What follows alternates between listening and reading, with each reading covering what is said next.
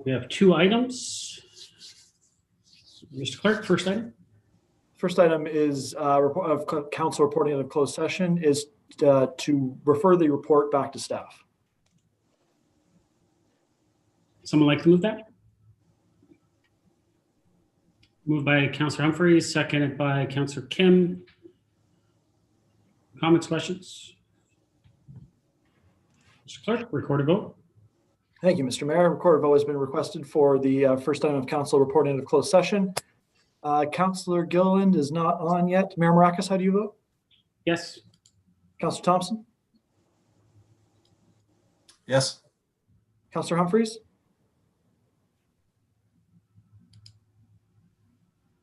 I think you're on mute there, Councillor.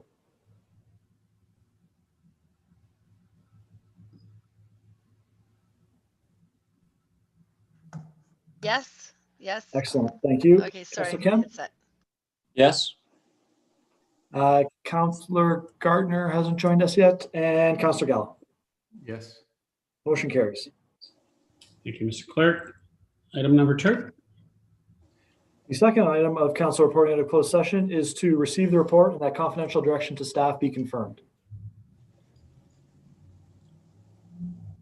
Someone like to move that? Councillor Gallo, Councillor Humphries. Comments, questions? Mr. Clerk, record a vote. For a vote for the second item of council reporting out of closed session, Councillor Gallo, how do you vote? Yes. Councillor Kim? Yes. Councillor Thompson? Yes. Councillor Humphries? Yes. Mayor Maracas? Yes. Councillor Gilliland? Yes. And I don't see Councillor Gardner yet. The motion carries. Thank you, Mr. Clerk. Confirming bylaw. Someone like to move that? Councillor Humphries, seconded by Councillor Kim. All those in favor? Opposed? That carries. Motion to adjourn. Councillor Kim, second. Councillor Gallo. All those in favor? Opposed? That carries. We are adjourned to closed session meeting.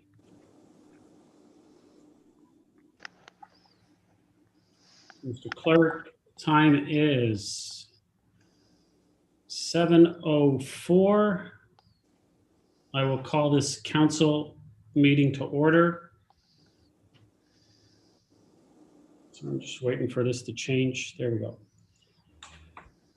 So procedural notes, this meeting will be held electronically as per section 19(1) of the town's procedural bylaw number 6228-19 as amended due to the COVID-19 situation. Council, can I get a motion to approve the agenda? Councillor Thompson, second. Councillor Kim, comments, questions? Mr. Clerk? Thank you, Mr. Mayor. Record vote for the approval of the agenda. Councillor Humphries, how do you vote? Yes. Councillor Kim? Yes. Councillor Thompson? Yes. Councillor Gallo? Yes. Councillor Gilliland? Yes. Mayor Maracas?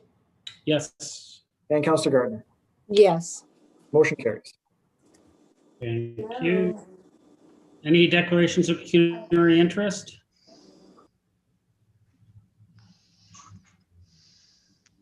Councillor Humphries?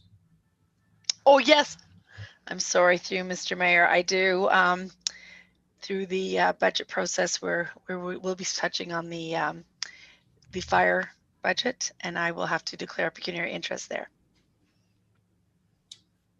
Thank you. And I believe it's just, Mr. Clerk, it's just the one It's just the one. item within the budget, within 8.1, correct? That's correct. That's clause number 3. So it suggests council votes on 1, 2, 4, 5, 6, and 7 together and 3 separately. Okay, so Thank we you. have Councilor Humphries, you're declaring a pecuniary interest in clause 3 of the Clause budget. 3. Yes. Yes. Thank you. So we'll pull that one separately. Thank you. Any other declarations of pecuniary interest? Seeing none. Okay, community presentations. We have one. Ms. Lori Hoyes, President, Aurora Royal Canadian Legion Branch 385, and Bill Newman, resident, regarding the proposed Korean War Memorial to Auroran soldiers.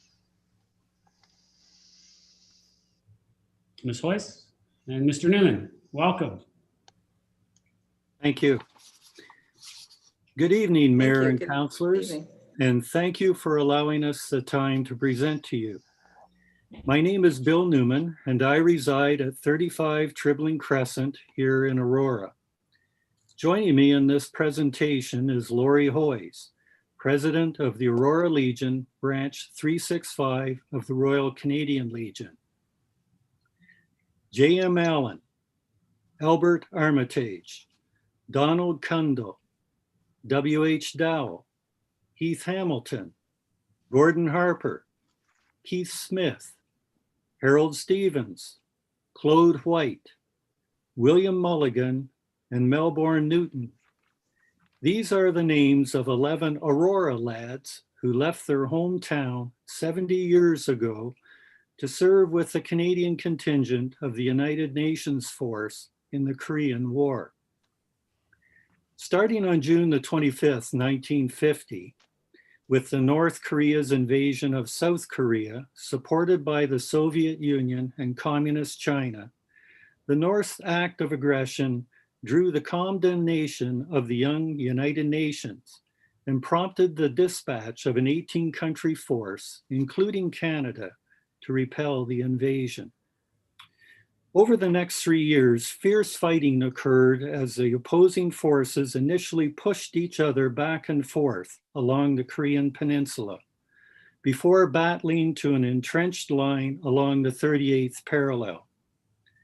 Albert Armitage wrote in a letter home, "It is very cold over here, lots of snow and frost beside the noise. It sure makes a fellow wonder sometimes what is coming next. Some days it is like a quiet day in the hills at home. Then the next minute, everything seems to bust to pieces. 1 year over here is worse than 6 in the last war," wrote Armitage. By the time an armistice agreement was reached on July 17th, 1953, the war had taken a terrible toll in lives and devastation. A total of 2.7 million soldiers and 2.5 million civilians lost their lives. There was widespread destruction throughout the South and the North. 22,066 Canadians fought in Korea, of whom 516 were killed in action and more than 1,200 wounded. Luckily, all 11 Aurorans returned home safely, as did at least 9 others from Newmarket, King, and Oak Ridges. Today, remembrances of Canada's contribution to the Korean War effort can be found in many municipalities across this country. Aurora's War Memorial Peace Park solemnly pays tribute to those who served and were lost in the 2 world wars and the Afghan War. There is, however, no similar recognition of the Korean War. On this 70th anniversary of the outbreak of the war, it would be both timely and fitting to memorialize the sacrifice which those from Aurora and area made to repel yet another threat to the freedom and right of self-determination of the world's peoples. We are requesting through this presentation the involvement of the town and its staff to design and locate a fitting memorial at the Peace Park to our Korean War veterans. We understand that funding for the memorial may be obtainable through Veterans Affairs Canada's Commemorative Partnership Program for Community War Memorial Funding. Our appreciation is extended to Shauna White, curator of the Aurora Museum and Archives, for providing access to the digital holdings of the museum and archives to research the involvement of Aurorans in the Korean War. Your favorable consideration of this request would provide overdue recognition to those from our community and surrounding area who served in what is being termed as Canada's forgotten war. When one of the Legion members heard about this proposal to council, he remarked with almost a tear in his eye, "This is for you, Dad. May we always remember them. Thank you for your time, attention, and consideration." Thank you. Thank you, Mr. Newman. Ms. Wise, were you going to add anything, or did you want me to just move on to council? I have nothing to add. You can just move on. Okay, thank you. Thank you. Council, can I get a motion to receive the presentation? Councillor Humphrey, second by Councillor Gartner. Do you have anyone have any questions for the presentation, for the presenters? Councillor Gartner? Thank you, Mr. Mayor. It's not a question. I just want to thank Mr. Newman, not only for speaking so eloquently, but for working on this for a very long time. I don't know how long it is. There's the question. Mr. Newman, how long have you been working on this? And in the beginning, you didn't know if there were any veterans from Aurora. Mr. Newman? Through you, Mr. Mayor, no, I did not at the time in 2016 when I first became interested in the subject. I did not know what the involvement of Aurorans had been. My initial interest in having recognition of the Korean War at the memorial was sparked by a trip I made to Seoul back in 2016. And while I was there, I had the opportunity to tour the demilitarized zone and go to Panmunjom village where the armistice was signed. And I took note while I was there in the demilitarized zone of the recognition that South Korea had given to all the countries who had participated in the war. And the same at the Korean War Memorial and Museum in downtown Seoul, where there's not only a memorial to Canada's contribution out in front of the museum, but there's actually the greater portion of a gallery inside the museum that is dedicated to Canada.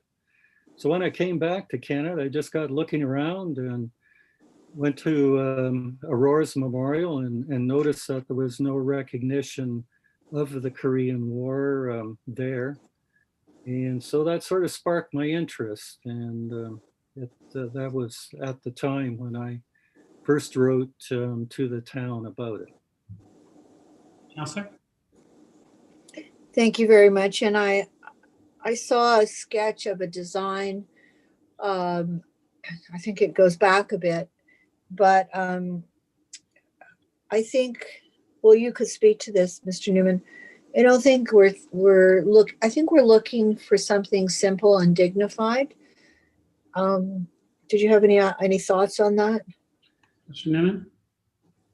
Yes, I think it need only be simple and dignified, to use your words, Councillor Gardner. And one of the requirements of the Veterans Affairs program is that there must be a plaque as part of the memorial.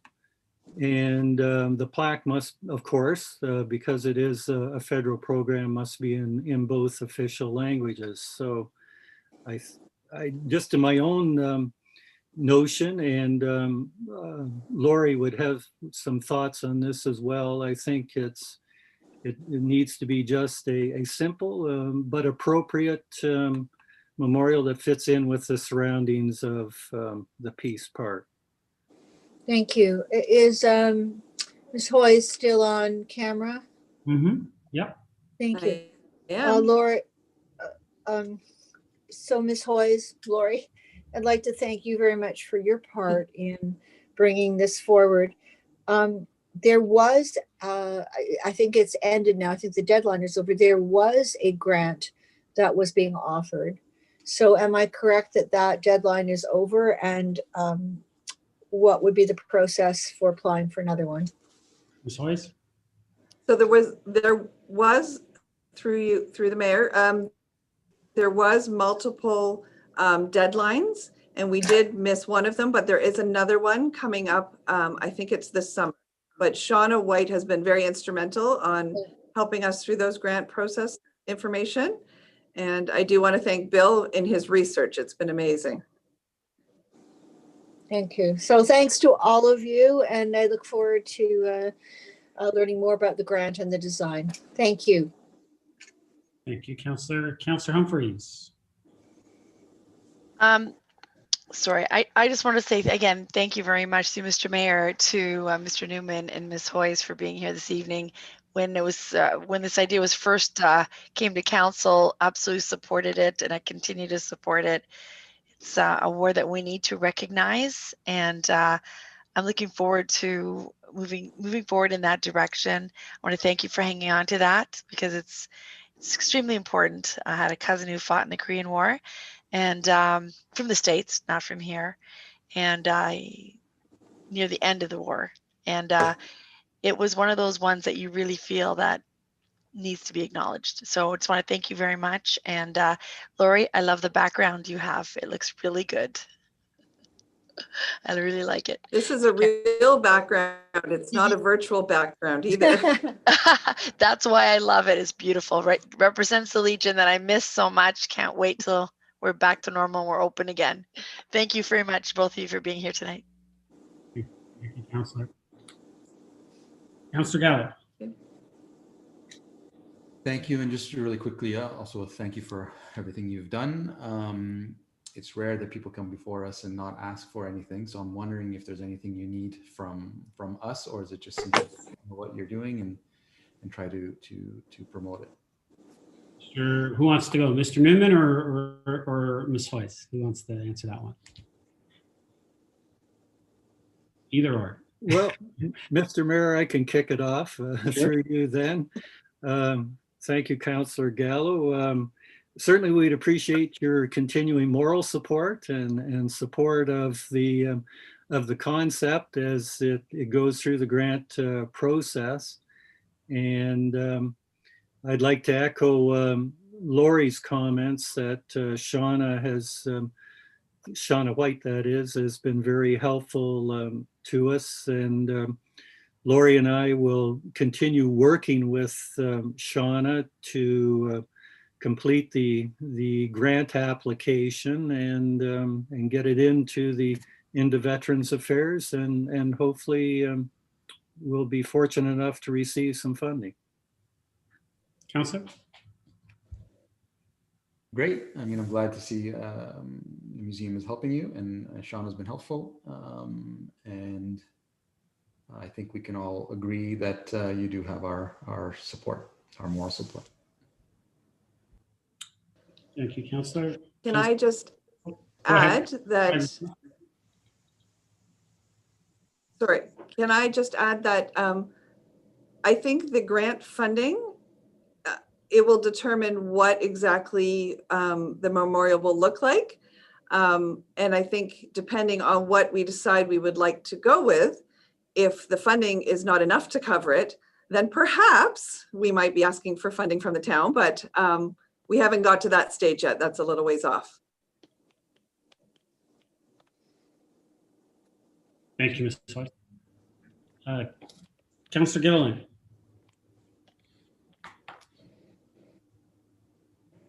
Thank you very much to you, Mr. Mayor. To Bill and Lori, thank you so much for coming here and giving this delegation and giving us all an education piece of how close we are with the Korean War and this memorial. And thank you for your contribution, having visited and come back here and present this. And I really do appreciate what you guys and all what you guys are doing and the hard work and research that you're providing. And I really look forward to helping out as much as I possibly can and contributing as much as I possibly can.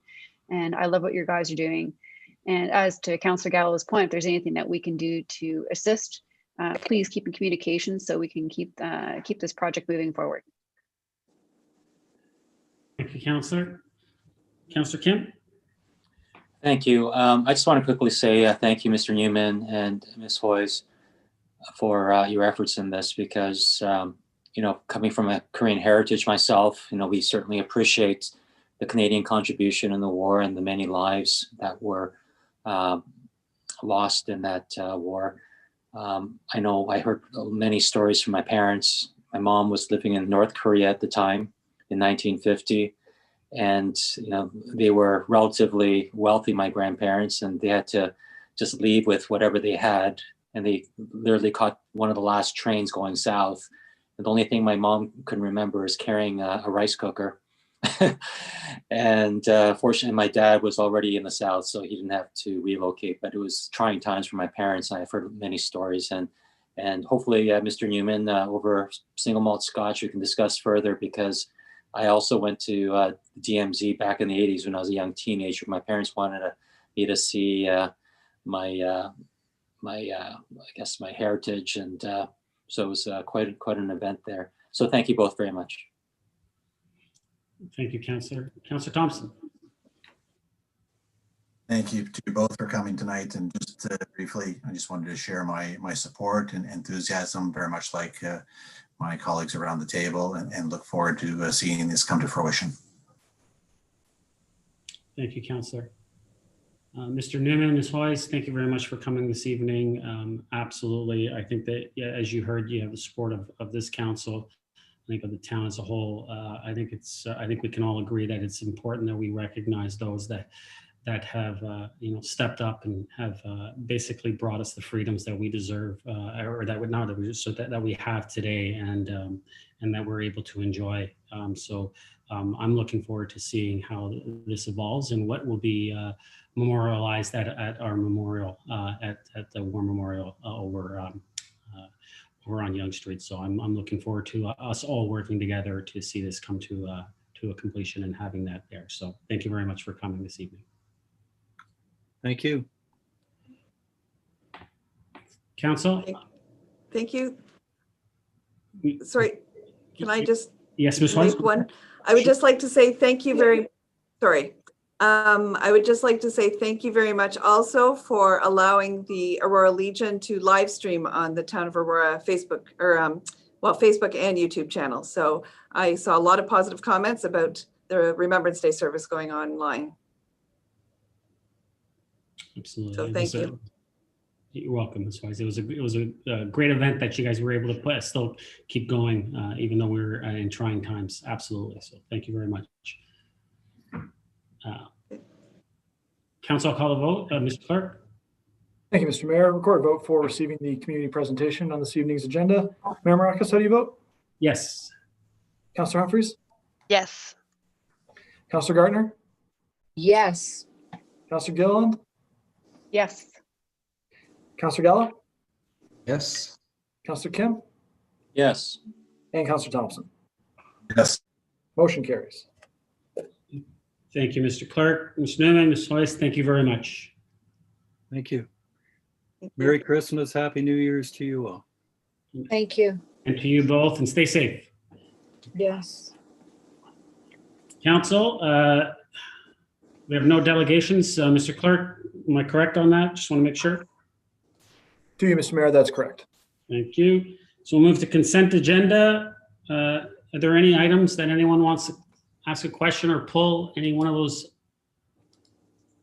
Councillor Gilliland? Yes, item 6.10. 6.10. Okay. Did you just have a question, or did you want to pull that? Pull it. Okay. Thank you. Any others? Councillor Gardner? Thank you, Mr. Mayor. It's 8.5, which is the pending list from our December 1st council.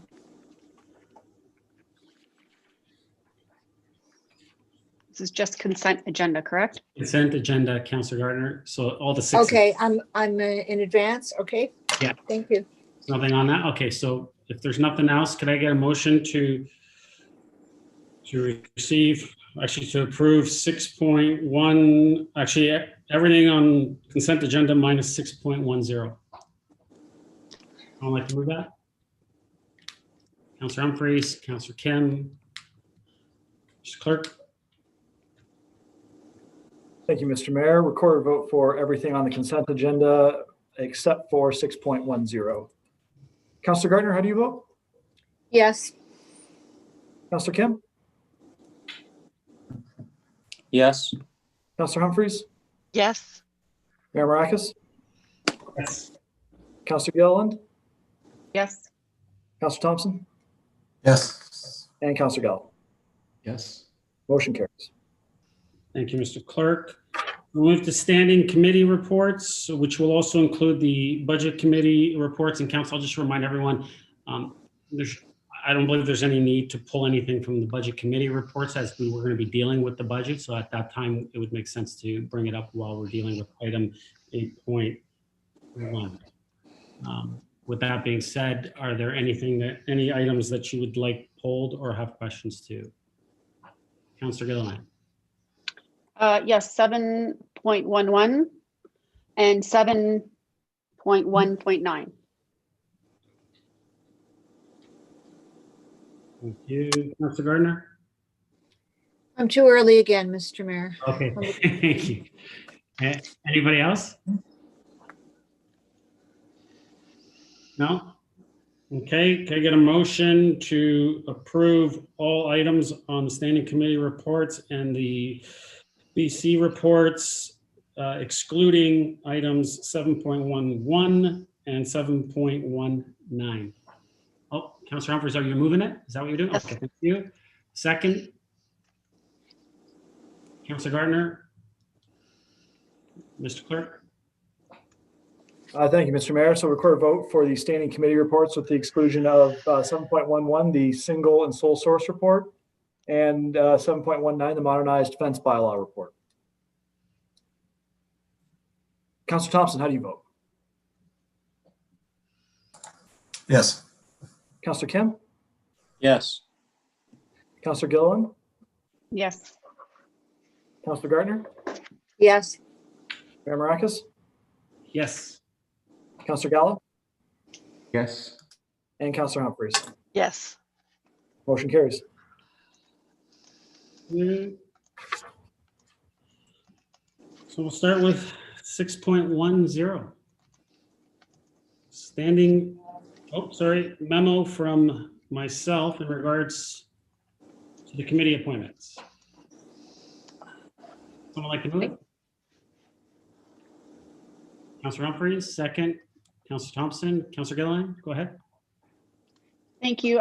First, I want to just specifically speak to the Environment Advisory Committee and just express how grateful I am that I have the support from staff and from council to move forward with this committee and open it up again. There's definitely a ton of issues that need to be addressed in regards to our energy, climate adaptation, energy goals, biodiversity. I could go on. And in my opinion, with that, there is so much work to be done. And Councillor Gardner did express being involved and participating in this committee. And I would just like to amend the motion to add Councillor Gardner, and the terms include 2 council members in order to facilitate the needs of this committee, and also the fact that if one of us was absent or couldn't attend, Councillor Gardner, obviously, having 2 councillor members would be advantageous. That's just my opinion. I feel like there's so much work to be done. There's a lot of passion there, and since Councillor Gardner did express his interest, I just feel that it would be a really welcomed addition. Councilor Humphreys. Thank you, Mr. Mayor.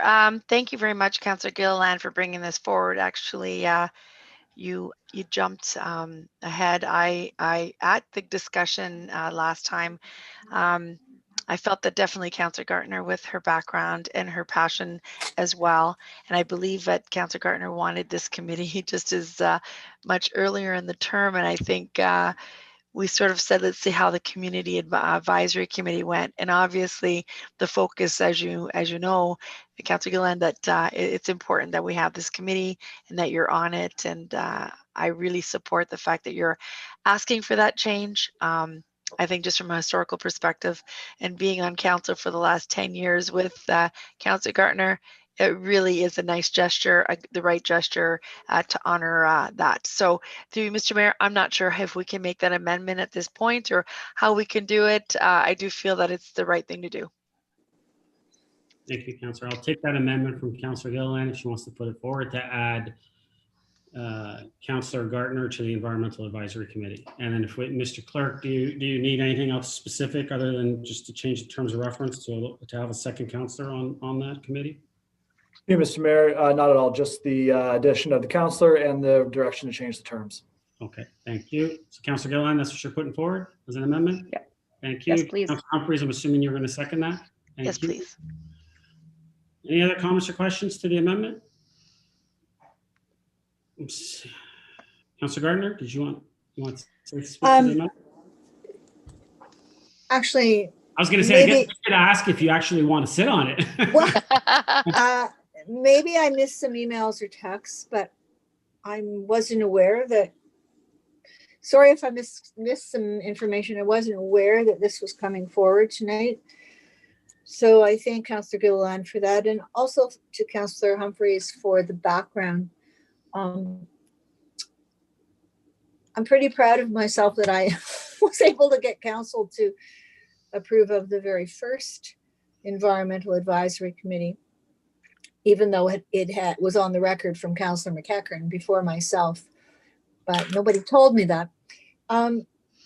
So thank you. Yes, I did have a motion pending. No, I had actually a motion about the Environmental Advisory Committee, and I believe the CAO or perhaps the clerk asked me if I would put it on hold till we kind of got COVID and committees sorted out. So as I said at our closed session, or perhaps at the council chamber, I was disappointed not to have put that my motion was not put forward, but actually Councillor Gilliland put forward a better motion than I did. So I thank her for that. Anyway, that's all I have to say, Mr. Mayor. Thank you, Councillor. Any other comments or questions? No? Call a vote on the amendment. Mr. Clerk? Thank you, Mr. Mayor. Record a vote for the amendment to item 6.1 on tonight's agenda. Councillor Kim, how do you vote? Yes. Mayor Marakis? Yes. Councillor Thompson? Yes. Councillor Humphries? Yes. Councillor Gilliland? Yes. Councillor Gartner? Yes. And Councillor Gallo. Definitely yes. Motion carries. Thank you, Mr. Clerk.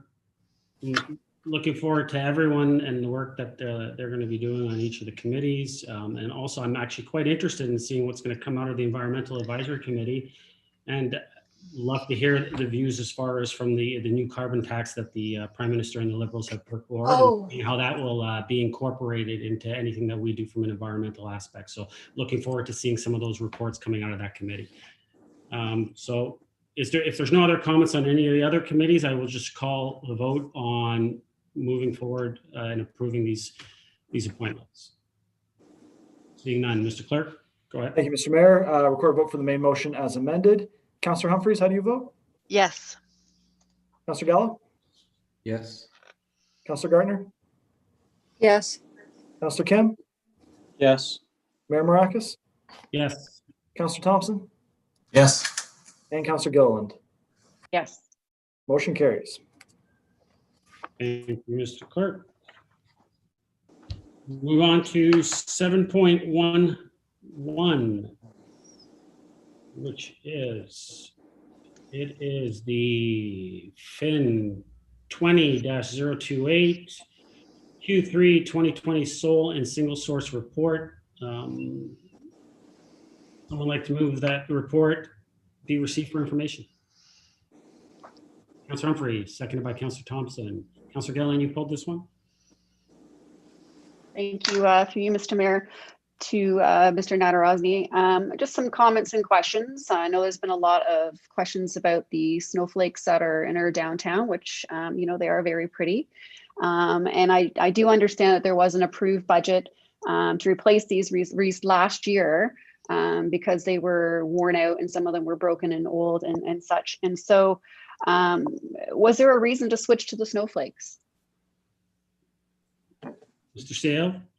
Through Mr. Mayor, when we went to replace the wreaths with similar wreaths, the supplier at the time advised that there was a trend amongst municipalities to move to a more wintry theme as opposed to a strictly holiday Christmas theme. And so the option was presented to staff to change to the LED snowflake decorations. Those were actually less expensive than the wreaths and seemed to be every bit as durable and allowed us to leave them up a little longer in the spirit of winter. And so the request was brought to me by staff, and given that it fit within budget and so on, we felt it was a good decision and we moved ahead.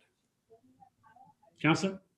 Thank you. And I just kind of wanted to make that clear, just to clear up any of the questions of the public, that, you know, staff did consider both sides and it was under budget. Other questions that I wanted to kind of clear up around that was just, obviously we've noticed that some of them haven't been working, which is no reflection of the actual product itself. If you can kind of expand on the electrical posts, that would be great. Mr. Seal? To you, Mr. Mayor. Yes, we have had ongoing issues with some of the light standards and the wiring system that supports the street lights. And so in most cases where you see a snowflake that isn't lit up, you also see a street light that isn't lit up. So we are taking action to temporarily fix that so that the street lights and the decorations are lit up. But coming soon to a future capital budget will be a rewiring of those street lights, as they are quite old and we're running into significant maintenance challenges with them. So that'll come in a future budget. Councillor? Thank you. I guess that was my next question, was any idea when this is coming forward? You said future budget, but do you have any idea in mind when, what you mean by that? Be a little more specific. Mr. CEO, could you be a little more specific, please? Through Mr. Mayor, at this time, I don't want to get in front of it and commit to a specific date. We're looking what the options are and what the costs would be, and depending on the magnitude of the repair and what has to be done, that would help us decide when is the best, most opportune time to do it. If there's significant, for example, if we're going to be completely rewiring, we have to dig up the whole street and so on, we'd likely time that with some other maintenance. And we'd also want to get lots of public consultation on the streetscaping and other issues. If, on the other hand, we can come up with something that's quicker and less expensive and would work to just basically replace the wiring that's there with minimal disruption to the rest of the street, then we would bring that ahead sooner. So we're just getting into that analysis now. Councillor? Thank you very much. And yeah, I just want to say thank you very much for, you know, following up with the questions I had on the snowflakes and also bringing this light to the public. I'm glad to hear that we were able to save some money on the budget on these items as well. I think they're very pretty. They make our downtown core look beautiful. And, you know, obviously our residents are very passionate about our downtown core and wanted to have some of these questions answered. So thank you very much.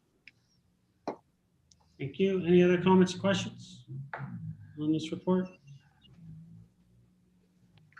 Councillor Humphries, did you have your hand up, or? I did. I don't know why it went down, but I didn't realize it was down. I wouldn't. Anyway, through Mr. Mayor, I just wanted to say yes, I appreciate the comments, and there are a couple that aren't working, so hopefully we can get those adjusted. I know that Mr. Downey was looking into that, so hopefully that'll get done. I did notice though, our friends to the south of us have the same ones. So it looks really pretty coming in from Oak Ridges into Aurora. It's very consistent, it's very bright and beautiful. So I do like them, I do appreciate them. And thank you, Councillor Gilliland, for bringing back some of that, you know, background for the public so they understand what it's all about as well. But thank you. That's all. I just had a comment, sorry. Thank you. Any other comments or questions? Seeing none, Mr. Clerk?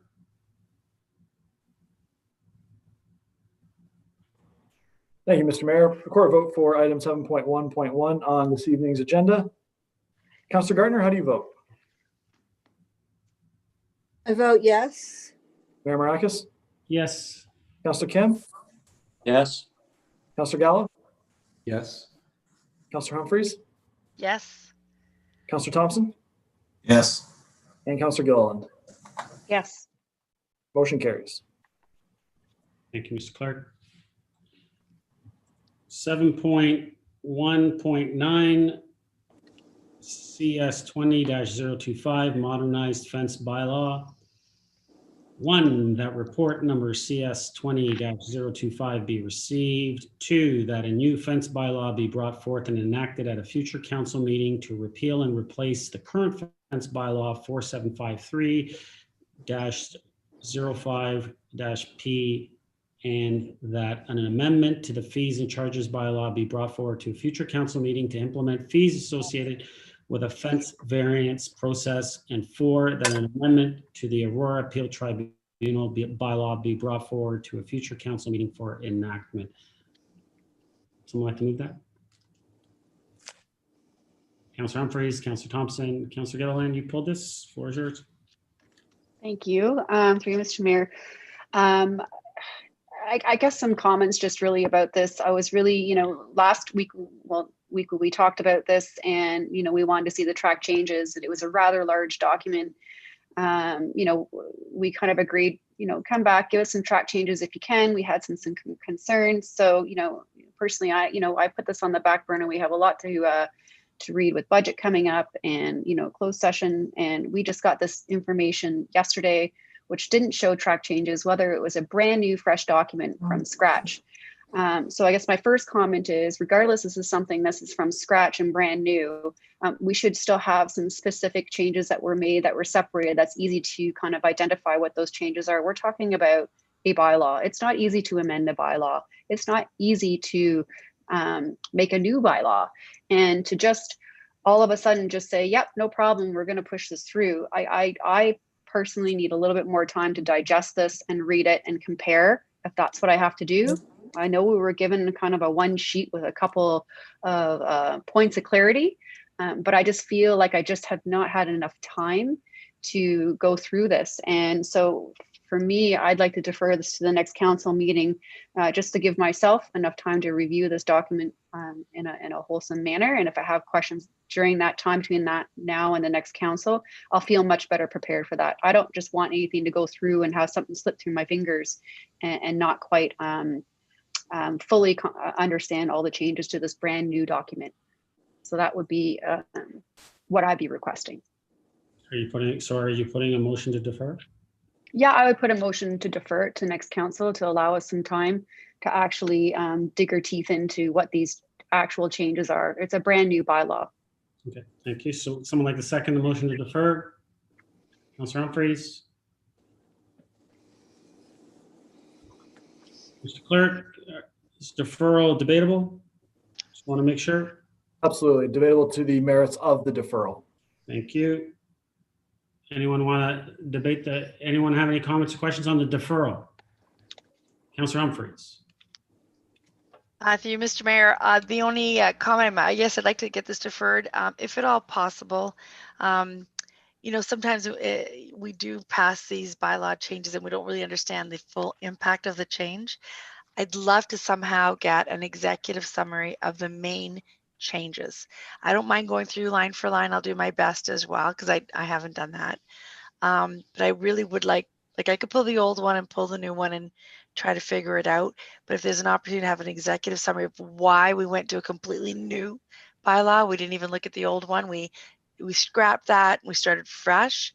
I'd love to understand, again, at an executive level, bullets of why we're doing it, the improvement, or the significant changes as to, why we went with a full new bylaw. So I would really appreciate that if possible. And if in the meantime, I'll do my research as well. I appreciate the deferral. Thanks. Thank you. Any other comments or questions to the deferral? Councillor Gallo, is your hand up for the deferral? Yes, I just want to also agree, and I also haven't had time to review it in the detail that I would like to, and I think we're repeating the same things as we said last time. So there's some information that I think we still need in a proper comparison from what we had to what is being proposed. So I will be voting in favor of the deferral.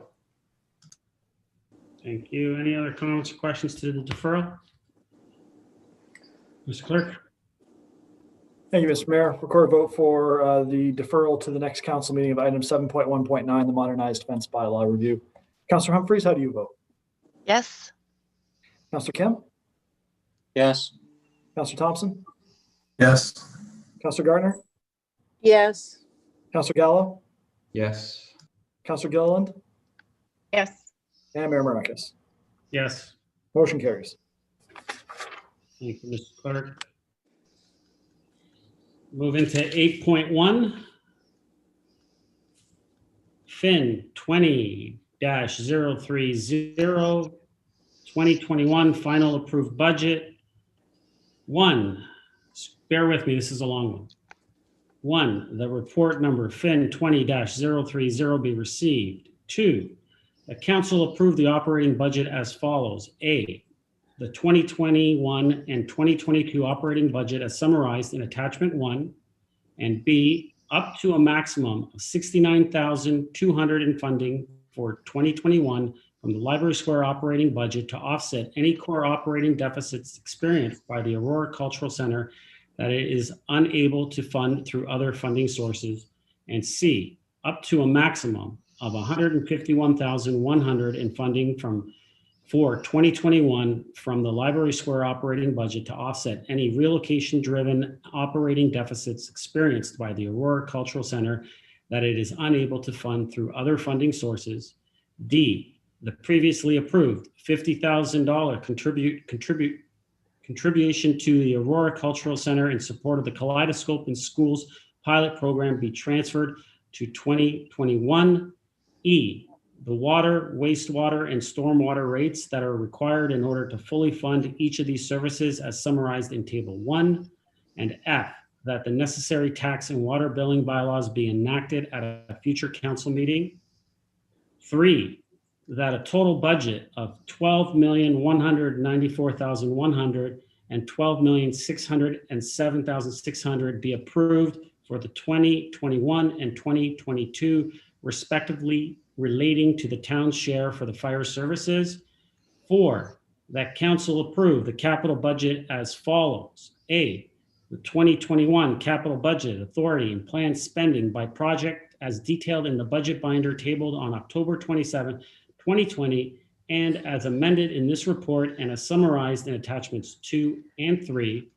B, that 2021 capital budget authority and planned spending for the roads, facilities, fleet, and storm sewer repair and replacement capital programs as detailed in the budget binder tabled on October 27, 2020, as summarized in Table 2 and subject to the rules detailed in this report. And C, the funding sources for each capital project as reviewed and recommended by Budget Committee on November 21st, 2020. 5, that to ensure the town's continued compliance with O Regulation 588/17, A, staff be directed to apply for a grant opportunity from the Federation of Canadian Municipalities Municipal Asset Management Program for the development of an updated asset management plan for the town of Aurora, and B, that the town of Aurora commit to the development of an O Regulation 588/17 compliant asset management plan as per its submitted proposed project to the Federation of Canadian Municipalities Municipal Asset Management Program to advance its asset management program. And C, that the town of Aurora commit $20,000 of its capital budget towards the cost of this initiative. 6, that council approve debt authority to support the capital plan as follows. A, debt authority of up to $3,375,000 for the Hallmark Baseball Diamonds project. B, debt authority of up to $8,200,000 for the Sark Gymnasium capital project. C, treasurer be authorized to proceed with the next steps in the acquisition of the approved debt authority.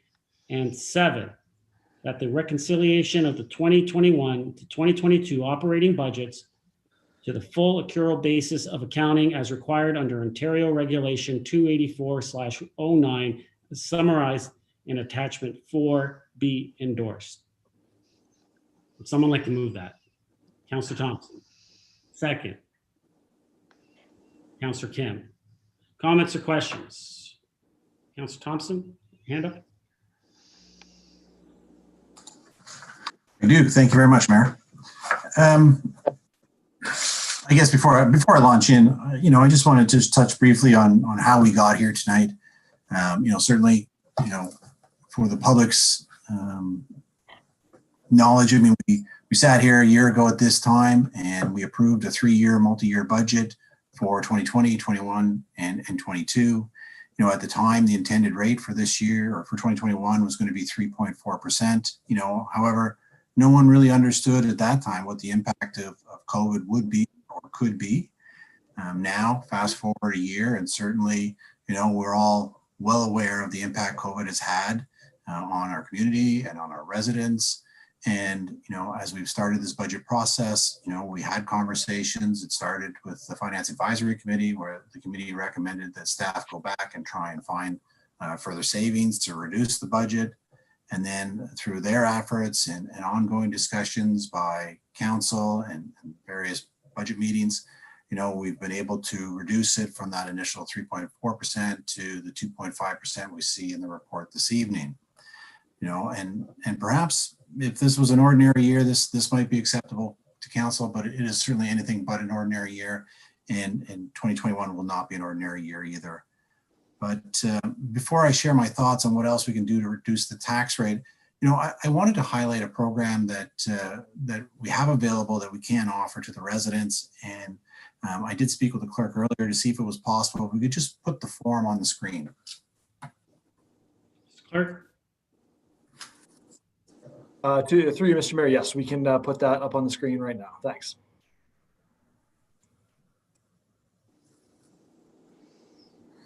So this is our tax deferral program for seniors and low income individuals, and there's a number of criteria. But we've had this program since 2017, and in speaking with staff, it's actually not very well known. There's not a lot of residents in Aurora that have taken advantage of this program, and so I certainly think that individually, if we hear of people in need, and there are many out there, perhaps this might be an option for them. In addition, I would love to see staff try and find out ways to promote this program a little bit more so that we have, uptake, or at least those people that may, need the program are aware of it. And so I thought I would just highlight it for those people. Thank you very much, Mr. Clerk. So with regards to, the budget, I've had some further thoughts, since we had our last meeting on December 1st. And, I think first and foremost, it would be good if we reinstitute the waiver of penalties on taxes, similar to what we did earlier this year.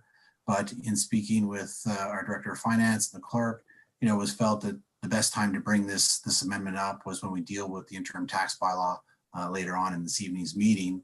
But perhaps members of council will also see that as a good measure to adopt and continue on. On top of that, I've asked the clerk to prepare the following amendments that I'd like to put forward this evening. And if you can put it on the screen, I'll read them out, and hopefully I'll have a seconder. Mr. Clerk? Yes, we will put that up on the screen right away. Second, I know.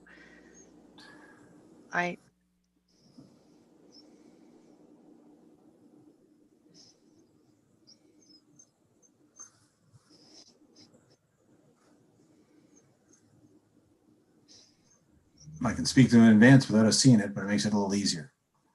No, absolutely. Councillor, why don't you go, because you're going to run out of time. So I would see. Well, the amendments are that the net revenue from supplementary taxes amount for 2021 be increased from 200,000 to 275,000. The second amendment, or part of the amendment, is that the increase in the cash to capital contribution for 2021 be reduced by 200,000. And that the treasurer adjust the multi-year contingency in 2022 to maintain the planned 2.9% tax levy in that year. And if I have a seconder, I'm happy to speak to all three. Someone like to second that? Councillor Kim? Go ahead, Councillor Thompson, to the amendment. To the amendment. So the first piece, as we know, part of our fiscal strategy has been the long time reduction or removal of the reliance on supplementary taxes. And each year we've tried to reduce that amount over and over. So in 2020, that amount was 275,000. And as we know from our budget preparation materials, the idea was to reduce it down to 200,000 this year. I think in a normal year, absolutely. I think that's a sound fiscal strategy and we should continue on with that practice. But given the impact that COVID had, and we start to look at those things that are essential and those that are not, I think that from my perspective, pushing this out an additional year will not have a huge impact in the long term for us. And so I think this is one thing we should put on pause for 2021. And so we would not have reduced it to that 200,000. So as per the budget, we would need to increase it back to that amount from 2020 of $275,000. The second piece is the increase to the cash capital contribution be reduced by $200,000. And, this is a much more challenging one, but the idea is that, as we know in the motion in front of us, the main motion, it talks in item 5 with regards to the fact that we got to redo our asset management plan this year, or at least, revise it. And so we're going to have a second generation, and it's going to be presented to us in 2021, and we will take a more thorough review of all of our assets and identify over a long-term period what exactly we need for the repair and replacement of all of those assets. And so I think there's an opportunity to look at reducing that cash to capital contribution from the $6+ million down by 200,000 this year, while we reevaluate all of those pieces. And in speaking with our treasurer, there's an ability for us then to integrate this into the long-term strategy. So then we have a 10 or a 15-year horizon to make this money back, because we do need it at some point for sure. But at least we have a longer period by which to address it and remedy the situation. The third one really is from the Director of Finance itself, is because if we do the first two, there needs to be an adjustment through the multi-year budgeting process. And so that's really a housekeeping piece to maintain that 2.9% planned tax levy in the next year. So, I think as we all are trying to do, we are trying to, balance things as best we can. We're trying to minimize the impact to our residents. We're all cognizant and empathetic to the situation at hand, but at the same time, we're trying to ensure that we're meeting the fiscal needs of the organization and the community as a whole. And my thought were that this was a nice way to try and balance that, to further reduce that tax rate, but yet still meet the obligations that we have. And so happy to answer any questions. I have spoken to our Director of Finance on all of these points, and she's been fantastic in answering the many, many questions I've had throughout the week. And so I'm sure she's quite prepared or willing to answer any questions members of the council have as well. Thank you. Councillor Humphries. To the amendment.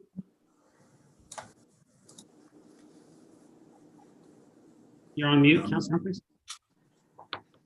Has the amendment been taken down? Is it still on screen? The amendment? Can we get that kept on the screen? Do you mind? Yeah, because I just want to take it was there for a second. And okay, so I think, through you, Mr. Mayor, to Councillor Thompson, I really appreciate, I know you're incredible when it comes to finances.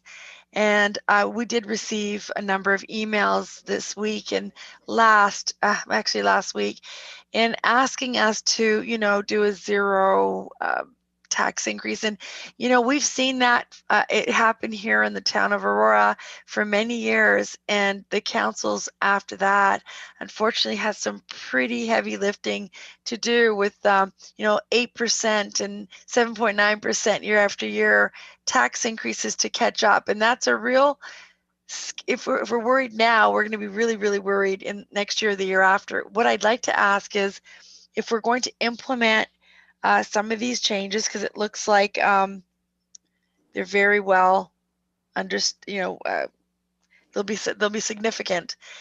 Are we going to have that challenge though next year, or is the treasurer going to help us ensure that the planned again, 2022 Plan 2.9 tax levy will be what we anticipate. I just want to double check that. Through Mr. Mayor. Ms. Wainwright Van Kessel. Through you, Mr. Mayor. So in my discussions with Councillor Thompson, we discussed some of these items at length, and the fact that these do contribute mostly to the capital program and particularly the repair and replacement program. We are going forward with the asset management plan. This is a second generation one, which will include levels of service. And this will actually give us some concrete foundation for establishing what the tax levy requirements are for repair and replacement over the long term. Right now, we are contributing 1% a year to our fiscal strategy, which, yes, we do need to continue to contribute to repair and replacement, but that study is going to give us an indication as to where and when we need to levy for repair and replacement projects and how to smooth that out over time. Asset management is a long-term plan, so there will be an opportunity to phase this in after the impact of COVID has started to pass, and hopefully the economy and the financial impact on our residents is not as strained on them. Right. Well, thank you.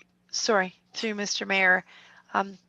Thank you very much, Ms. Wainwright Van Kessel. I think one of the things I like is that this opportunity here, because one thing I'm very proud of over the years, and I want to thank the Financial Committee because you vet a lot of this before it comes to us and have the discussions there. And I'm pleased. I have much faith in Councillor Thompson and the rest of the team on the Finance Committee, because again, you guys are very focused. When you bring this to us, we have a good kind of understanding, when you pass through these things and discuss. So this is sort of above that, which is, again, I absolutely have all the confidence and faith in this. I've been very proud of our conservative approach over the last few years, several years, where we have our cash to capital. I think that's something that sort of keeps us that safe sort of feel. But what I'm hearing is if we can do this reduction and then do our asset management program that's going to be coming forward, then we'll be able to probably find some cost efficiencies there. And if that's what I'm hearing, if we implement this, sorry if I'm asking this out of turn or not, but what will the tax rate be this year? It's 2.5. Are we going to drop that a bit more to kind of lessen the burden on our residents at this point for this coming year, which is obviously not going to be as easy as we had hoped due to COVID? Ms. Wainwright Van Kessel. Through you, Mr. Mayor. So this would reduce our tax levy to just below 2% at 1.96%. Wow. That's great. I'm really thrilled with that.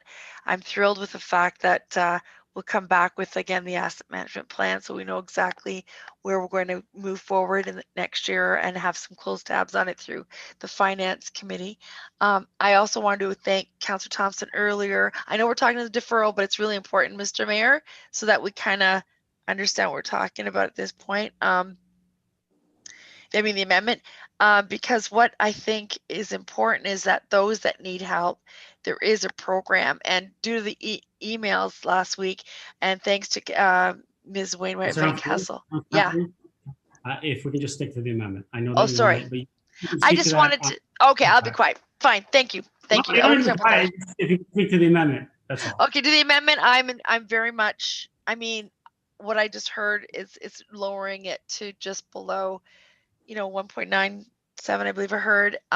Every little bit helps the residents, and we're listening. I'd love to thank you very much, Councillor Thompson, for your work on this, and Ms. Wainwright Van Kessel. Thank you.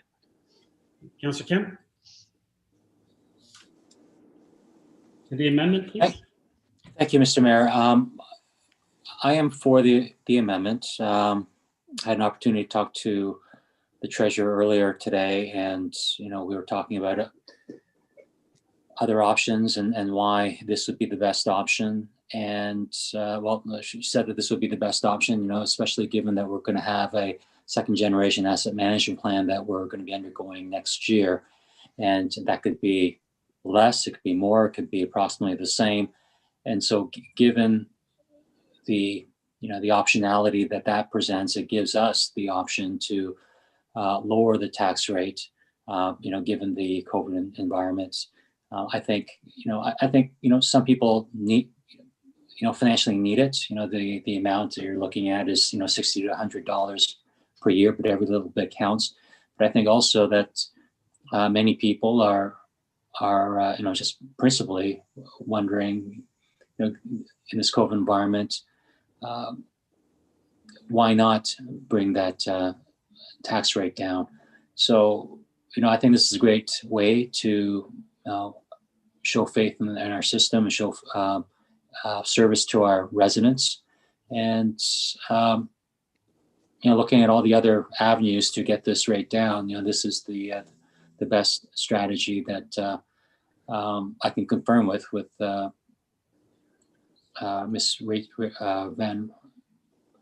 Wainwright Van Kessel. Sorry, Madam Treasurer, I always get mixed up with the long names, but thank you, Councillor Thompson, for bringing this forward, and I'm certainly in agreement. Thank you. Any other comments or questions to the amendment?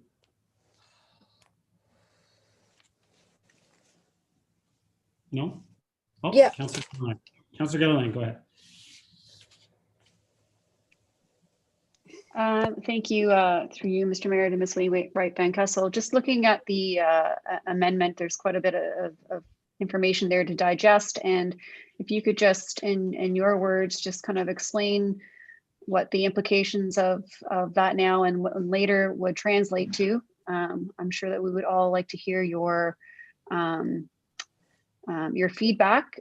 Clearly, some other councillors had some conversations specifically about this amendment that was brought forward, and as far as an option to help reduce taxes for this year, which is, I think, we're all kind of here today trying to figure out what the best way is. I do feel zero is probably not the best thing that we should be moving our foot forward, but finding efficiencies this year, absolutely in favor of. So if you, Ms. Wainwright Van Kessel, could please just kind of explain in your words, that would be great.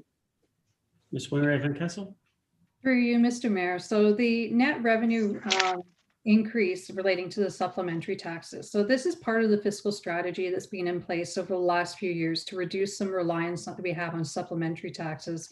And the plan was to have that all wrapped up by the end of this council term. What we're looking at is just extending this a little bit further. So it will take us a little bit longer to get there. But given the situation with COVID-19 and the hardship that residents are feeling, this is something that could be delayed and would take a little bit longer. The increase to cash to capital. So in the budget this year, there's about $460,000 that's in there, increasing the cash to capital contributions. So this would reduce that amount by $200,000. So we'd still be putting more money towards asset management and contributing the amounts that we had included in the 2020 budget as well. What this will do is, as we go through that second generation asset management plan, it's going to give us a lot of information, particularly on our linear assets, which are some of our more expensive assets. And we also have some other studies going on as well in facilities relating to our facility requirements and repair and replacement over time.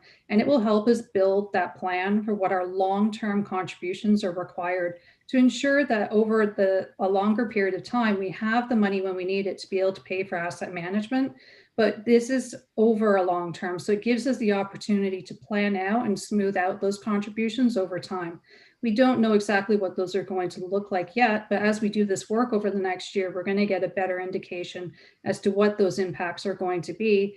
And this year, given the fact that we do have COVID-19 impacting our residents, this is something that we could take a little bit of a pause on and then reevaluate as we go forward with these future plans.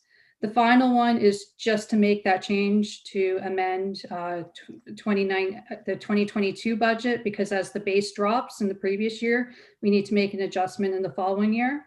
And the adjustment would just come straight out of the multi-year contingency. So we would adjust that. And as we build the 2022 budget, that will become before council next year in the fall. And any changes that we make to that budget we would identify those changes the way we did through this budget process. And as staff, our goal would be to come in at the 2.9% that was approved as part of the budget process this year. Counselor? Perfect. Yeah, I did have that question about the that last question, just because I noticed that we did have an outlook for 2022 at that 2.9 already. So thank you for clarifying that. I appreciate that. And I also appreciate you reminding me that we did approve, or we're about to approve that facilities report to kind of give us an assessment of where we're at and obviously our servicing level. So it does kind of go hand in hand. So it's an interesting way to find those efficiencies that way. And as so far as we are still in a good position where we can kind of get what we need to get done to move the services of the town forward and still give that service level expectation, then, you know, I'm confident that, you know, with your recommendation that this would be a good way to reduce taxes this year, and we'll take a look next year and see where we can find maybe even more efficiencies from there. Thank you, Councillor. Councillor Gardner, to the amendment.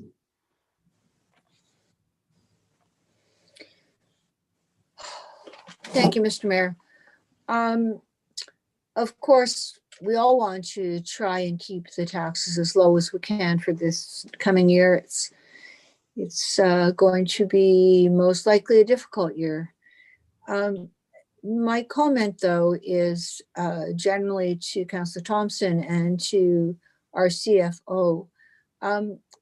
Unless I've missed some emails or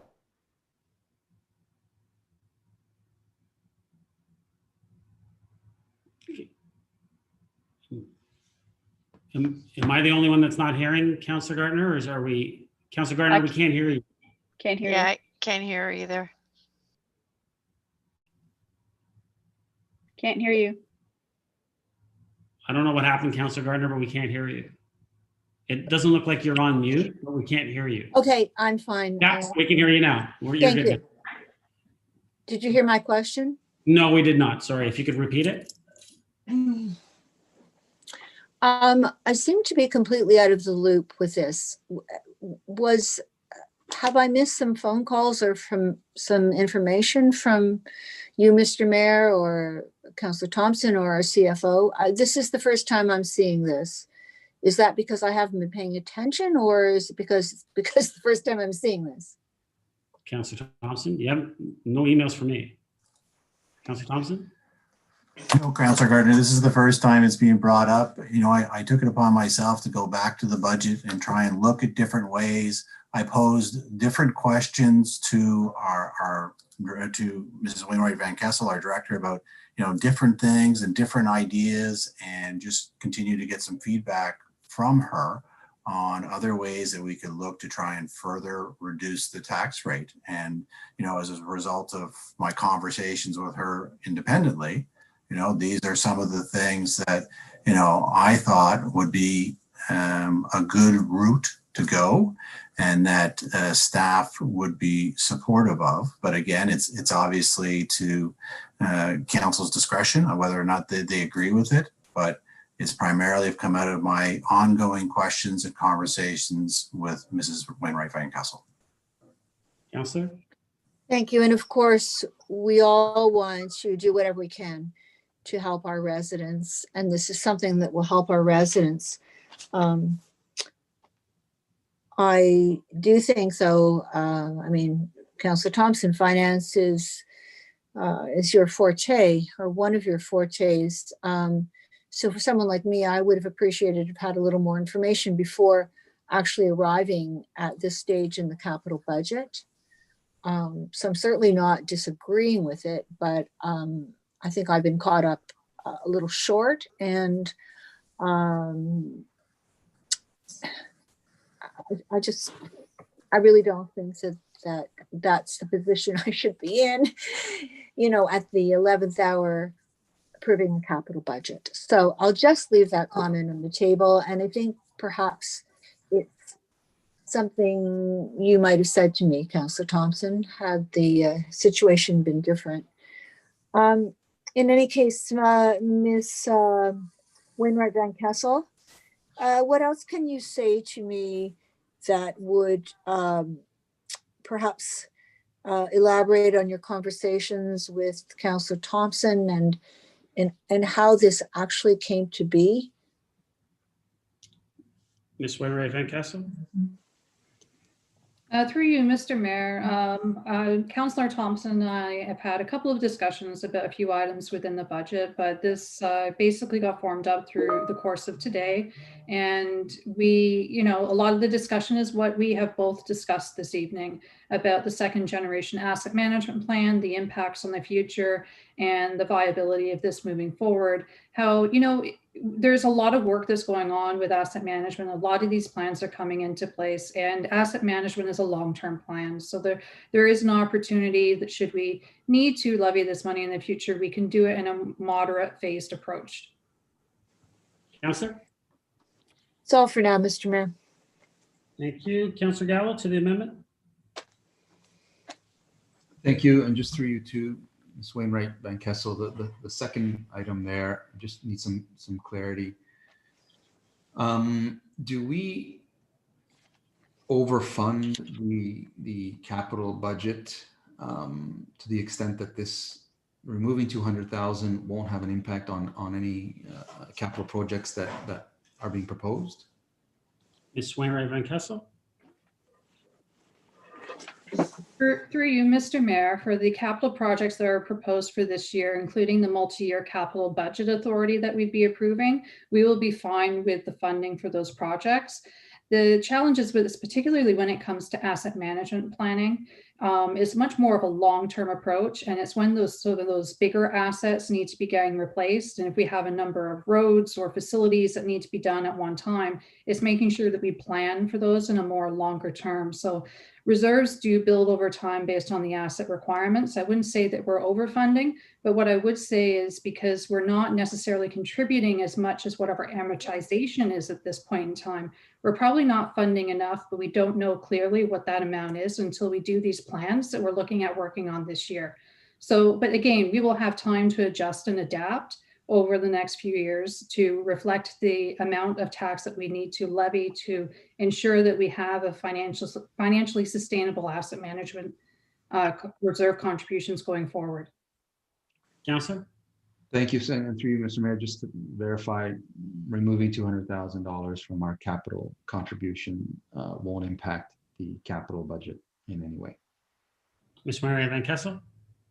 Through you, Mr. Mayor, for the projects that we're seeking approval this evening, it will not have any impact. We can manage that with the adjustments that were made to the budget through Budget Committee and with the plan that we have going forward this evening. We may need to make changes next year as we go forward into the projects in some of the outer years, but the ones we're proposing tonight, no, we are fine. Councillor? Thank you. And then I'll be supporting this. I don't have an issue with what's before us. I think they're good ideas. And I will be proposing an idea of my own after this is done to further reduce it, hopefully. So unfortunately, I haven't had enough time to spend, or as much time as I'd like to spend on the budget as I would have liked. A lot of time was spent on some closed session items. But I have no issues with people bringing up these ideas as long as they're helpful and they're not too complicated. I'm okay with it, and I'll be supporting this. Thank you. Councillors, do you guys have your hands up for a second time for the amendment? Is that what I'm? Okay, Councillor Humphreys, second time for the amendment. I just really closely, really quickly through Mr. Mayor. And I know this is kind of sprung on us, sort of at this point, but I think this is when things like this, I have to say I trust my peers, and I just again wanted to thank and I have much confidence, all the confidence in the world with Ms. Wainwright Van Kessel. So if she's qualified this with Councillor Thompson, I'm in support. I think it's great news. Thank you. Thank you. Councillor Kim, second time. To the amendment, please. Yeah, thank you, Mr. Mayor. I just wanted to respond to Councillor Gardner regarding her comments. And, I think, she's right in that it might seem like it's a last minute item that was put in, but I think we certainly have to be nimble when residents communicate with us some of the concerns that they have, whether it be budgetary or another municipal item. And so certainly the last 7 to 10 days, we've received numerous emails. And so I think in order to respond to those emails, and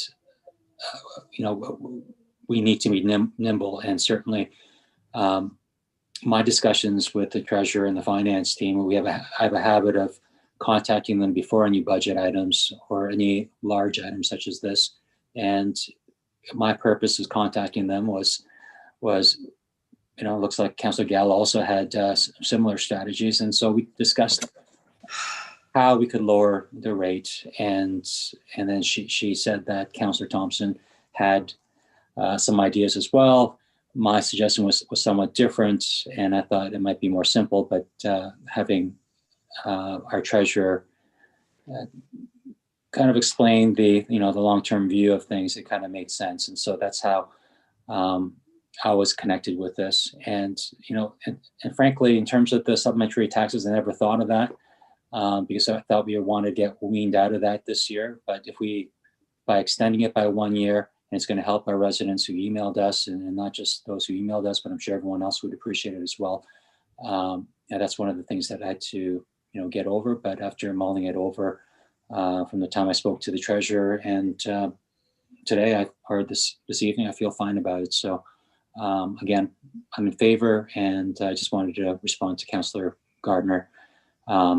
You did not receive an email or anything like that. It's just my normal process of having conversations with the finance team that I was made aware of my plan and what Councillor Thompson and others had suggested as well.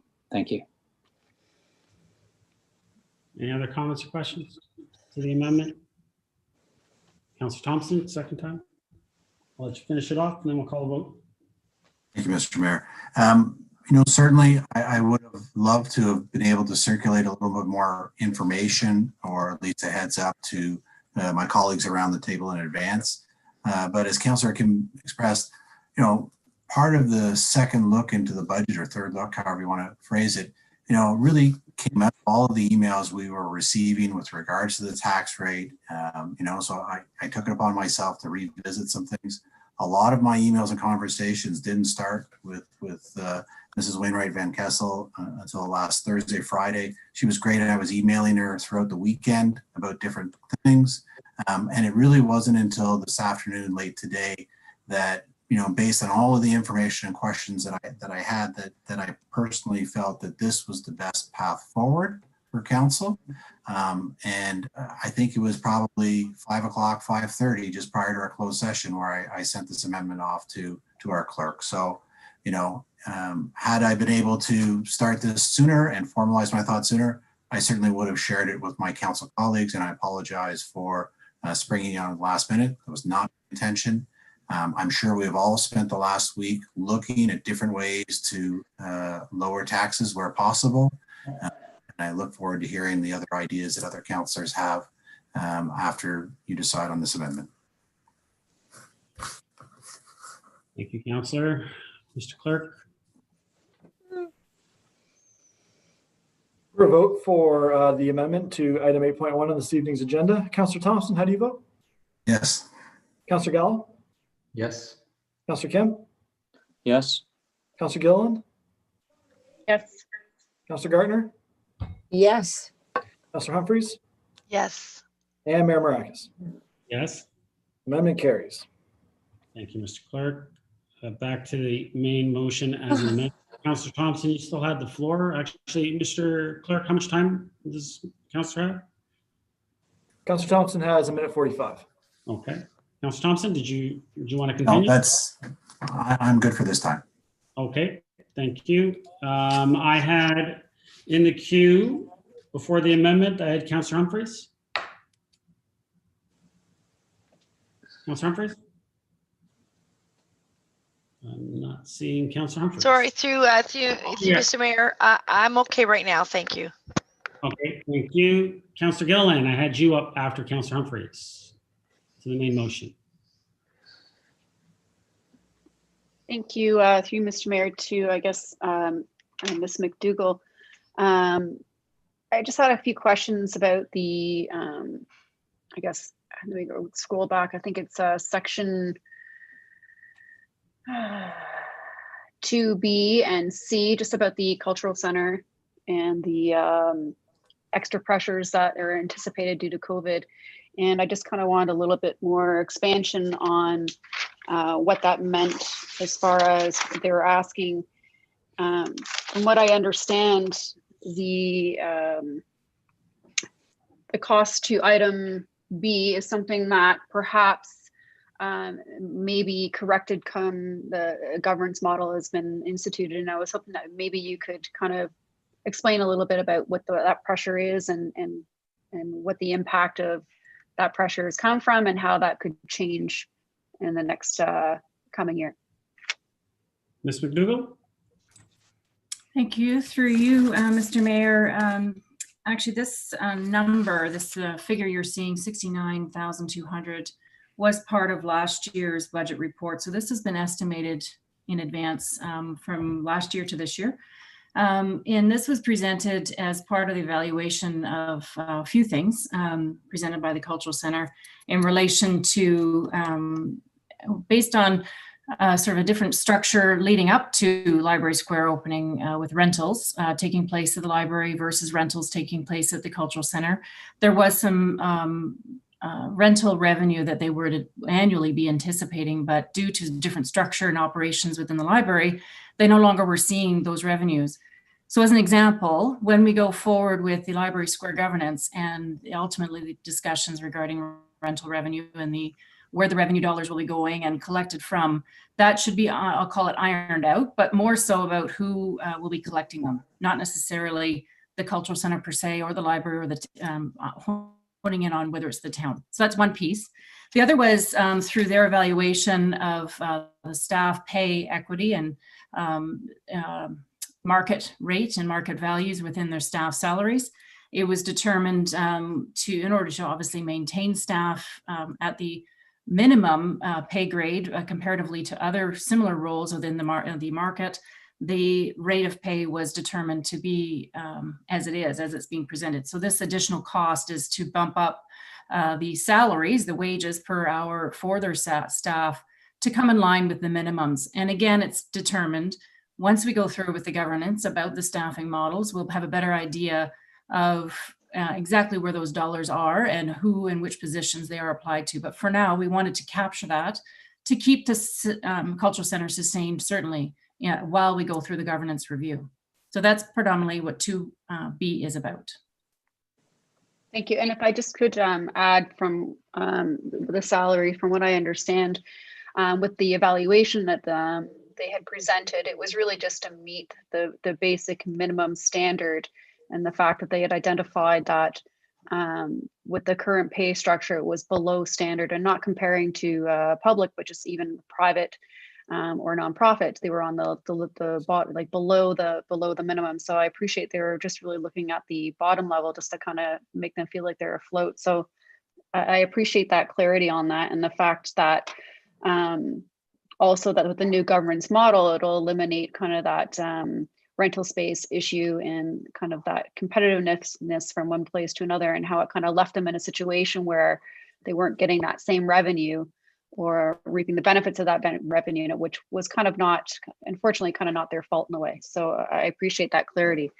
As far as like the 151, just real quickly, I understand that there's a lot more associated costs because the way the rental space is being allocated, there's a lot more setup costs, and because there's more setup costs, then there's more hourly rate. And because of that, that's actually costing a lot more to actually produce and run anything that they are able to run. Is that correct? Ms. McDougall? Thank you, through Mr. Mayor. Certainly through the assessment of when the Cultural Center was going to be relocated, it meant they no longer had their home and the opportunity to use their spaces within the Cultural Center. Therefore, as a model as they were relocated, they would definitely need a place for all of their programs to take place, and certainly their performances. And so they've done a lot of work to assess what options are in the community. And right now, one of the options they've landed on is supporting and utilizing the Armory. I know that they've had other opportunities, even at our senior center, to consider using the Mackenzie room. So we will continue to work with them. Certainly COVID has added a different layer to this, but these numbers are not reflective of a COVID impact. These are reflective of the relocation impact. And ultimately, if they're trying to put on their performances, they are going to now have rental fees for when they proceed. So that's the rental fee is a component of that 151. It's certainly not the full figure. I don't want to mislead. That's just one segment of what that 151 is. Thank you. So from what I understood from talking with Ms. Suzanne Haynes, that this was considered kind of a maximum threshold and almost an overestimation in the fact that some of the limitations were because they couldn't rent out some of the area, other facilities, like whether it's church or SAC or somewhere in the town hall or somewhere else. They would actually have a lot more cost savings because of COVID, because they aren't able to have these other institutions because they are closed. So in fact, that it could be a lot less, I guess, operational pressures that they'd be facing, and it may not be that 151, correct? Ms. McDougall? Thank you, through Mr. Mayor. That is correct. Ultimately, this is as if there's no COVID.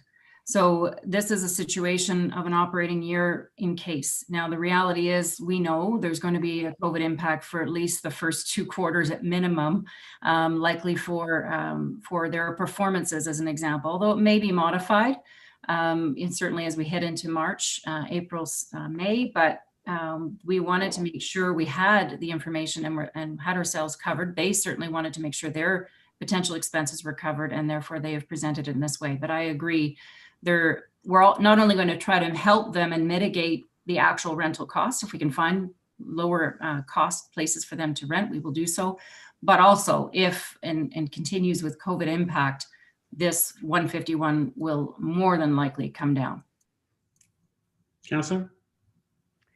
Thank you. That's kind of the information that I needed. And I just really wanted to make a comment for those that were wondering that fortunately for the wage subsidy programs, which allowed the cultural center to actually continue forward with the government funding, and that's how they've been able to function. If anybody was wondering about the staffing, and some of their part-time staff have had some modified or have been laid off. So I just know there has been questions about that. So I guess another question I would have for Ms. Wainwright Van Kessel actually, is there any allocation to the 2022 tax levy at all for the Library Square financing or the Library Square operating budget? Ms. Wainwright Van Kessel? Through you, Mr. Mayor. So the final installments for both the financing and the Library Square operating are planned in 2021. And then that means the full amounts are in the base budget. So there's no incremental or additional tax levy pressure in 2022. Councillor? Thank you. And so, I am looking at the efficiency we're able to find today. And, we were able to find efficiencies 1.9, the operations down to 0.5%, which I think is pretty outstanding. So I really want to commend staff to be able to come back with that. And of course, Councillor Thompson also put forward a motion to find more efficiencies. So are there more opportunities in 2022 to find these efficiencies? Ms. Wainwright Van Kessel? Through you, Mr. Mayor, as staff will always strive to find some efficiencies, but given the nature of the COVID-19 and other unknowns that can happen, there could also be some additional pressures as we work towards the budget next year. So part of the challenge as we work towards the budget for next year will be any of these pressures. We'll first look to efficiencies to offset them to be able to maintain that 2.9%. Should we actually be able to find efficiencies that are in excess of that, then that's something that we could look at passing along to the taxpayer. But there's still a lot of unknown at this point. There's some additional cost pressures that will come up as contracts renew. We're entering into a very hard market for insurance, as we've had discussions at budget committees. So I think there are some pressures there. And also there is some potential risk relating to the assessment growth revenue, as we don't know what that is going to look like next year as well. Councillor? Thank you. And I mean, I guess what I'm getting at is, we are looking at that 0.5% on the Library Square operating budget. And if there was opportunities to find efficiency in the town operations, because we have found a drastic efficiency, could we defer that Library Square operating budget to 2022 and still be able to feel comfortable reducing the tax levy even more to find these efficiencies this year to give residents a break. From what I understand, that there is enough funds in the existing library square operating budget to fund the cultural center pressures that they currently have in order to get them through. So Ms. Wainwright-Vicusseau, would that be something as an option that we could entertain now to at least make this year that much more of a less of a burden on the taxpayer? Ms. Wainwright-Vicusseau? Through you, Mr. Mayor, if we wanted to defer the $240,000, the final installment to 2022, that could be an option. I can't guarantee at this point that we'd be able to find $240,000 in efficiencies, because as we work through 2021 budget to find those efficiencies to bring down the levy, those dollars also needed to come out of 2022 as well at the same time. So it could be a bit of a challenge. It's not something that we would not try to do, but if we were to defer it, it would reduce the tax levy in this year, but in 2021, but it could mean an increase in 2022. Councillor? Thank you. And, and that's a very fair comment that, we could face a little bit of that increase. And I think that the whole point is that because a lot of residents are feeling a lot of pressure and we are still having a little bit of a long recovery, that hopefully come 2022, if we were to resort to that, then at least we could face it at that time, whether there's other efficiencies or maybe a certain model of Councillor Thompson had mentioned, maybe there's opportunity to defer again and make some adjustments, what we just kind of passed. I mean, for me, I would be open to at least entertaining that. I certainly am not going to put anything on the floor right now. I just want to make some comments. I do know that there is some efficiencies that were found in the JCC, which being part of that committee, there was a line item that's a placeholder. So I definitely know that there is definitely opportunity to also find the same efficiency for the following year. So I already kind of have that in the back of my mind as something, a place to look as an option.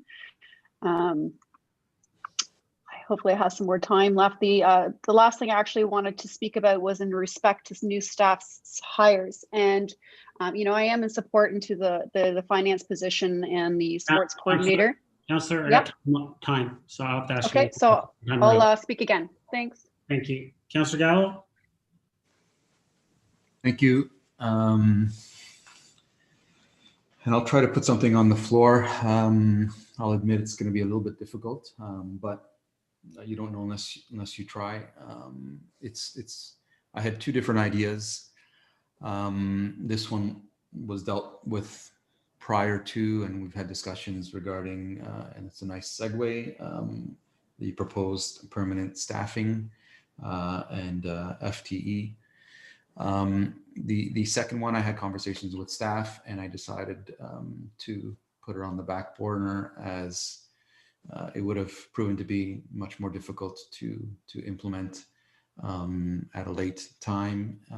So I won't be pursuing that, but I will put forward an amendment, and while I haven't prepared it for you, it's pretty simple.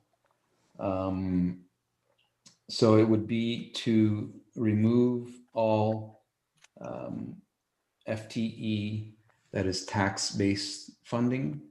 The second is the facility booking administrator, the sports and community development specialist to remain as a contract position until 2022.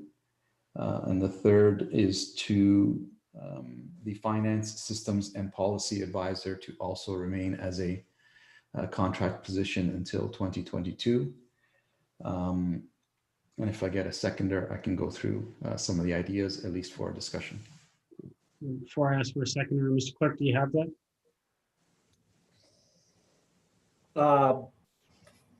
To you, Mr. Mayor, so, excuse me, it's the all additional FTE funded by the tax levy be removed. And then what's the contract position, Councillor Gallo, the second one you mentioned? The financial advisory and policy advisor that's funded by a capital project already.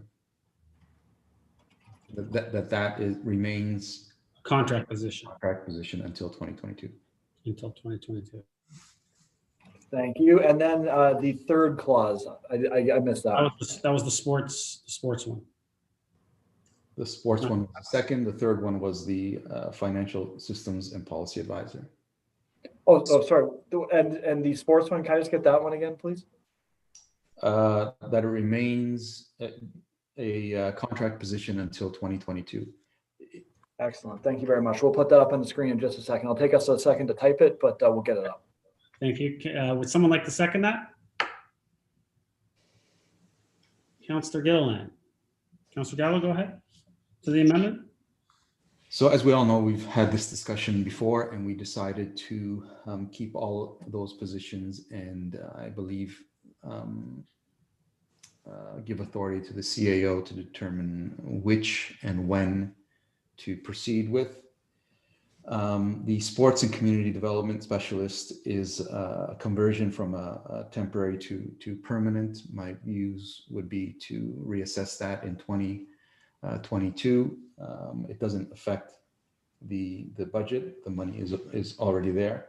And the second one, the finance systems and policy advisor, is also funded by a capital project. The idea is not to necessarily hire a full-time person now, but reassess it in 2022.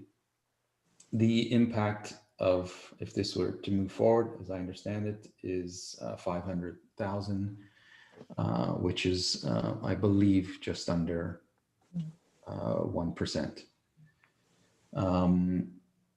I'd like to have a discussion about it. That's how I feel. I think we should be reassessing all of these positions this year, whether they are needed or not.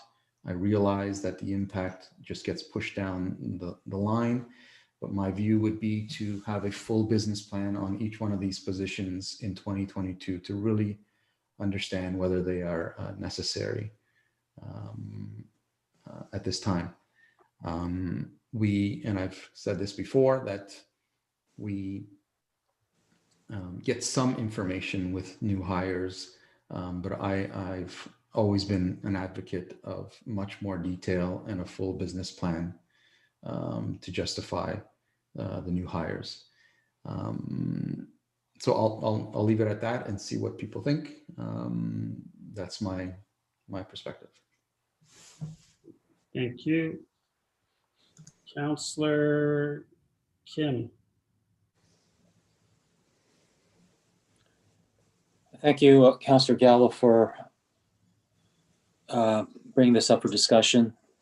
Certainly anything that will help residents bring down the tax rate is appreciated. Through you, Mr. Mayor, to the various directors who are impacted by the changes that Councillor Gallo made, can each of them give us a quick summary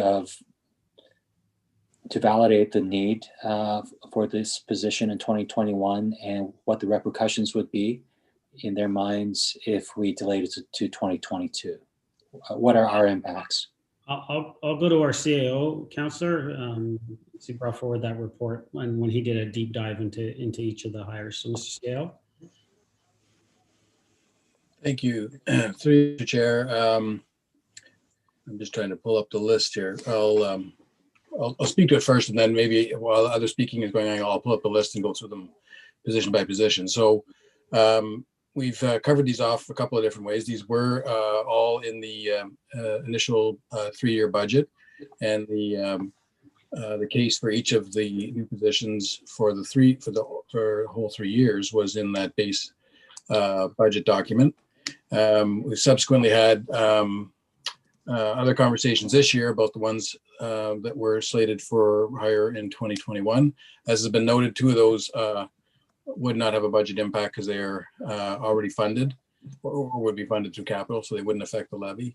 The other positions are part of the IT strategic plan and other identified needs in the organization. We, as a staff team, as an executive leadership team, 2 years ago, rather than sort of every year throwing up a list of employees that we all think we need, and then seeing what sticks from a council perspective. We have been much more strategic with a 3-year plan, and we've seen the team agree on the priorities of the organization and what order those resources are required. And so that's what you saw in the 3-year staffing plan that was presented. Right now, just as a reminder, the impact for this year would only be basically half because we had already in the initial budget assumed that it would take, on average sort of 3 months to get them all hired. So we only had 9 months worth of expense in. And one of the earlier rounds of reducing the budget, we offered that we could hold back on those hiring and be more strategic about them and basically gap 6 months of those new positions. So the total savings at this stage would only be half of the amount because the gapping would also come out of the budget as tabled. If you want to give me a few minutes and maybe continue on, I can pull up each of the positions and add any comment that I can, or perhaps rely on my other members of my ELT to support the individual positions. Councilor Kim? I don't have any other questions. Before I make a decision, I just wanted to know how this would impact staff and impact our service levels to residents. So I don't have anything else to add unless you want to go to the individual directors impacted. I don't have the positions in front of me as well, so I'm not sure which directors if the directors can put on their cameras, if they know which positions there. Ms. McDougall, go ahead. Thank you, through Mr. Mayor. And if you can let us know which position, that way we all know. Okay, thank you. Okay, certainly. The one position that is impacted on the tax levy, the other one I have, that one is the facility bookings administrator. The other one I have is the sport and community development. So I'll speak to both. As a high level summary, we recognize COVID has adjusted our world, and certainly prior to COVID, the need for this position was already there.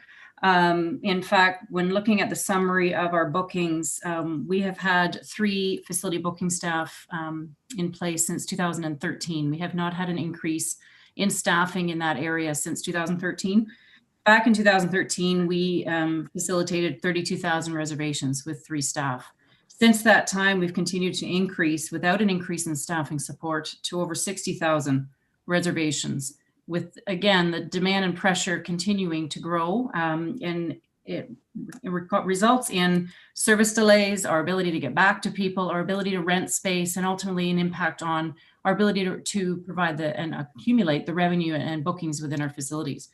So that's a layer that we've been needing for a while, but certainly by recognizing with the COVID impact, it has had an impact on our facilities.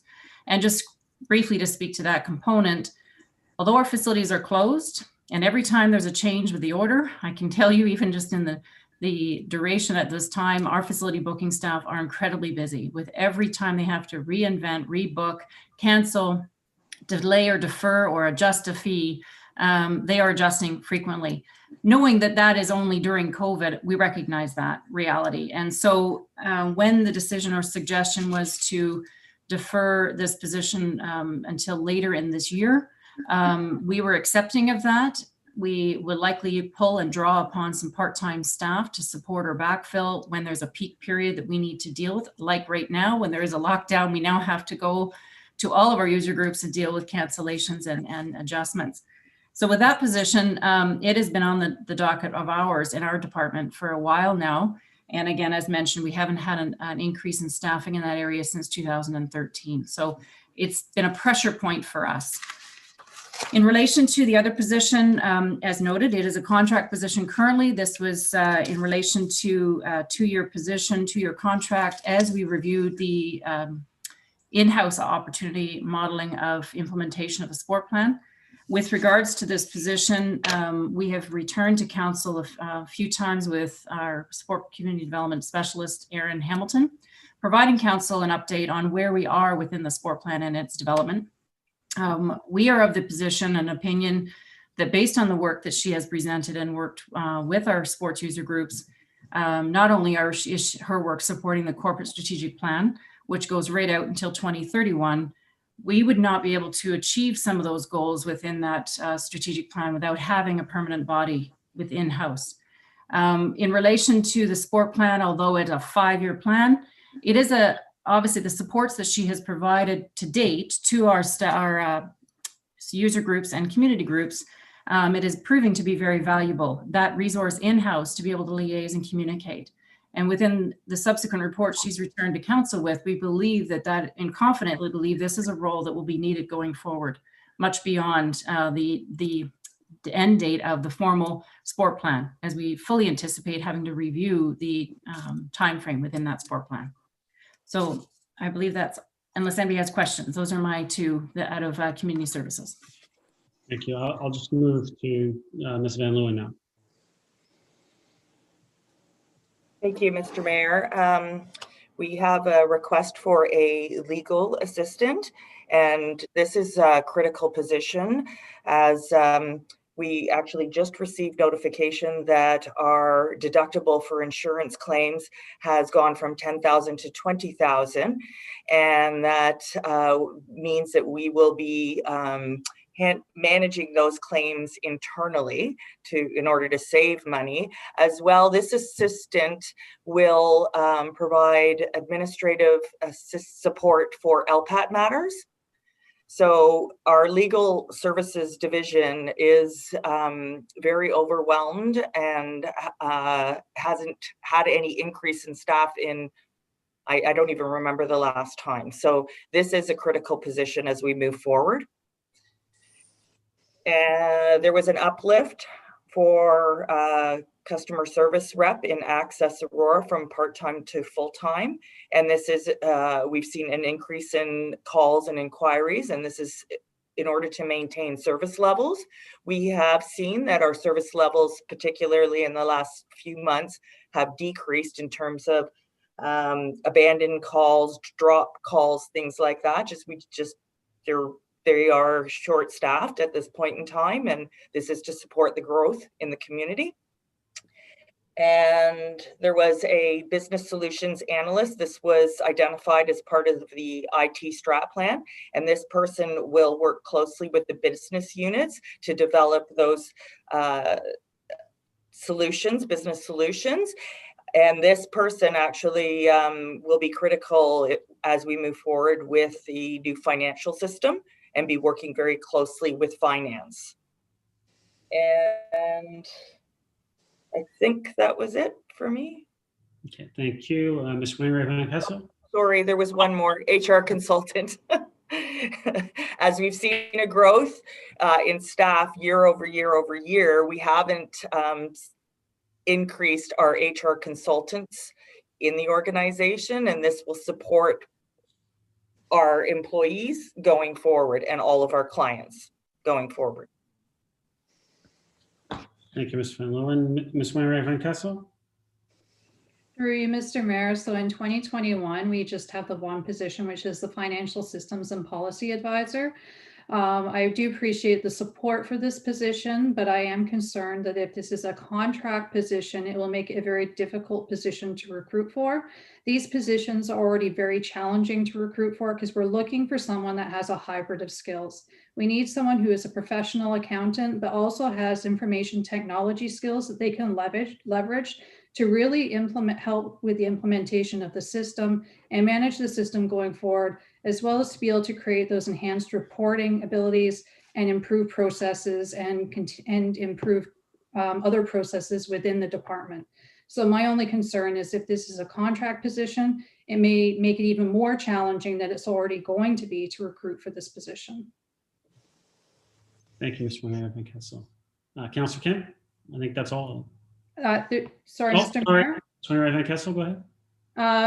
Mr. Downey also has a flex service person in operations services. All right, Mr. Downey, I didn't see your camera on, so go ahead, Mr. Downey. Good evening. No, I just waited for everyone else. I have a flex service person. It was identified in a staff report that we presented to council on March 26, 2019.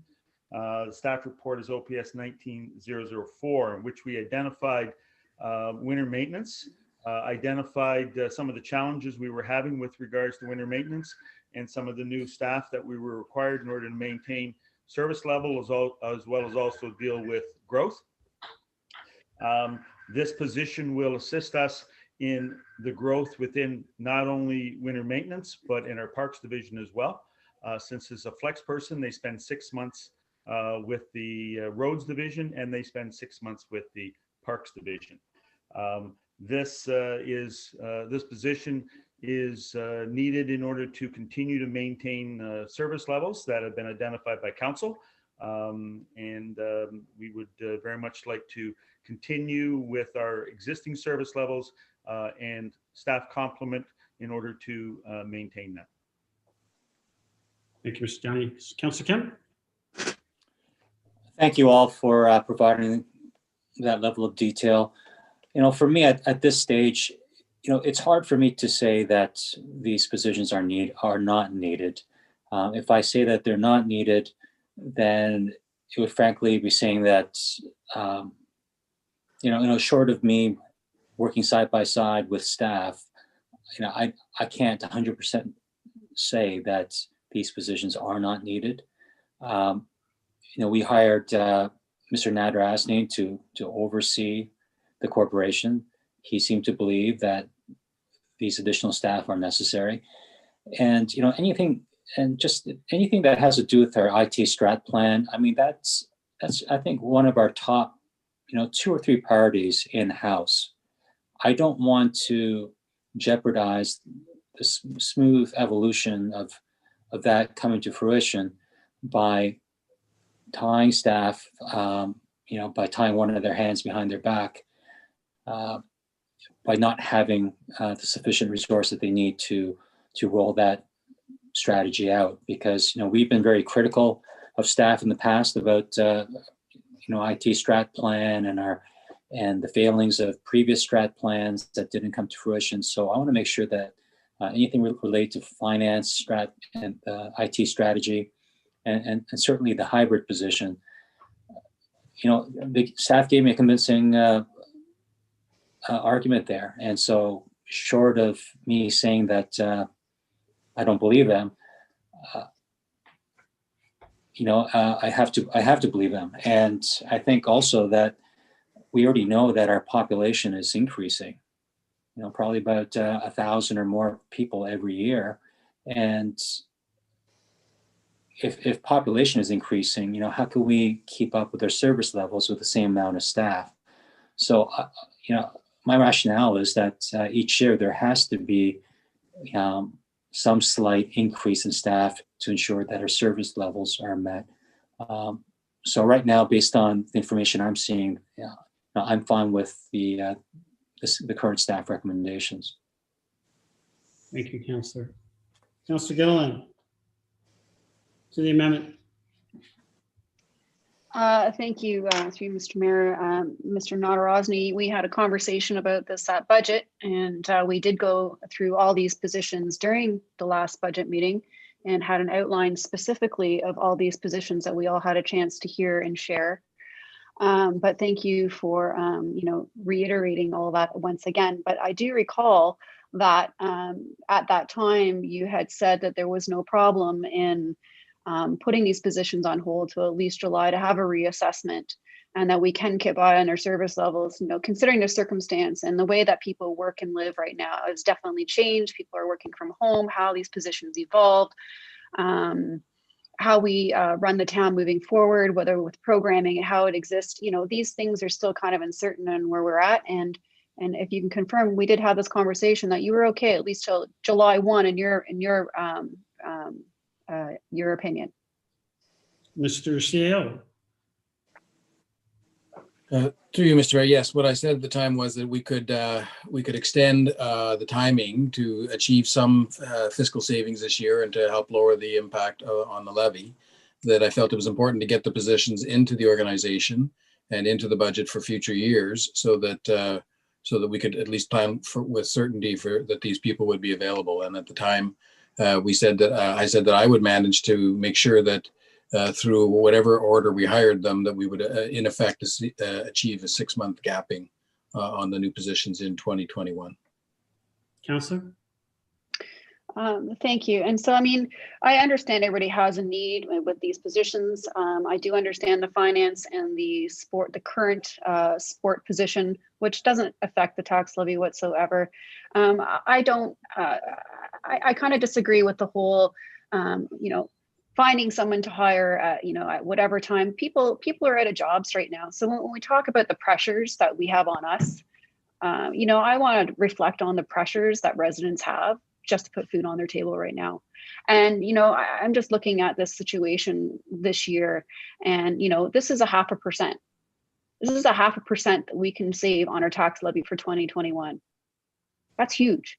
Thankfully, right now we're at 1.96% based on some further reductions, but we can actually save another 0.5% with the others by putting it on hold. So for 6 months at least, or 7 months, we can definitely barrel through. So what's another 6 months? The other thing I really want to point out as well is, we are potentially approving tonight as well a service level study. So maybe what we need to do is look to that service level study to give us an indicator and a guidance as to the service level we need with the kind of staffing that's required to actually bring the service levels to that what the town's actually, aiming to be at. I don't think that the residents of Aurora are going to be upset if our service levels weren't up to 110% standard during the 2021 year. I believe that the residents are asking us to please give us some more relief. And if there's ever a time to think about putting a moratorium on some part of the hiring, and we can pause and we can do it, now's the time. Now's the time. We all got to pull up our socks and we all have to work a little bit harder. It's already been admitted already that, the way that we had a change and shift, it's stressful. And I think because it's constant change and constant rules and constant not knowing how you can operate from one day to the next and having to decipher what does that mean for our jobs and moving forward. It's stressful and it feels like we're doing twice the work because we probably are. I mean, it's mentally exhausting. It is for me. I'm sure it is for everybody else. And we got to look internally and see how we can shift and support and try and get through this year and save that 0.5%. So the Councillor Gallo's motion, 100%, I'm okay with that. Those two positions don't affect the levy. I believe that we do need these positions. But at the same time, if I'm going to look for some efficiency now, that 0.5% on these new hires, I think we can put them on hold. Thank you. Councillor Gardner, to the amendment, please. Thank you, Mr. Mayor.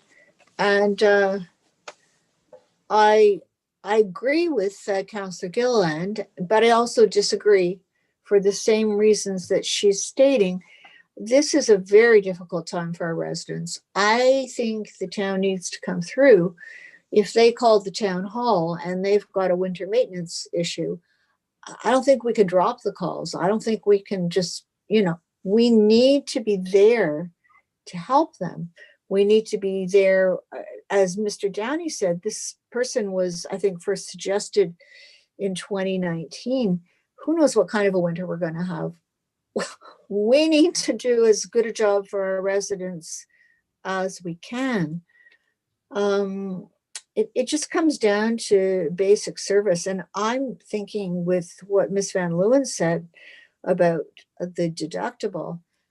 I don't know, sometimes I'm feeling a little more stressed than I want to be. And, I might make a misstep and I might need legal to be there to help me if I fall or whatever.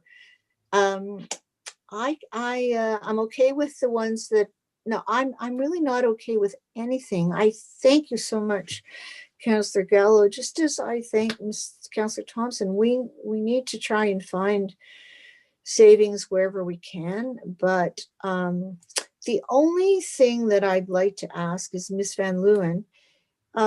So I think things have settled down with the facility bookings. I don't know if I'm right about that. I do know that you keep asking for this position, and we keep not giving it to you. But have things settled down with facility bookings? I know it was really rough in the beginning. Is that Ms. Van Leeuwen or is it Ms. McDougall? Ms. McDougall. Yeah. I thought it was Ms. Van Leeuwen. No, facilities, Ms. McDougall. No, I'm talking about the booking. Okay, sorry, my apology. If you're talking about the customer service. Yes, absolutely, I'm wrong. Ms. McDougall, the facilities booking staff. So we have an increase since 2013. we've certainly grown a lot, but have things settled down? I know that there were a lot of things that were booked and then they had to be canceled, and then there were rebookings and cancelings, but now, you know, we're pretty sure where we're going for the next few months with respect to town facilities being booked. So have things settled down? Ms. McDougall? Thank you, through Mr. Mayor. To be honest, no. As an example, when we had to adjust to the original pullback, when we were just pulled back to red, then open back up, and then pull down now to a lockdown. Each time those happen, our staff are engaging with the user groups, rescheduling, re-permitting the facilities, adjusting the fee. So for example, yes, at this point, we don't know how long this lockdown is. We haven't been given a formal date or duration of this lockdown. We've made some assumptions to take us at least through to Christmas and past Christmas. But beyond that, we are careful not to go too far with cancellations, because ultimately, if we do get the green light to open back up, we want to be able to save ourselves some of that work. But with every adjustment, and the minute we get a green light just to come back on, we have to reissue and reestablish new permits. The user groups during all of that also adjust. When they learn that they can now only have 10 players in versus they could have had their whole team, they then adjust and tweak what their operating plan is and come back at us with different requests. So with every change, there has been adjustments required, and not to mention our own recreation programs.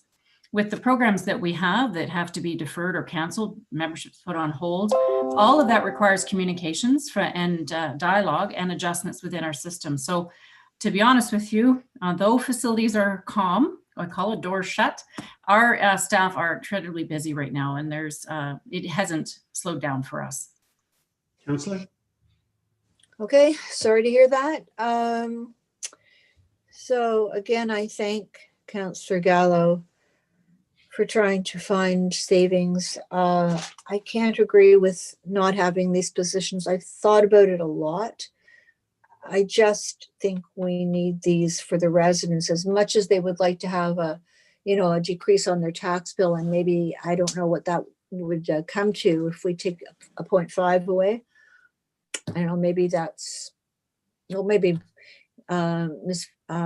Wainwright Van Castle could tell us, but at the end of the day, if they're coming to the town and they need help, they want us to be there. And following on Councillor Kim's comments with the IT strat plan, I think we are behind the curve at the moment on this, but we just absolutely need to be very strong in our IT strat plan, in the staffing that we have, and I can't agree to let any of those people wait either. Thank you, I mean, Councillor. could Ms. Wainwright Van Castle say what 0.5 would be on a average tax bill?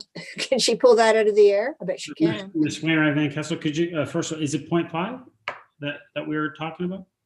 Well, Councillor Gill, I'm following on Councillor Gillan's comments that she was talking about 0.5. No, I just figured we might as well get the right number, make sure we have the right number. Ms. Wainwright Van Castle? Through you, Mr. Mayor, so it's very close. It's 0.49, so it would take us from 1.96 down to 1.47. 0.5% on the average tax bill is $12 per year. Thank you. To me, that puts it in perspective. If I call Information Aurora and I've got a problem, I want help. I don't want my call to be dropped. If I've got some sort of legal issue, I don't want legal to tell me that they're too busy to help me right now, that I'll have to wait. So I can't agree to letting any of these positions go. Thank you, Councillor. Councillor Thompson? Thank you. Through to Mrs. Wainwright Van Castle, just following up on that. If council decides not to move forward with any of these positions, is it a straightforward increase next year of 0.49 added to the 2.9% rate we were talking about previously? Ms. Wainwright Van Castle? Through you, Mr. Mayor, it would probably be slightly more just because, or slightly off just because of the adjustment to the base from starting. So it may just be slightly less by like a 0.01, but it'd be pretty much the 0.49% or very close to it that would be added to the rate next year if we were to just defer them by 1 year. Thank you. And, you know, the point made by some counselors is valid. We're going to enter into a service level review this year. And certainly in doing so, we hope to find some cost effectiveness and some savings. But, you know, at this point, we're not sure.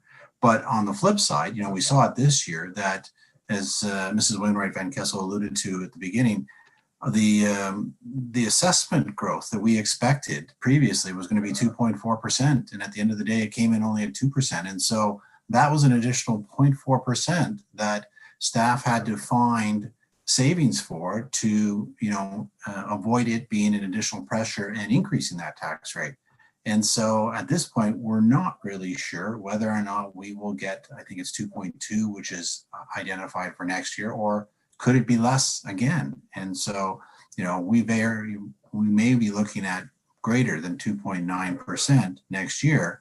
Yes, we may find some savings, but at the same time, you know, we may lose some of that assessment growth. They may balance, they may not. It's uncertain at this time.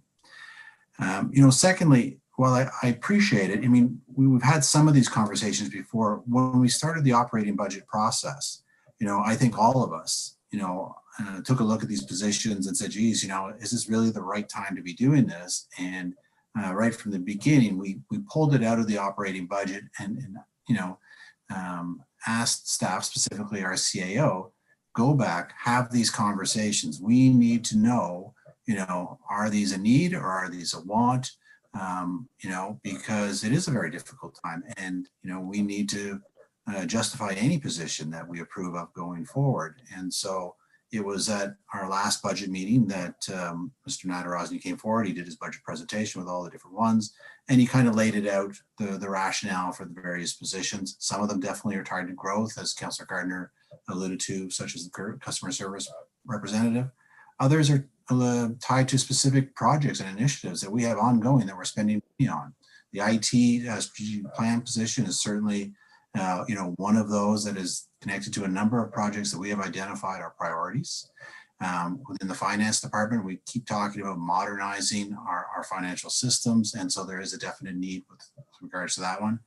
And, you know, I thought through our conversations that we had at the meeting, you know, we ended up in a compromise where we recognize that, you know, there's so much uncertainty this year, or in 2021 still. You know, we don't know how it's going to unfold, but, you know, let's give authority to our CAO to, you know, be strategic in his approach, you know, recognize those challenges and be able to make those decisions, understanding full well that council's looking for any ways to reduce the budget and find savings because, you know, again, we don't know how the year is going to turn out.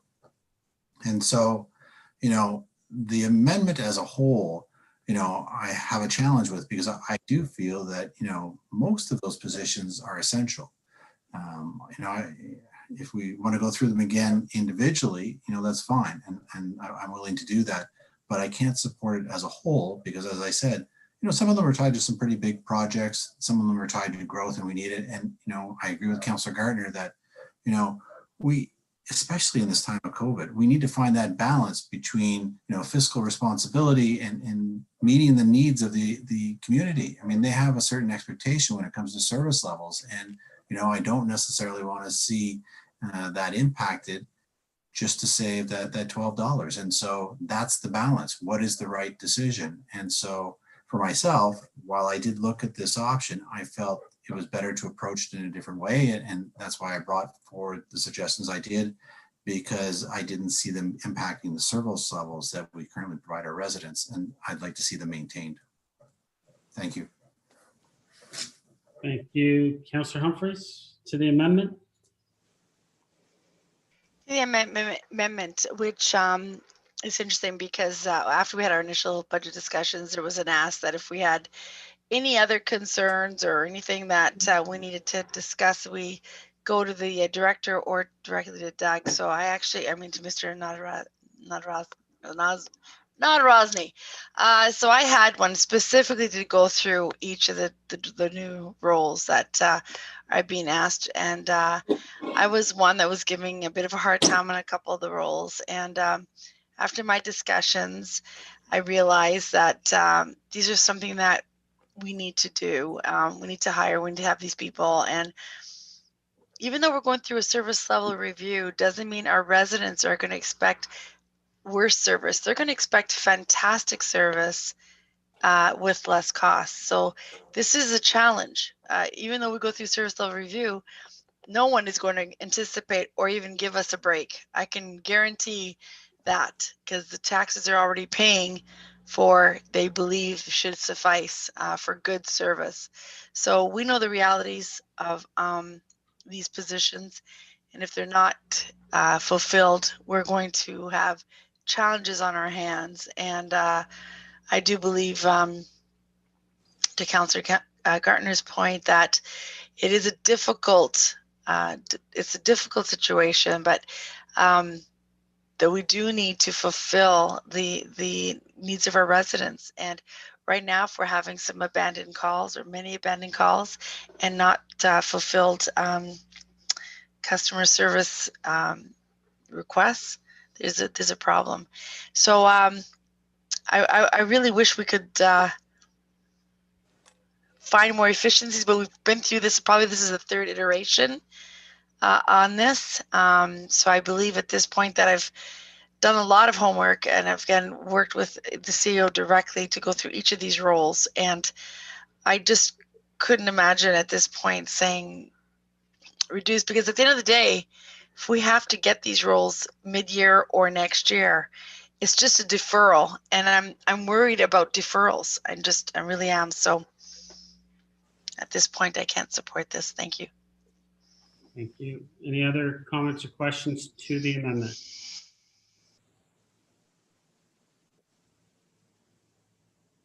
Councillor Gilliland, second time.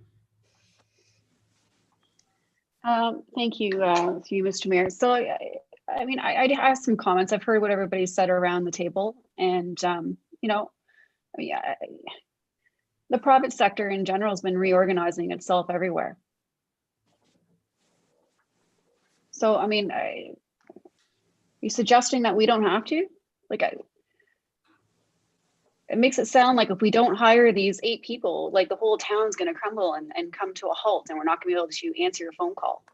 And I really feel that, you know, it doesn't all hinge on answering a phone call. I mean, I certainly haven't had one resident complain to me at all that they haven't had, you know, trouble reaching town staff. I certainly have not heard that complaint. I've had increased emails from residents through COVID and support, but always been able to answer the calls of the residents and be able to support their inquiries and needs.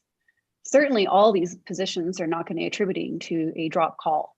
So, I mean, I just look at this like, you know, imagine you're losing your job and we're putting, you know, and all of a sudden we're raising taxes to hire more people. It just, you know, I just really trying to wrap my head around the fact that we are in a position to where we can stop and pause. We've already had the go ahead for at least 6 months easily from the CAO to say that, yeah, we can definitely put this on hold and reevaluate.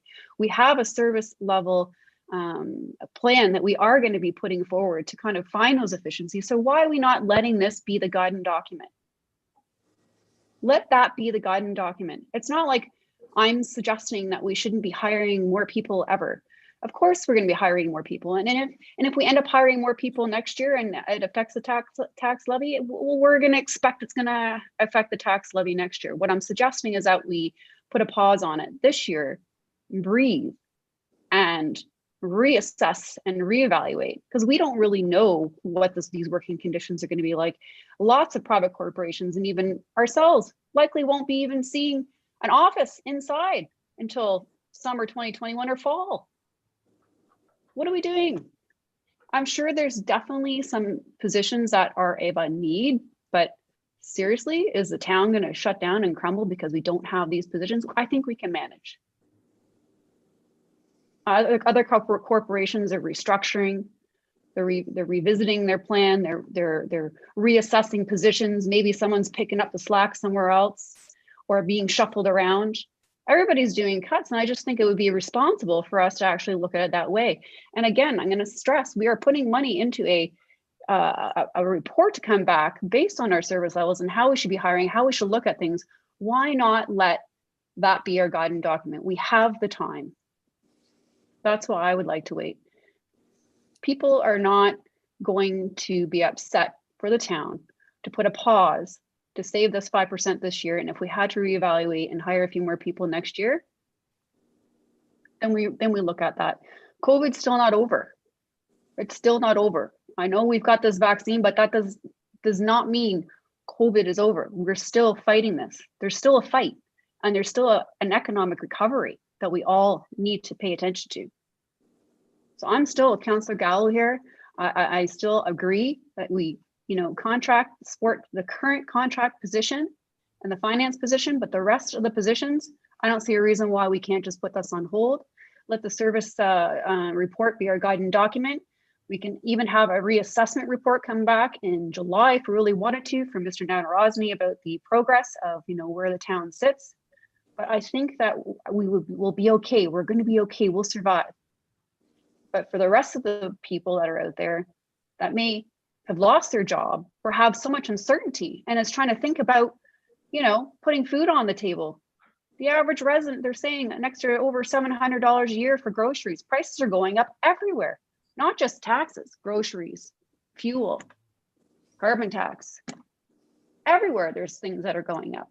We have this opportunity now to save that this year. Let's do it. That's what I say.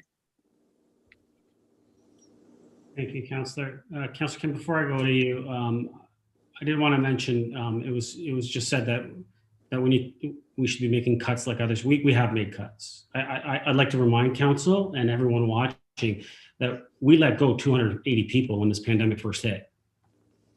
And currently, because of the lockdown again, we're having discussions about possibly letting go more people. So to say that we have not made any cuts and that we need to make cuts, we have made cuts, and we have, and that hurts to make that decision. And that decision's on me and it's on our CAO, and we've made those decisions, those hard decisions, and people have lost their jobs.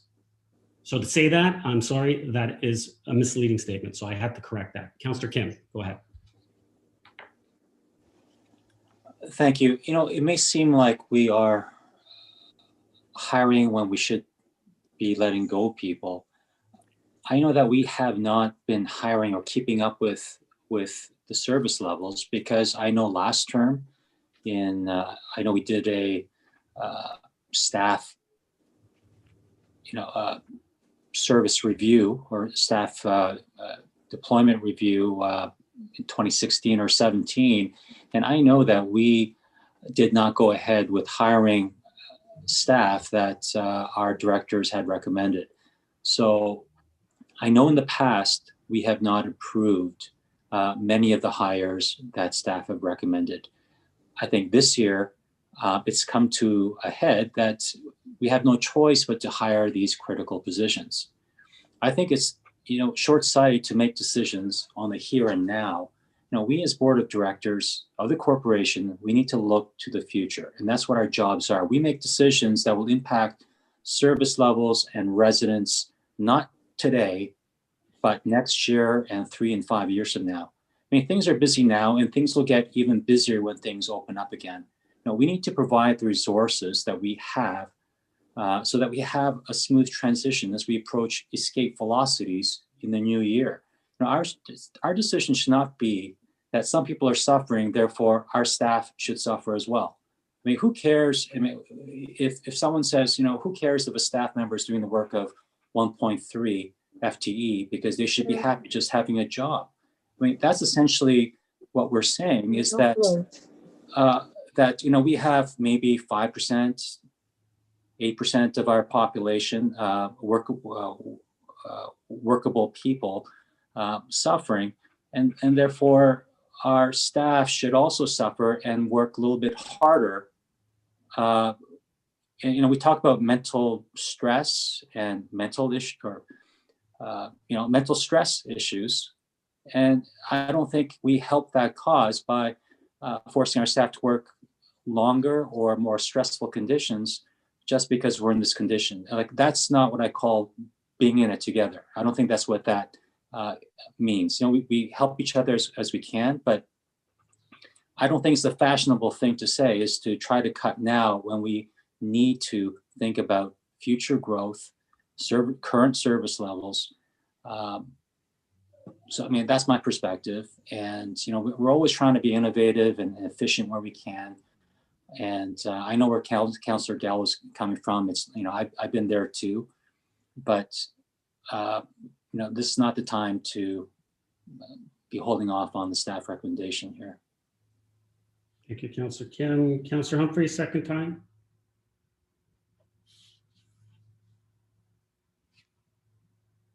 You're on mute, Councillor Humphreys. Councillor Humphreys, you're on mute.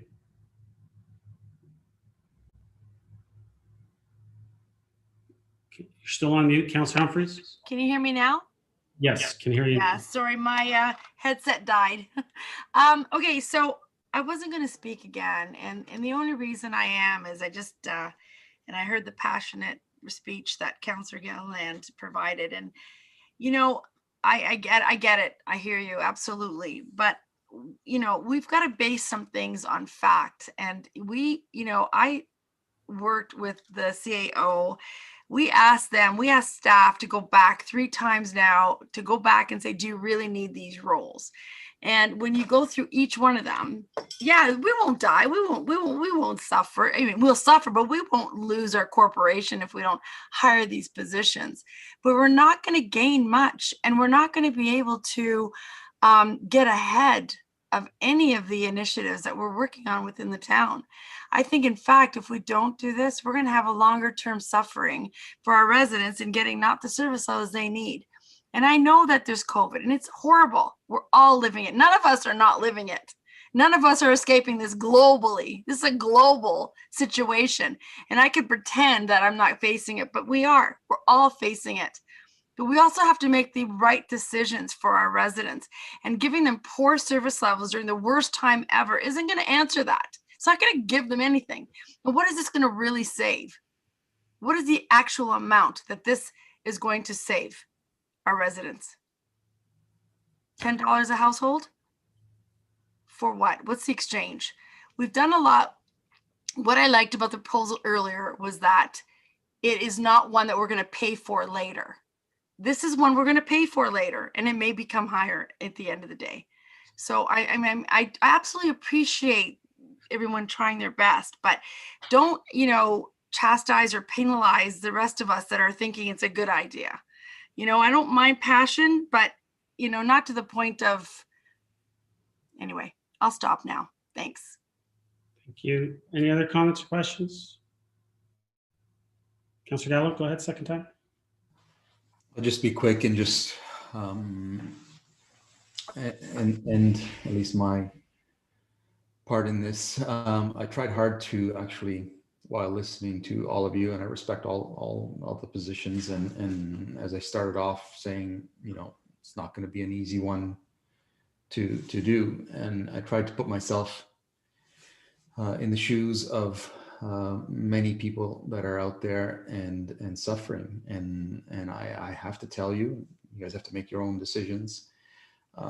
It pains me to hear so many stories of people that are suffering, serious suffering right now, and it's not going to get any easier. And I can't personally sit here and approve the hiring of these positions. And we're talking about 6 months. I misspoke before, I looked at the wrong column. That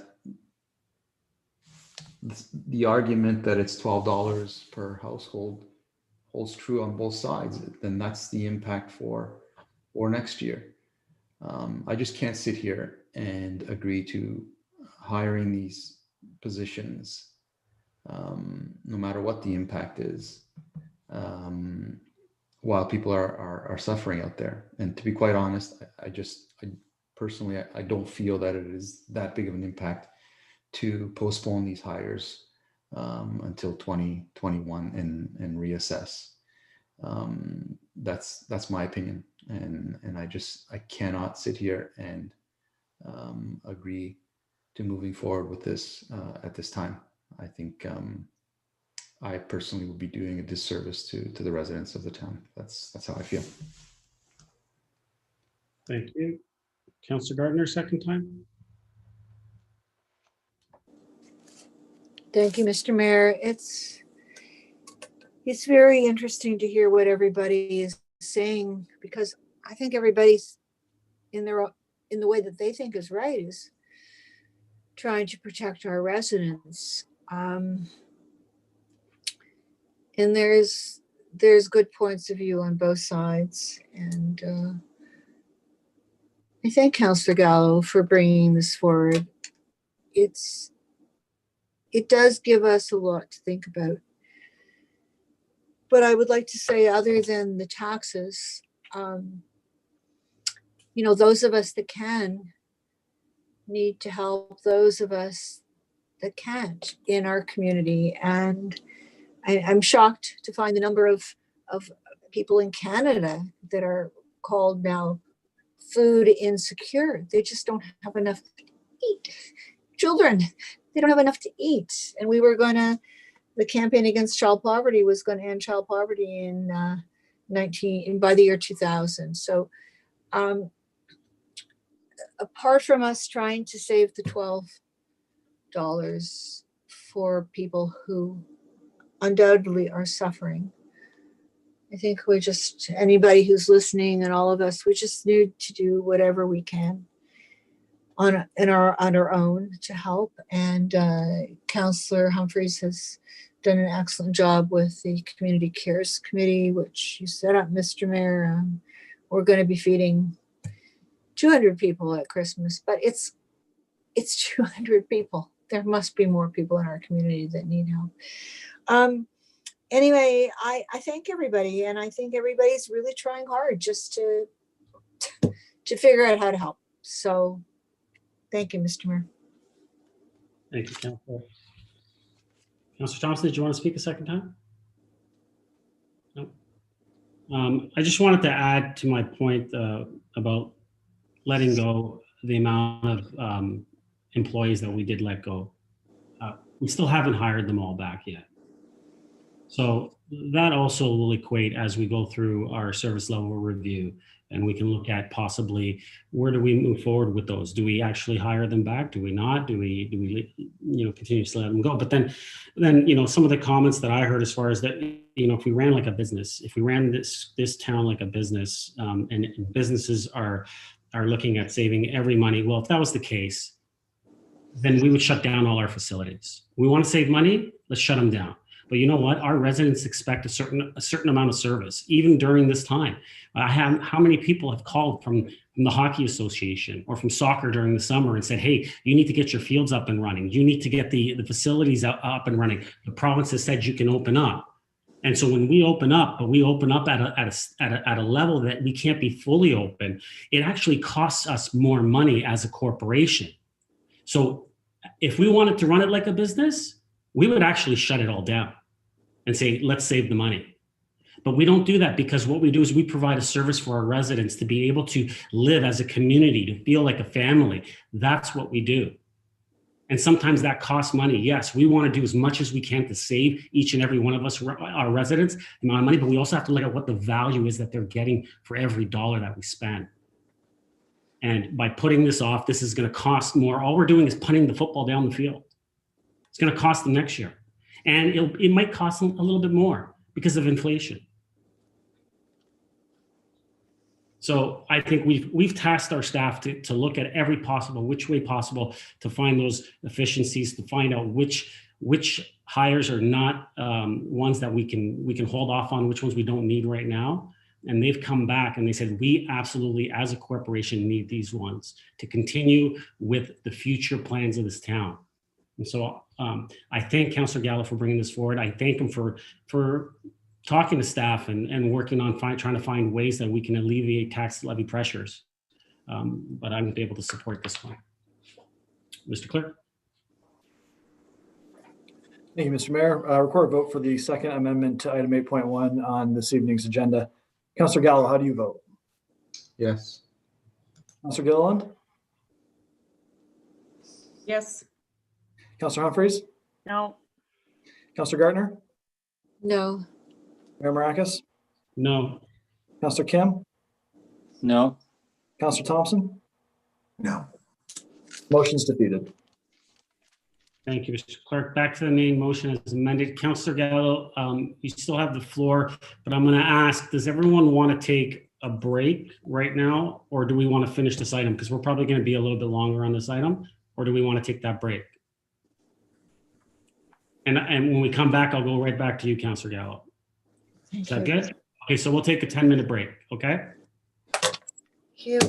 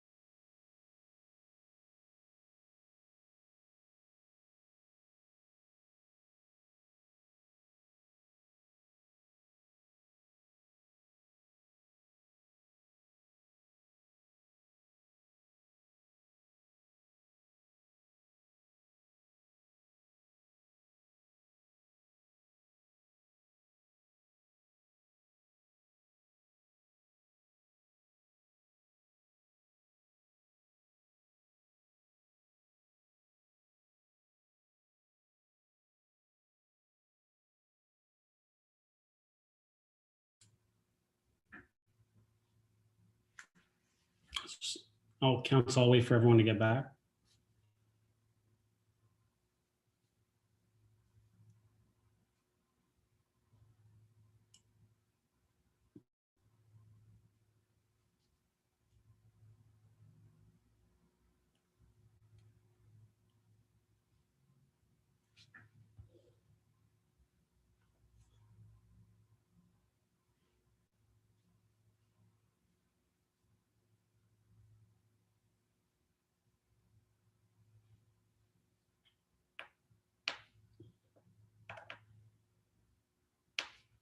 Councillor Humphries, Councillor Gilliland. Yeah, I'm here. Thank you. Councillor Gilliland.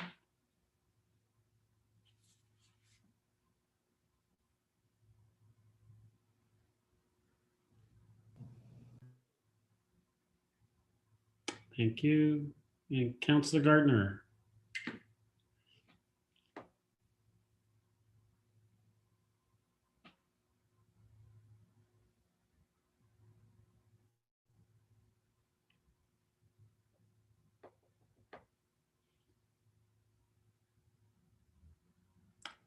Just give it an extra minute. We'll wait for Councillor Gardner, and then if she doesn't come, then Councillor Gallo will go to you. We'll start up.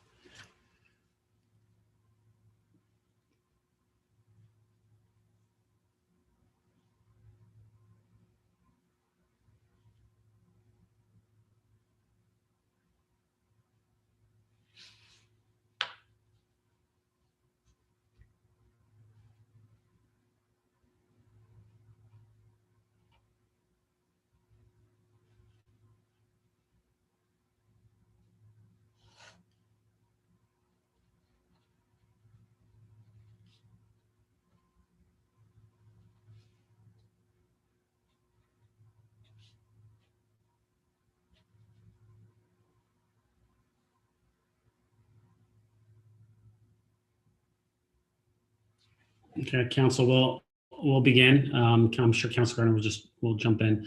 Councillor Gallo, floor is yours.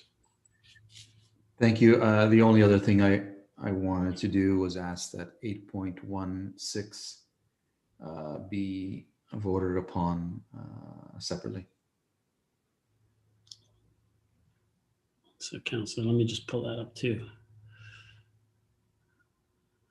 So you wanted number 6, that council approved debt authority to support the capital plan as follows. That one? You want the whole number 6? I'd like it separate, so I vote on it separately. Absolutely. We will do that. Mr. Clerk, did you get that? We'll do number 6, which we're already doing number 3 separate, right? Absolutely. And that's just 6. Are we doing 6A, B, and C separately, or 6 as a whole separately? 6 in its entirety is what I'm hearing. Absolutely. Thank you, Mr. Mayor. Thank you. Is that all, Councillor Gallo? That's it for me for now. Okay, thank you. Any other comments or questions to the main motion as amended?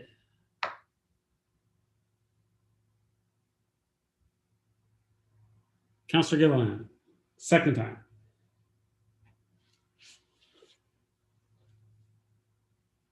Oh, you're on mute, Councillor. Sorry.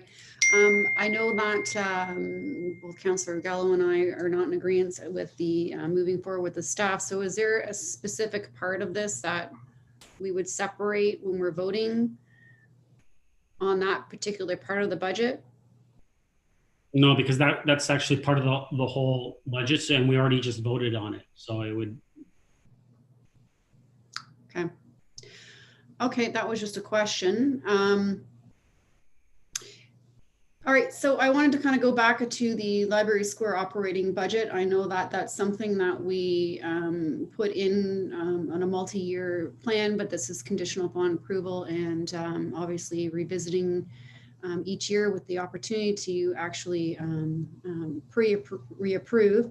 And I did ask Finance the opportunity of finding efficiencies, and if we were to at least move it to 2022, was there enough funds to allocate to the Aurora Cultural Center to find those efficiencies? And I believe Miss Wainwright Van Kessel probably, I'm so sorry. That was something that we could look into. And although I know maybe we're chomping on the bit now and we'll have to push it over to the next year, it's two shakes of one of the others. So is that something that would be feasible to look at? Ms. Wainwright Van Kessel. Through you, Mr. Mayor. So in discussions with Councillor Gilliland and also with Ms. McDougall, we looked at the costs that we have for next year. We should be able to manage with what's in the budget up to the end of 2020. The only caution I have is if we do take the $240,000 out of 2021, we will need to add it on as a pressure in 2022. So it will increase the tax levy in that year. Councillor?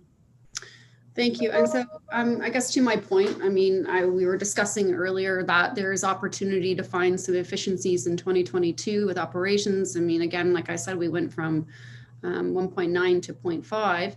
And, you know, clearly there's some opportunity there.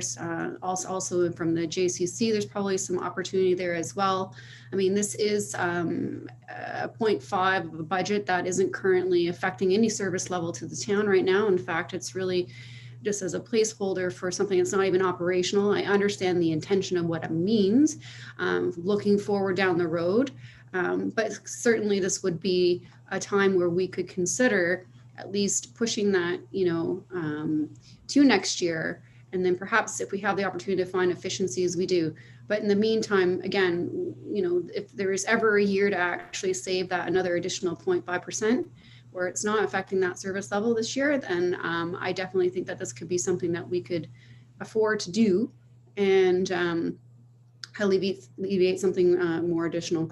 So for me, I would like to put the amendment on the floor to defer the operating side till 2022 to alleviate some of the pressures of the tax levy, bringing it down from 1.96 to 1.46. Any seconder? Councillor Gallo. Comments, questions to the amendment? Councillor Gallo. Not to repeat, but could I just, through you to Ms. Wainwright Van Kessel, in her perspective, the impact of this? Ms. Wainwright Van Kessel.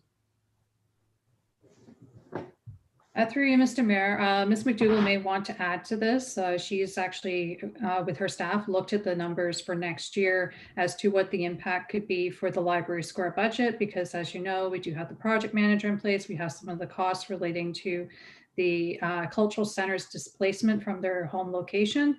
And we think that we could potentially manage within the amount that's there, but it is going to be tight. So we may be close, we may be a little bit over, but again, like if this amount, this 240,000 is not in 2021's budget, it would need to be deferred to 2022 and it would be an increase in that year. Thank you, Councillor. Mr. Sao, did you want to add something? I see your screen popped up, sorry.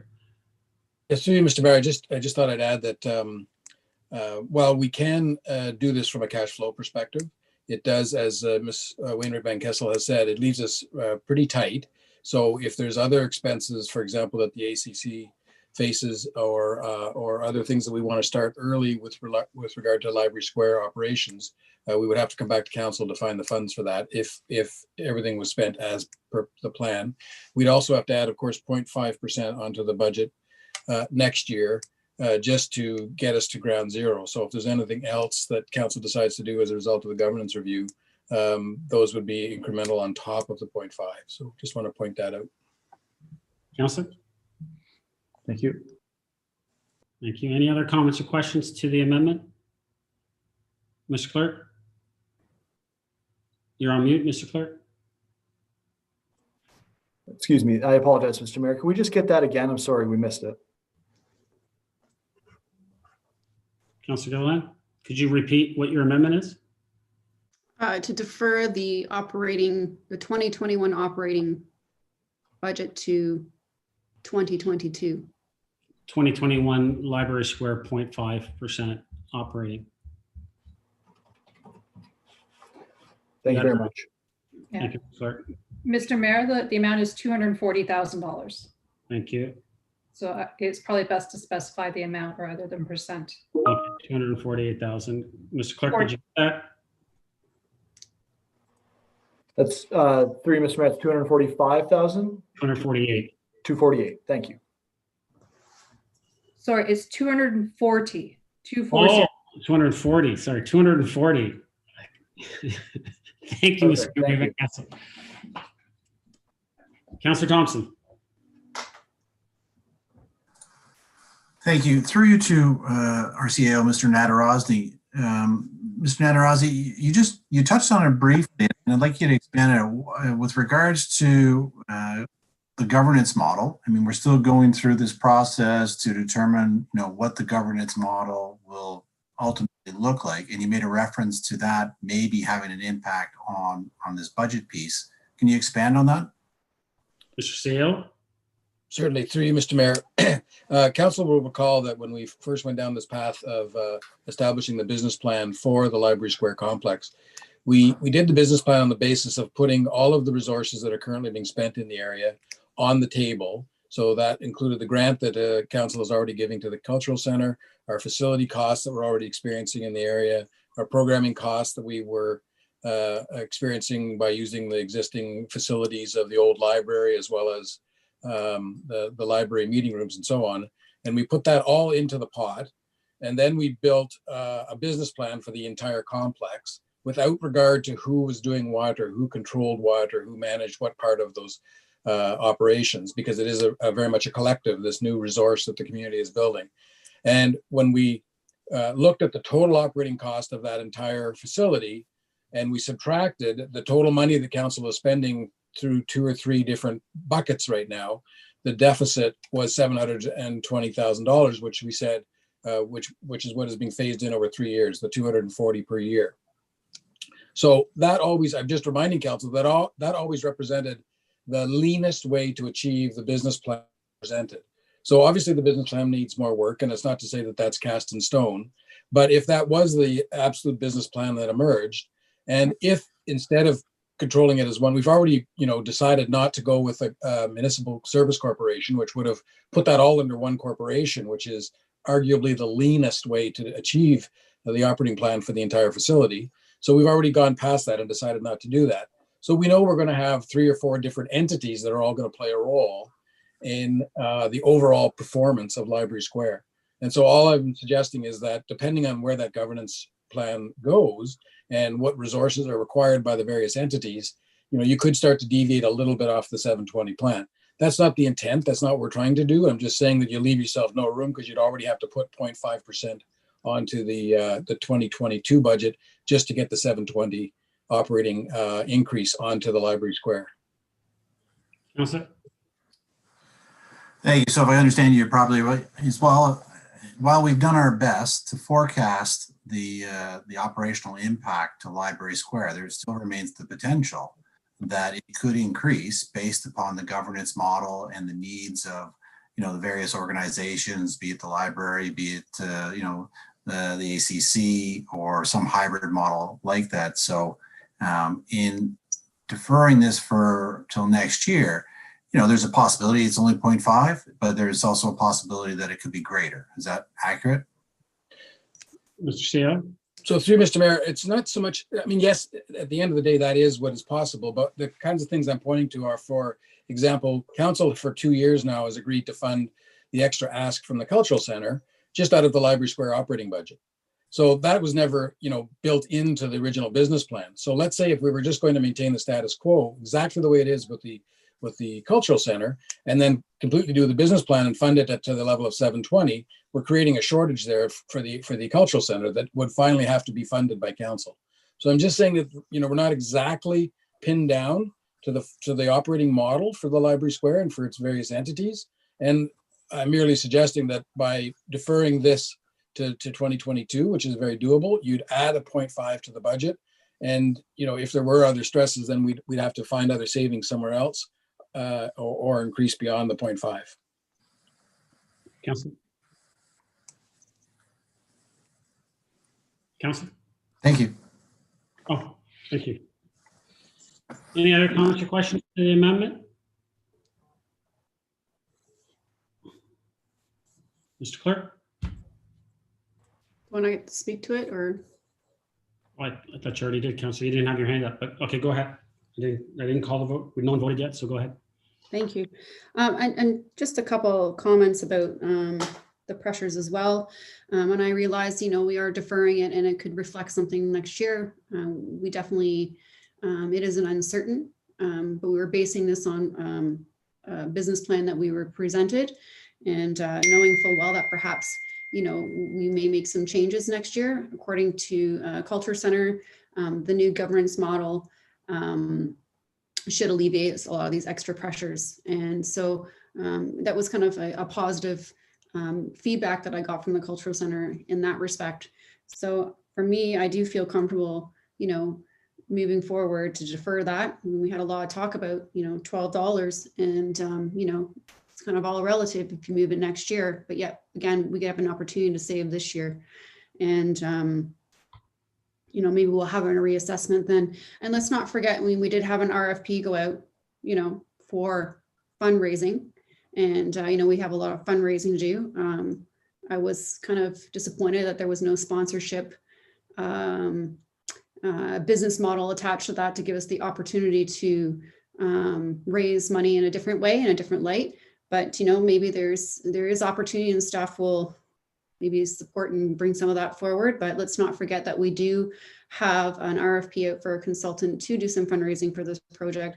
And I think the whole point of that is also to offset some of the operating costs. So not all is foregone. And I do feel that we all are in the same boat where we want to have a thriving library square that's functioning and it's paying for itself and also giving back to the community. So I'm just going to leave it at that. Hopefully I've supported council on this to defer. Any other comments or questions? Mr. Clerk? Thank you, Mr. Mayor. Recorded vote for the third amendment to item 8.1 on tonight's agenda. Mayor Marakis, how do you vote? No. Councilor Gartner?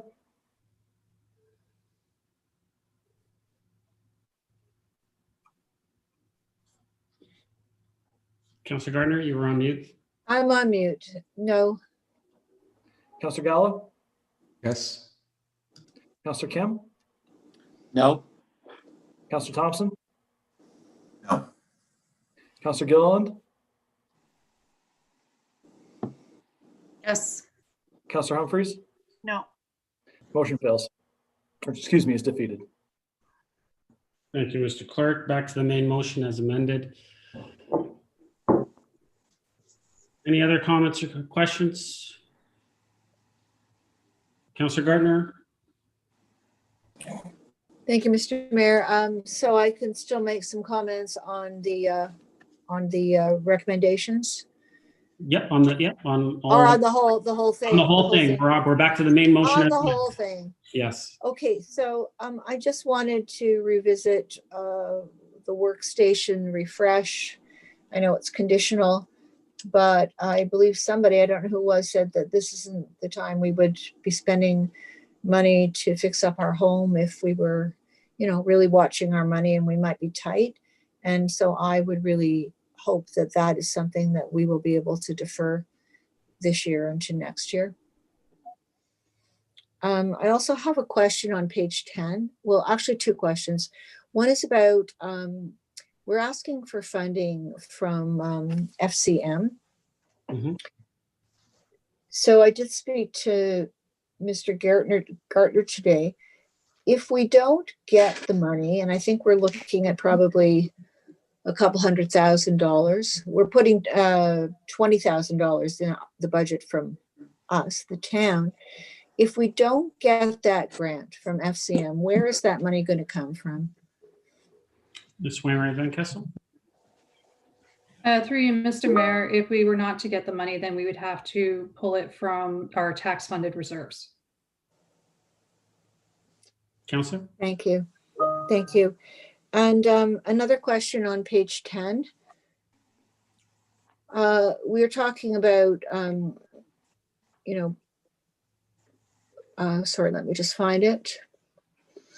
So capital program groups and how money can be transferred within the group. I have a concern about, we're estimating, for these capital projects. So I'm hoping that staff has a pretty good idea of what they're going to cost. So if a project comes in under budget, is that a problem with our estimating? Mayor Van Kessel? Through you, Mr. Mayor. So even though we do our best estimates, there are times where we cannot necessarily predict market conditions. For example, and I think Mr. Downey may speak to this a little bit more, in fleet, there are a number of vehicles that we went to go forward to purchase this year, and some of the estimates came, like the actual cost came back very different to the estimates, and that was due to factors that we can control, the market conditions, tariffs on steel, and other factors like that. So there were some projects that came in under, where some came in over, but we were still meeting the original scope of the project and wanting to move forward with the vehicles too. So this provides the person managing that program the opportunity to work within it while still ensuring that they meet the original scope of the project. Right. Because we need to make sure that they're still purchasing or building what was agreed to by council. So the scope of the project must remain intact. And that's why there's the rules that are laid out, particularly around programs. So you can't just not do a project, because not doing is a definite change in scope.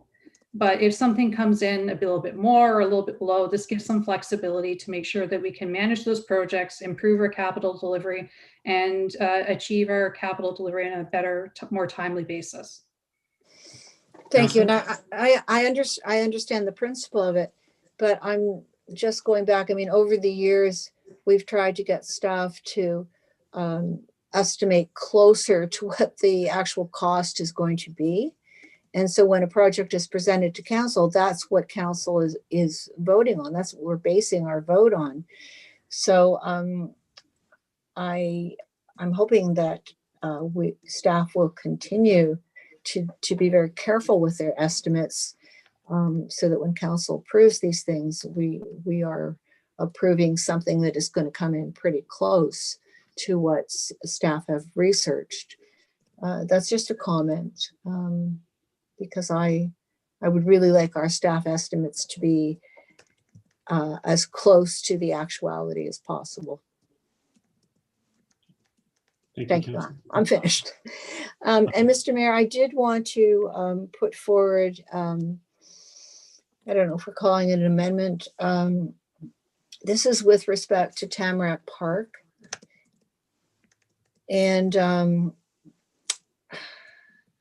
this project has been problematic from the beginning, almost the beginning, actually. And I think we all got an email today from Deborah Black. I've been corresponding with her through the months because I responded to an original email that she sent to us. But I would just like to say a couple of things from her email, because I am asking that park path be plowed. She's saying, and this is fact, that in March 2020, the park was closed, and the residents lost the use of their park. And because of the problem with the aquifer hitting ground, having springing, whatever, just not understanding what was under the ground with respect to water. That whole project was shut down, and it's been delayed, and we don't know when it's going to be finished.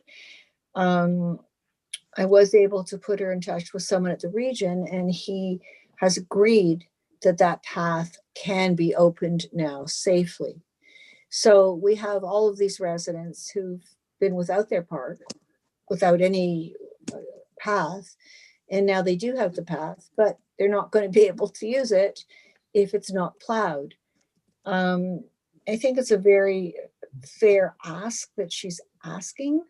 I was just going to ask Councilor Shaw, you want to put an amendment to have that plowed and add to the budget? To have that cost in the budget. And I mean, I don't know if Mr. Downey was able to get an estimate. We're talking about maybe a few $1,000s. I think it's fair to the residents that we do this. Mr. Downey, do you have an answer for that? And then I'm going to ask for a seconder. Yes, yes. Good evening, Mr. Mayor. Yes, we did get an estimate. It's a minor cost. It's only about $1,000. So the cost is not our concern. Our concern is the service level. So this is not an approved service level. So we would appreciate council direction with regards to this increased service level for this particular park, and whether or not that service level is something that you want to go on year after year. So, Councillor, did you want to just do it just for, what did you want your amendment to be? For us for the town to begin to plow that walkway for this season? That's right. And Mr. Downey is talking about service level and precedent.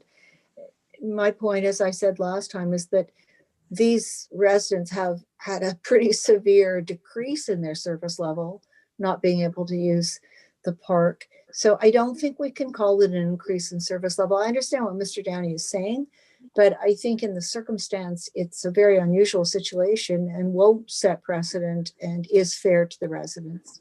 Okay, let me just see if there's a seconder. Is there a seconder? Councillor Thompson? Okay, so we have the amendment on the floor for us to basically add the clearing of that walkway over at Tamarack Park, which will see a $1,000 cost. So Councillor Thompson, you have your hand up. Go ahead to the amendment.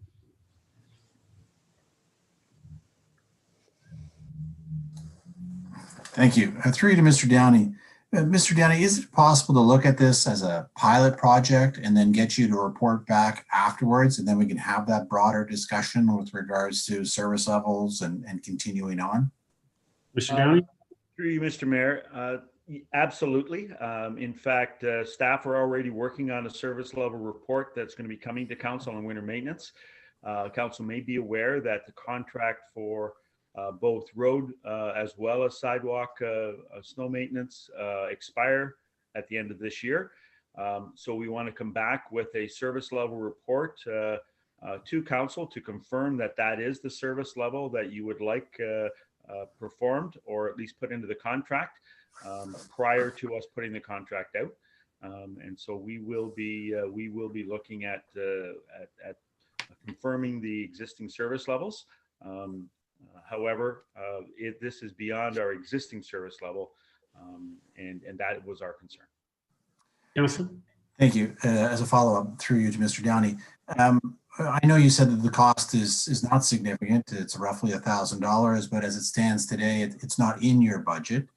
You know, do you have the funds in your budget, or do we need to look at another source of funding? Mr. Downey? Through you, Mr. Mayor, I wouldn't be looking at a request for an increase to the budget. The cost is not our concern. It's the service level creep that is our concern. So it's winter budget is a fairly volatile budget as it is, and as you know, there is a reserve set up just to deal with that volatility. But I would not be requesting additional funding. That is not our issue. Councillor?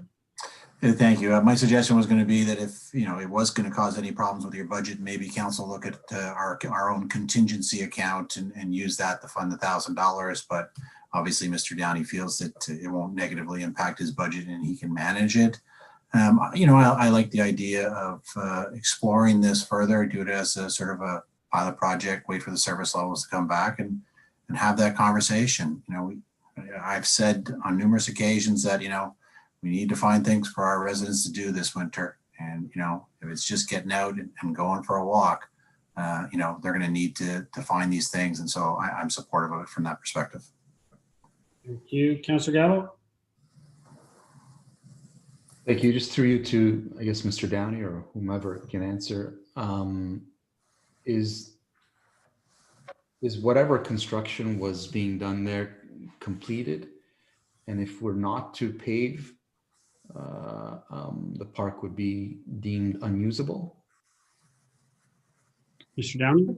So through you, Mr. Mayor, no, the work is not completed there. The region, it's the regional project in cooperation with the town. So the work is not completed.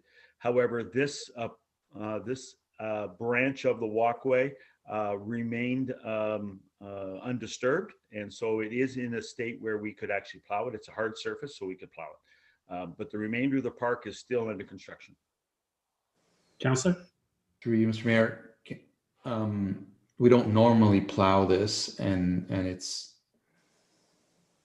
I guess people will be able to use it if it's plowed or if it's not plowed. Mr. Downing? Through you, Mr. Mayor, it's accessible. So yes, I mean, they would have to walk across the snow, but it would be not unlike any other park within the municipality. This walkway was actually closed to public traffic. However, the region was able to open it up, and so that people can actually traverse this area.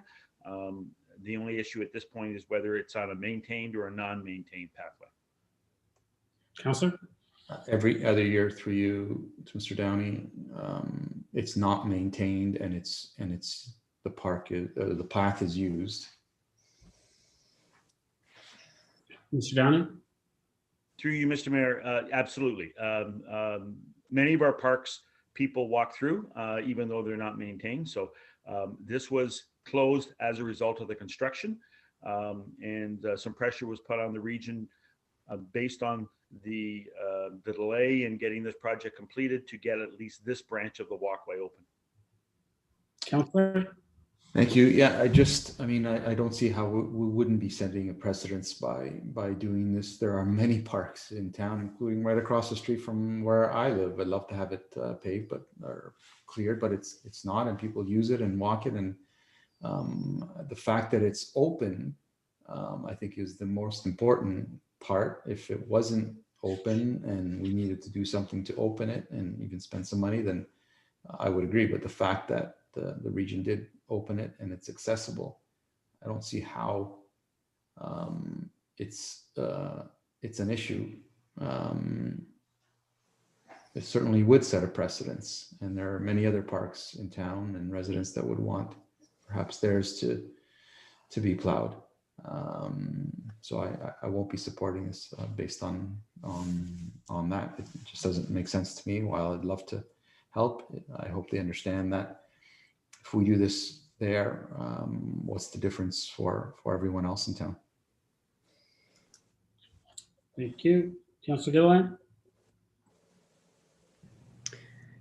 Thank you. Yes, quick comments. I mean, I agree with Councillor Gallo in this sense that I fear that we do set a precedence on from one park to another. I do feel bad for the residents there that have had to endure this construction. Certainly, that has adhered them from enjoying their park, especially during a time of COVID. And I do feel for them. I mean, it really does suck, but that they weren't able to utilize the park when they were able to. But you know, the access and the walkway is no different than any other year now that it's open to compare to any other park. So I agree. You know, is this something that could be a pilot project or something?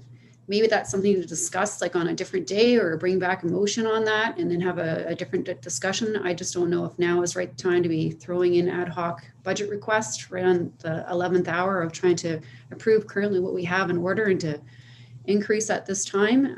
I just would prefer to have a separate conversation on that. And also we have a service levels report, you know, and a consultation that's going to come back to us. And maybe that's more appropriate to be looking at, you know, at this when the service level report does come back, and you know, take that as a guiding document as to that's something that we would want to go down. I just think this does set a precedence moving forward, and I won't be supporting it. Thank you. Any other comments for the first time before I go back to Councillor Gardner? Councillor Gardner, second time. Thank you. Mr. Mayor, I'm asking council to just think about the situation that I'm presenting. Council gave authority to Lake Simcoe and the region to try to do a pilot project with our stormwater pond that adjoins Tamarack Park. I'm not sure what happened, but for some reason, the groundwater situation wasn't accurately estimated, or there was a problem with the work. So Mr. Downey knows we took the park, we took all of the playground equipment apart. I don't know where it is, Mr. Downey, if we can still use it. Okay, so council says, yeah, do the pilot project. We take down the residence park. They don't have it for months. They're not kept in the loop about what's going on and what the delay is, apart from COVID. Then we find out that, in fact, the project, as was envisioned, it can't be done. So we've taken the park down, as it turns out, for no reason. Is that a point of order, Councillor Gilliland? Oh, thank you. Through you, Mr. Mayor. I understand what you're saying, Councillor Gardner, but we're talking about a park and the storm water management project, and it has nothing to do with the service level of the actual pathway. And I just feel like we're taking off course to a story that's really unrelated. I understand that there's a situation that was very unfortunate, but really the request is to plow the actual walkway specifically to this park, and it has nothing to do with the actual playground equipment in the project you're talking about, and I prefer to just stay on task. Okay, so yeah, Councillor Gardner, I'll just ask if you can kind of keep it towards the walkway conversation. So the residents who have been greatly disadvantaged for many months, and will probably be disadvantaged for many months more until we can get that park up, are saying to council, please just plow this path, give us this concession to make up for all of the problems that have been caused. And the residents have been affected, no fault of their own. And they're just asking us to give this to them. And I understand about the service level, but this is, we've never had a situation like this before. Hopefully we never will again. And I think the region needs to come, or Lake Simcoe or someone needs to come to council, because, we gave them this pond and it's been a fiasco. So I understand that. I get where you guys are coming from, but I'm just saying, if this was in your area and this was your park and it turned into this fiasco, and you're just saying, okay, plow our path for this winter only until we get our playground up, and so that we can at least have some real use of this park area. I don't think we can talk to service levels. This is just, we have diminished the service level for these people. Just give them some kind of a service level back. It's not, yeah, it's enhanced. Nobody gets their path plowed, but in the circumstance, and I really do hope that somebody will come to council and say why all this has happened, and are they going to pay us for putting up new park equipment, and maybe they'll pay for the path as well. That was the discussion last time, was the region should be paying for this. Shouldn't be on Aurora's bill.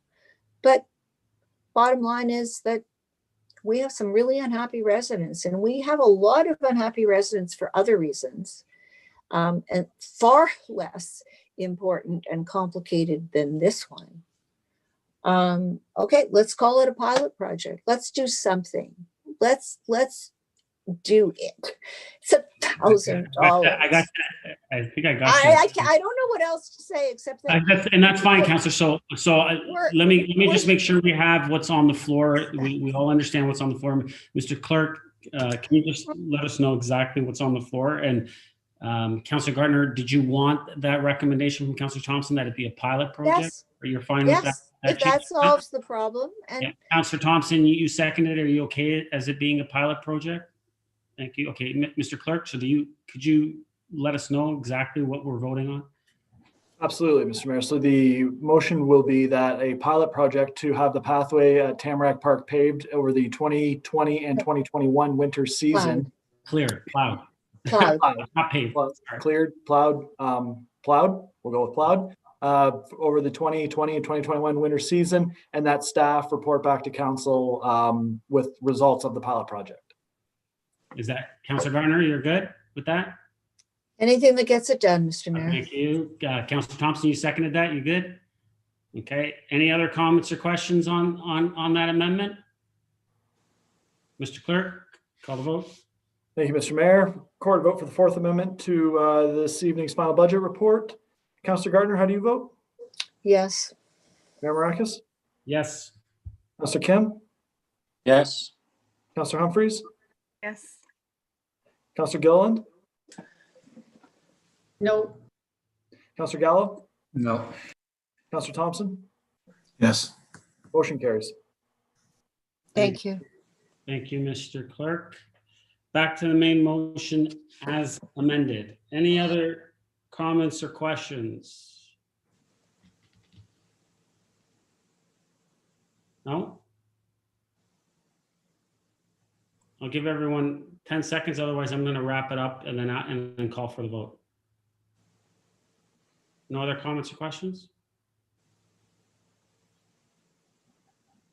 Okay, Council, I just wanted to kind of do a little bit of an overview of where we've come from. When we started this process, and being in the midst of a pandemic, we had already had a pre-approved budget tax rate of 3.4. The pandemic brought some deficits to us that basically made up about 1.3. Luckily, the province did give some money with the Safe Start program, although we could have probably covered it through reserves. That would have impacted us on future years. That allowed us to cover that 1.3 expenditure, but we were still bid at 3.4.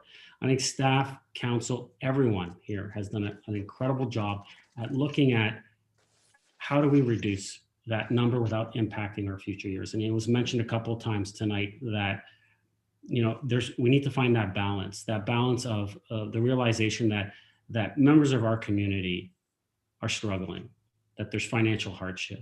We understand that. And we need to do all we can to help every single one of our residents, our businesses that are feeling the effects of the pandemic. And I think that we've struck that balance. We've lowered it to the point that we can, but at the same time, we want to make sure that we don't impact the future of our town. There are programs, as was mentioned, that can help those that are in financial hardship, and we'll continue to have. They can reach out to our staff, to our treasurer, to council, and we can bring those up to staff and say, hey, how do we help these individuals that are in that financial hardship? But we do have some programs available. But when we look at the future of our town and how we continue to move forward, with the vaccine coming forward, we need to make sure that we are poised as a town to start on the right foot as we move forward and out of this pandemic.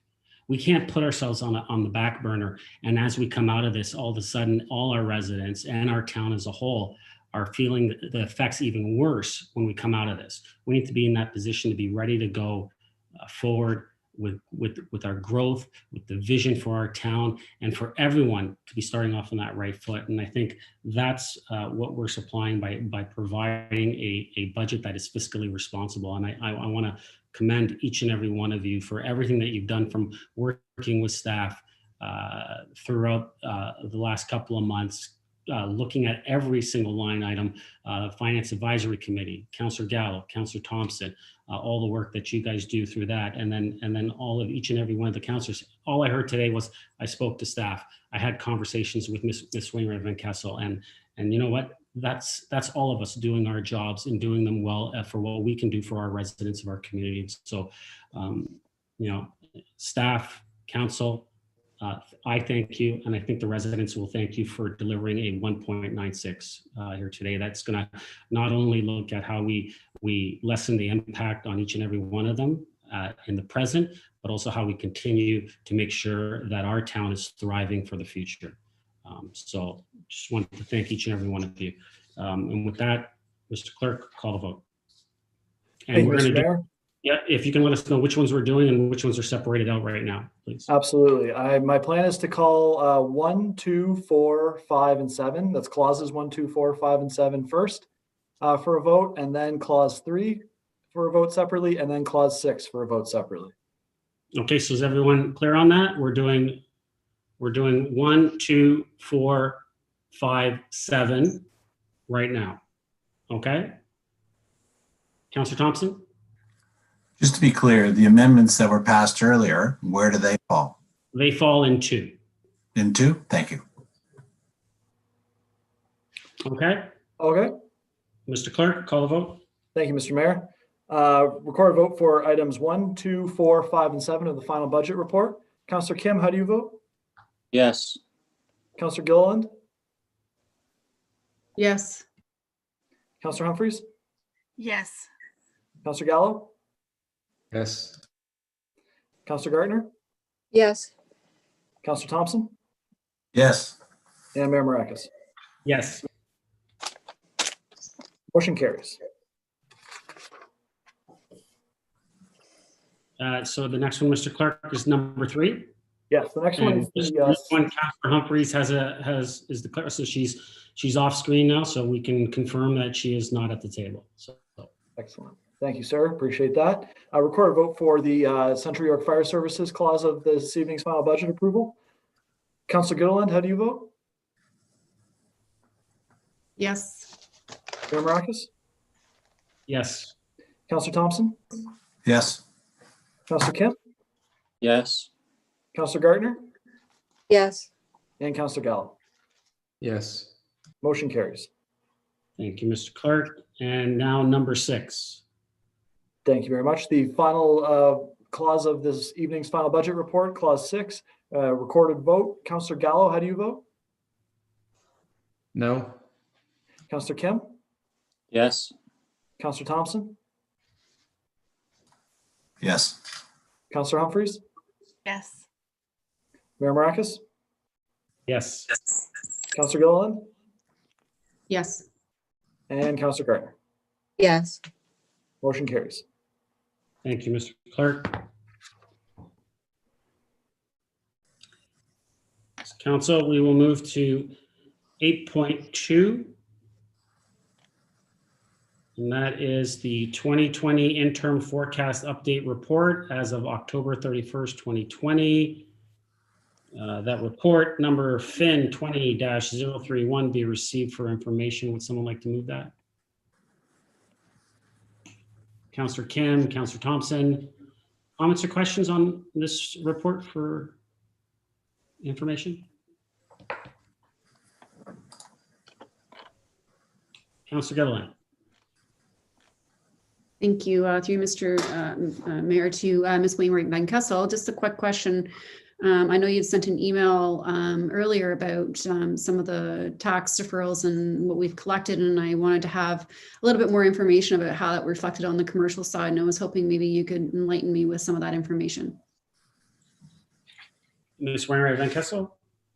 Through you, Mr. Mayor. So unfortunately, we were not able to put all that information together for you today. We are still working on digging it up. It's a bit of a manual process to separate out the commercial versus the residential. So once we have the information, we'll definitely forward it to council. Great. Perfect. That was pretty much my main question I had, but looking at the report, and apologize, my head's been deep in the budget and making sure we can try and find ways to reduce that budgetary pressure.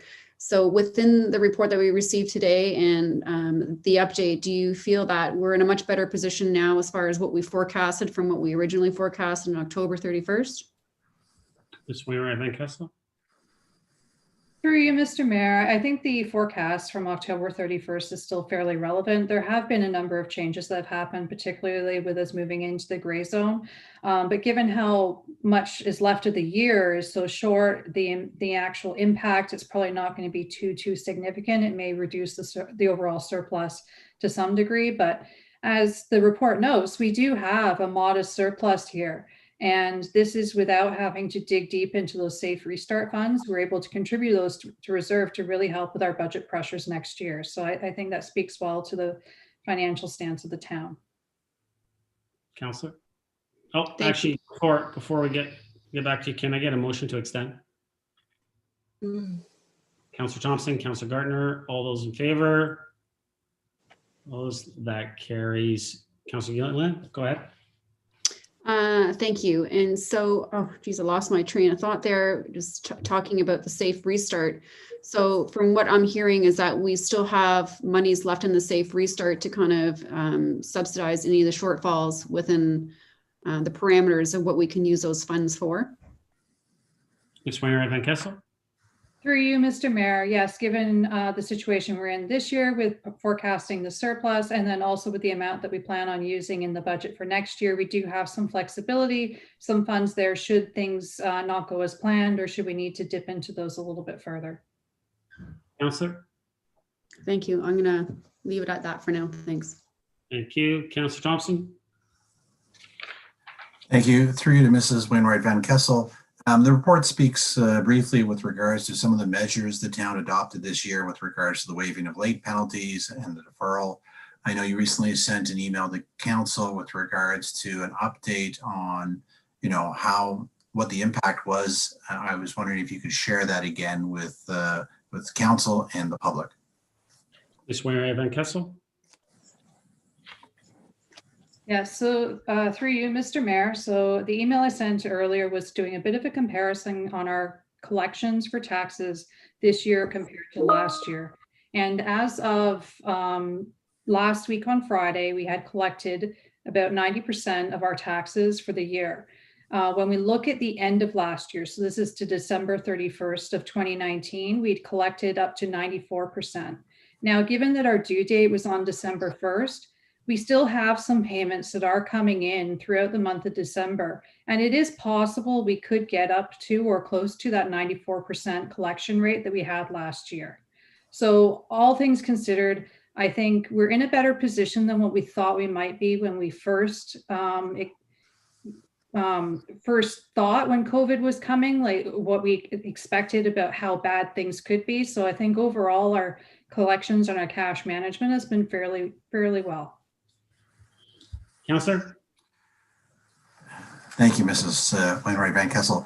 I just want to make one comment. I brought this comment up at the JCC meeting for Central York Fire, and within this report, it says for fire services on page 4 of 12 that they're forecasting a year-end surplus of $494,000.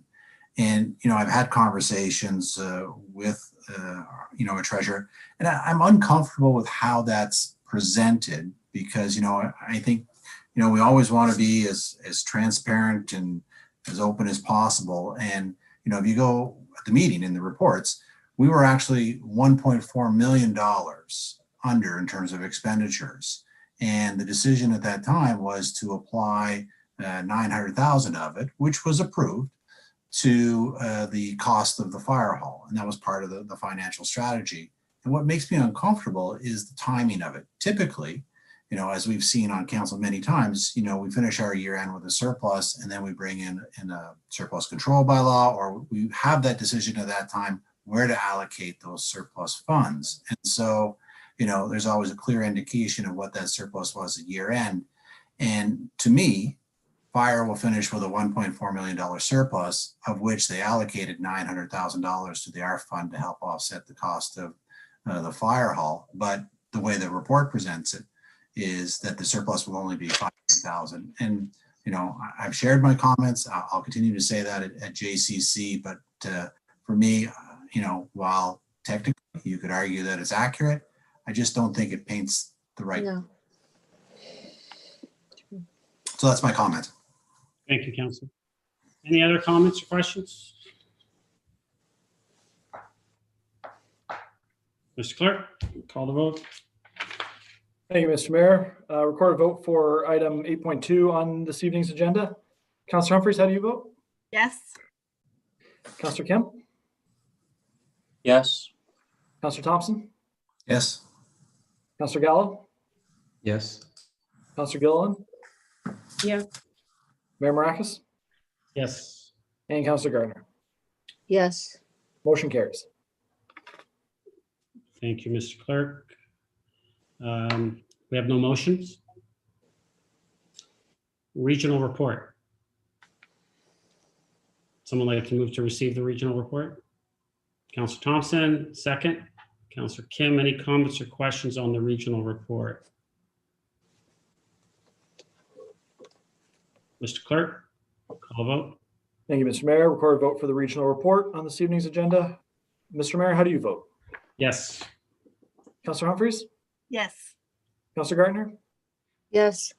Councillor Gilliland, Yes. Councillor Gallo, Yes. Councillor Kim, Yes. and Councillor Thompson. Yes. Motion carries. Thank you, Mr. Clerk. New business. Councillor Gilliland. Thank you, through you, Mr. Mayor, to Ms. McDougall. I wanted to ask this earlier, but didn't have a chance. I understand there was an RFP that was released for the fundraising initiatives for Library Square. But to my understanding, within the business model that was being requested or RFP'd, or the criteria was specific to fundraising and did not allow a business model, or the interpretation of it was not a sponsorship. And I'm just wondering if why that was. Ms. McDougall? Thank you very much. Maybe it was the terminology or the language, but we're certainly open to tabling some sponsorship conversations, whether it be naming rights or facility or space sponsorships. The goal and the titling for fundraising is a broader term in relation to raising funds for this particular project. So the proposals, we would await to see the initiatives and the goal of where they're want to put their efforts. In fact, it could be balanced in both. It could be some naming situations or sponsorships, or it could also be in raising a true fundraising type of modeling that we're all most familiar with. Councillor? Thank you. Okay, I just wanted to quite understand, because I just, I did get some feedback from people who are interested in perhaps maybe entertaining some of their professional services to raise capital, more on sponsorship, and felt that, was this more of a philanthropic approach, more fundraising, selling like a theater seat or a brick or whatnot, or are we actually giving the opportunity to come forward with the model of sponsorship to be naming a square?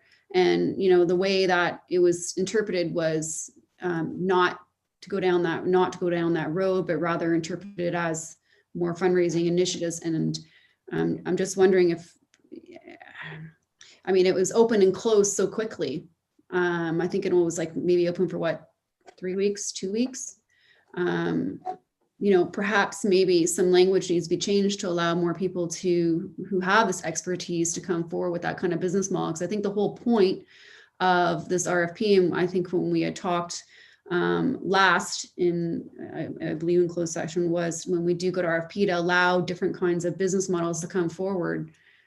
Obviously, we want the best kind of models presented to council on how we can raise funds for the Library Square initiative. And I'm certainly open to looking at all different ways that may work, and not really pigeonhole to a specific style of fundraising.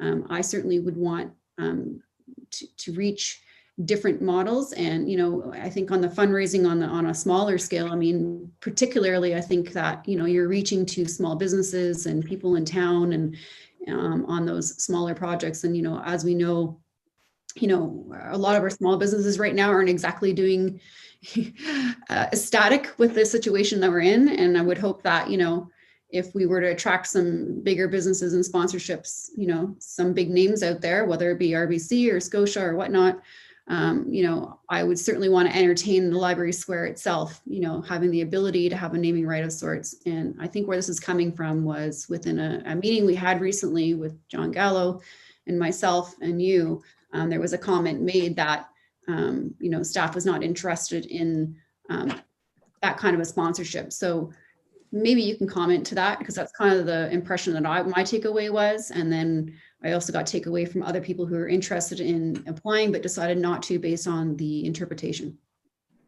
Ms. McDougall? Just, looks like the CEO would like to say something, but just to clarify or comment on the RFP as it was presented. First and foremost, if there was any questions, we didn't receive one from anybody looking and seeking clarification. Typically in an RFP and a bids and tenders, if there's clarification requirements, there would be a request for confirmation, clarifying, of which we would respond, and every proponent that pulled out a bid document would get an addendum with an answer. And so that if there was that unsure situation, I would have loved to have heard from somebody and happily provided that response. In relation to the naming situation, we envision certainly this property might go through a naming change, but we anticipate that the complex itself, we want to try to retain a name that stands the test of time. So we anticipate seeing potentially sponsorship or naming rights that we would like to pursue for the various amenities and assets within. It wasn't that we weren't considering that at all. That in fact is contrary to what we would love to see. So it did close. It was open and closed for a total of 3 weeks, which is a very typical time frame for a bid situation. Again, if it was necessary, often submissions or bid proponents, if they felt the time wasn't long enough, they can also ask and request an extension, of which we have often afforded an extension if we felt the time was needed. So we haven't reviewed the submissions. That's our next phase. I look forward to going through that process, but I can assure council we are open to various forms of raising funds to support this project to offset some of these costs. Councilor? Thank you. And I know I do appreciate that. And I know that's the intention. I do feel like I heard you say that, we had the envision to name the square something else, whatever that name would be, in my opinion, and, obviously, everybody's going to have their own, but, I'm all open to the idea. If, Rogers wanted to name it, we named it the Square, and that was what we had it, I would not be offended if it was called Rogers Square. I certainly know that, if Avril Lavigne was going to play at the Air Canada Centre one year and she played at the Scotiabank Centre the next, she's certainly not going to be offended by that.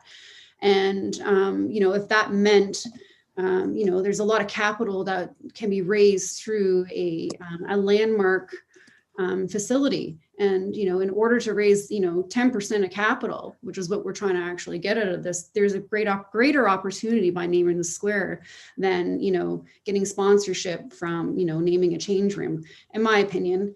And if we are really trying to look for opportunity to raise, capital on a term level that is going to give us something that's going to be allowing us to float operational costs and, make this run at a profitable level for many years to come.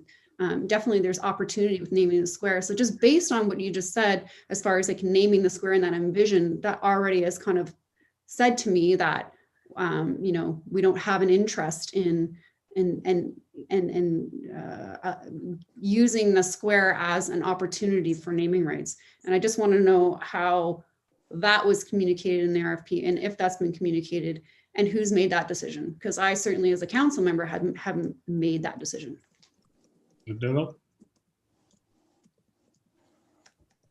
The RFP does not go into the details and specifics. We wanted to afford any proponent an opportunity to determine what would be best. If they felt the need to and desire, and they found the right proponent to name and sponsor the entire complex, and it was presented to council and you're satisfied with that scenario, ultimately that's council's call. The situation, and we haven't gone that far down that path, and the RFP was not that defined. We're leaving it open for the proposals. That's why we refer to it as a request for proposal. We want to know what they think they can achieve with this facility. Certainly we have and summarized the various amenities within the space and what those possible uses would be to drive them a little bit on their creativity as to what they feel they can pursue. But we haven't closed the door on any scenario within the proposal. Councillor? Thank you for that. And so I'm really happy to hear that that hasn't been closed. So I mean, I'm kind of at an impasse because I found that this is out. I did receive some feedback, and now it's already closed. And so I feel like perhaps we've maybe had some missed opportunity from people who may be able to offer some different kinds of capital raising. And I think it's important that we explore all avenues, and maybe it would be best that maybe we open this or extend the RFP a little bit longer to ensure that we're giving the opportunity some of these organizations that specialize more in sponsorship rather than specifically fundraising, because it is two different models, two different requests. And perhaps we should keep that door open, because it's all in our best interest in order to go through the best model for what's best for the town and raising the capital that we need for this project. So that would be my request, is to at least extend it or reopen it at least for another couple of weeks in order to kind of ensure we're not excluding those opportunities by misinterpretation. Well, your dog. Anything else, Councillor? No, I'm just asking staff if they could respond to that. Mr. Seale, did you have a response? To you, Mr. Mayor, at this point, as Ms. McDougall has outlined, this was a request for proposals. It was very broad, very open. We had no requests for clarification. We had no request for an extension of the bid. We really, this is the first we're hearing of any sort of supposed confusion or lack of understanding of what we were asking for. Given that we have received a number of qualified entries to the RFP, my suggestion would be that we proceed with the responses we received. And if we find them to be weak, or if we find them all over the map, or if the confusion is evident in those proposals, then perhaps we could then consider whether it's best to redefine the RFP and put it out again. But I think at this point, to put it out, I really can't see the rationale for doing that, given the response or lack of response in terms of questions or requests for extensions that we've received to this point. Councillor? Well, I don't know what to say to that. I wish that, 3 weeks, all of a sudden it's open and closed. So, I guess, I wish I caught it sooner so I can. Maybe your husband could have worked. Councillor Humphreys, you're not Point of muted. order, Mr. Mayor, could we please mute her microphone? All right.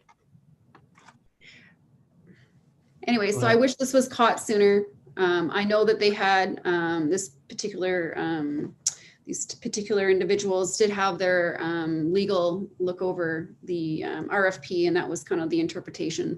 Fortunately, by the sounds of it, it's a little bit too late. So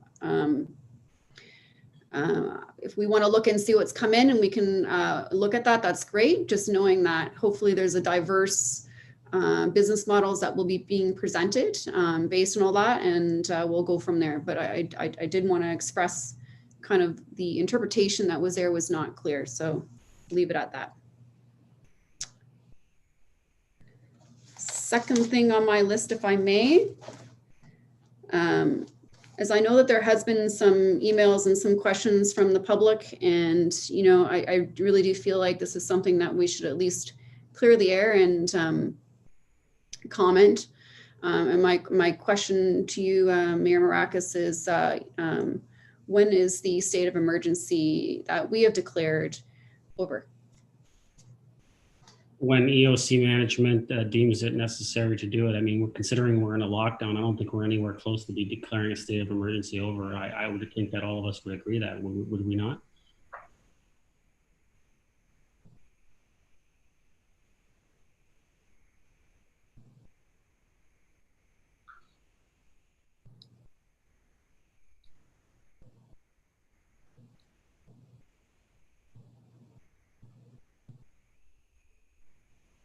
Was I frozen? Did you hear what I had to say?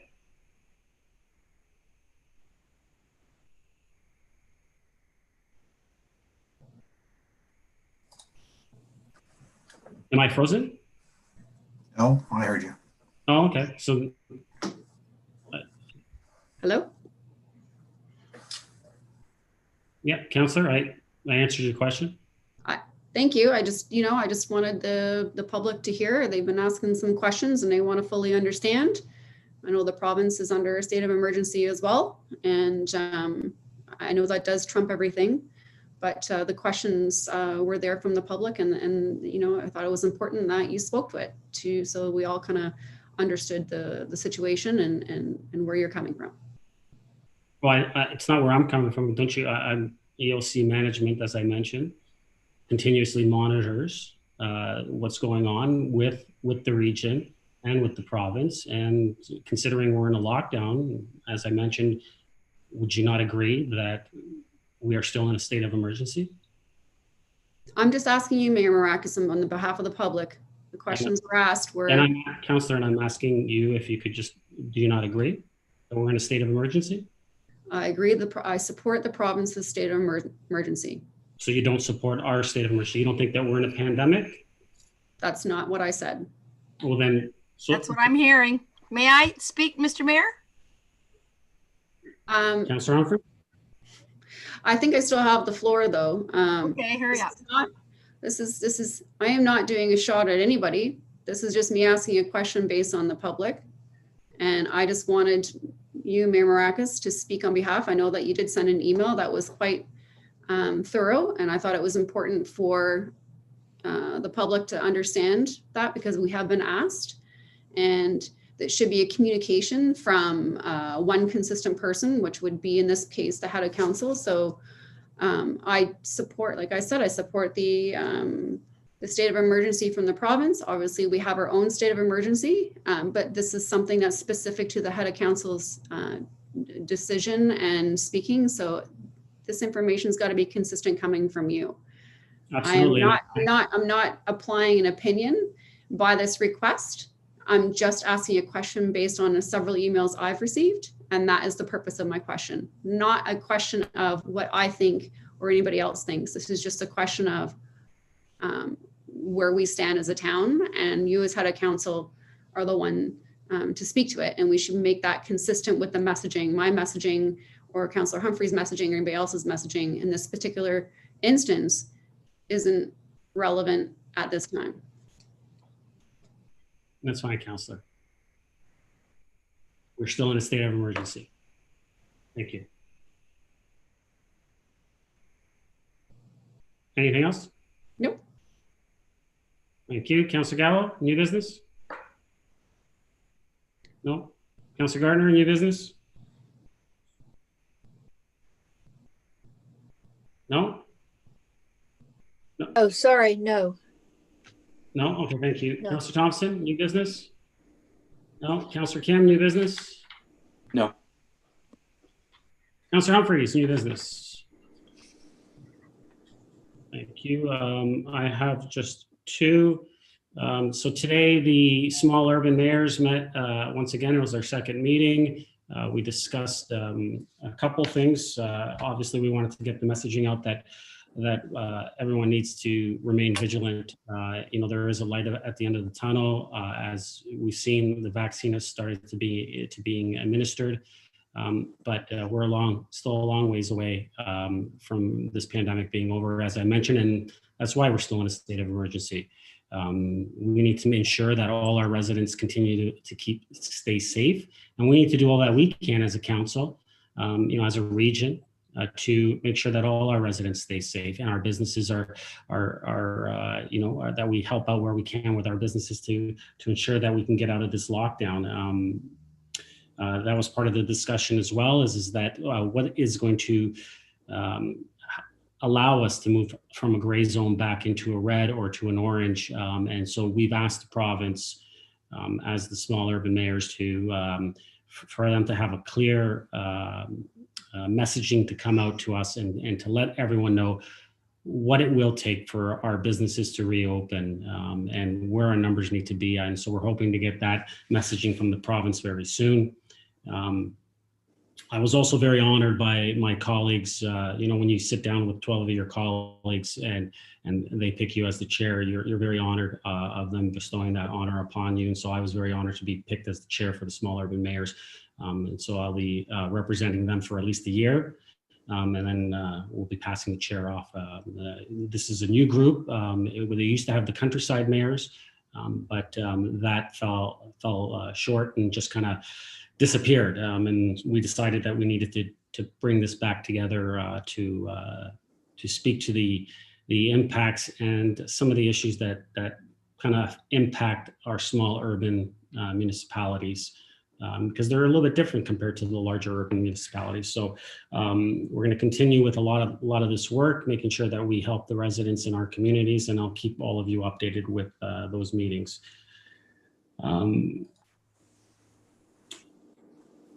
I did have some things about skating, but I won't go into that. I'll talk to Mr. Downey on another day separately. But I did also want to bring up about the region this Thursday. Mayor Lovett from Stouffville has put forward a motion that I'll be seconding that speaks to sending a message to the federal government, calling on them to amend the Canada Emergency Rent Subsidy to include any restaurant or business that opened at any time in 2020. Currently, the rent subsidy program does not recognize those businesses, or restaurants. And so they're having a difficult time when they apply for it. They don't make the cut. And so we're asking for them to make sure that they include them. We've had a lot of businesses that have opened up in 2020, and it's unfair for them to be able to get the subsidy because they're being shut down, not because they want to, because they have to. The government's asking them to shut down. And so we need to ensure that they're helped out just like every other business. So that's going to be happening on Thursday. And then just speaking of the region, I did want to bring something up, and I'm going to have to pass the chair to Councillor Kim. So Councillor Kim, can I pass the chair to you, please? Sure, Mr. Mayor. Thank you, Mr. Chair. So, we just passed the budget, but I do think that there's something that we're going to be doing at the region. Our budget, we're going to be looking at the region in the new year, and some of the discussions are going to fall around us as elected officials and the fact that, we need to take a leadership role, and we really shouldn't be looking at getting a COLA increase from a council perspective. And I agree with that at a regional level. And so if I agree with it at a regional level, I also agree with it here on our level. And so I know we passed the budget, and Mr. Clerk, I don't know if that needs a reconsideration, but I would ask council that we take that leadership role. It's not about the money, because it's not that it's an insignificant amount, but it's very, very minor. But I think that we should not be looking at getting an increase during this time. And so I would like to put forward that we remove our COLA increase for this year. Do I have a seconder, please? Councillor Gallo. Okay. And I don't think there's much more to say other than as I said, I believe it at the regional level, so I believe it here. I missed it as we were going through the budget discussions, but I think it's very, very important that we make this statement and say that we're not going to take an increase this year. Thank you. Any comments or questions? Councillor Gallo. Just confirming procedurally whether it's a reconsideration, just some advice from the clerk. Mr. Clerk? Through you, Mr. Chair, I don't see it as a reconsideration. I think it can be done as the motion on the floor stands. Thank you. Councillor Gallo, anything else? Councillor Gilliland, you had your hand up.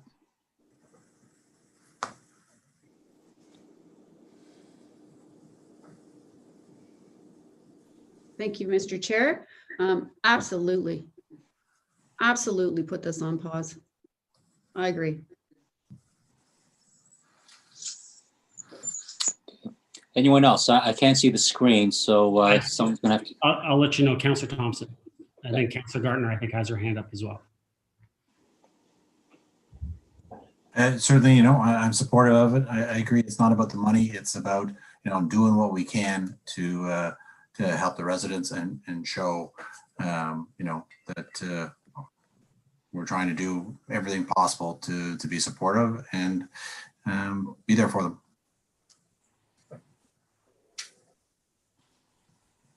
Sorry, who was next? Councillor Gardner. Okay, Councillor Gardner. Thank you. I agree.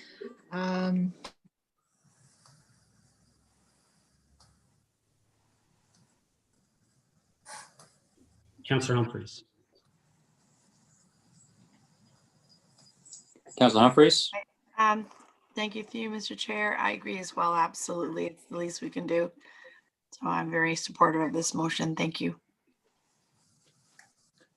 Great. Looks like Councillor Gardner's kind of frozen there, but I would also agree, and thank you, Mr. Mayor, for bringing this up. I think serving on the board of directors of the Corporation of Aurora, it's the least that we can do is to give up our increase as well. Councillor Gardner, you're back. I just wanted to say it's not an instant. Oh, looks like we lost Councillor Gardner again.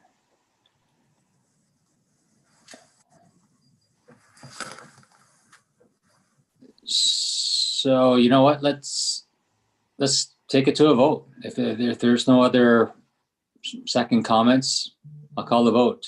All those in favor? Or sorry, it's going to be a recorded vote. We do need to set the example. And I don't know what's going on, but I'm not going to say anything else. Yes. Okay, Mr. Clerk. Thank you, Mr. Chair. Recorded vote for the mayor's motion for no COLA increase for council members for 2021. Councillor Gardner, how do you vote? I think she may be frozen there. Councillor Kim, how do you vote? Yes. Councillor Humphreys? Yes. Mayor Maracas? Yes. Councillor Gilliland? Yes. Councillor Thompson? Let's vote on it. Councillor Gallo? I vote yes. And I take Councillor Gardner's vote as yes. The motion carries. Thank you. Mr. So I guess I'll take the chair back, Councillor Kim. Okay. Thank you. So Councillor Gardner, I'm going to try, otherwise you're freezing up. You're frozen now, so if you come back in, I'm going to move forward. But if you come back in, I'll allow you to speak just because you're frozen.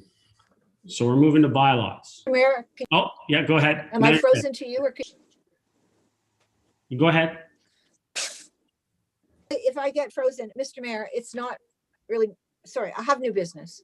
I just wanted to say, and as you know, that the hospitals in many areas are going into emergency planning mode and trying to free up 15% of beds. Please, to everybody, we're not supposed to be gathering. We're not supposed to be in bubbles. We're supposed to be with our family. And this is before we're going to have any results of gatherings for Christmas and New Year's and Hanukkah and all the rest of it. So please, to everybody, please, because our hospitals and our staff are just on overload and we're in trouble.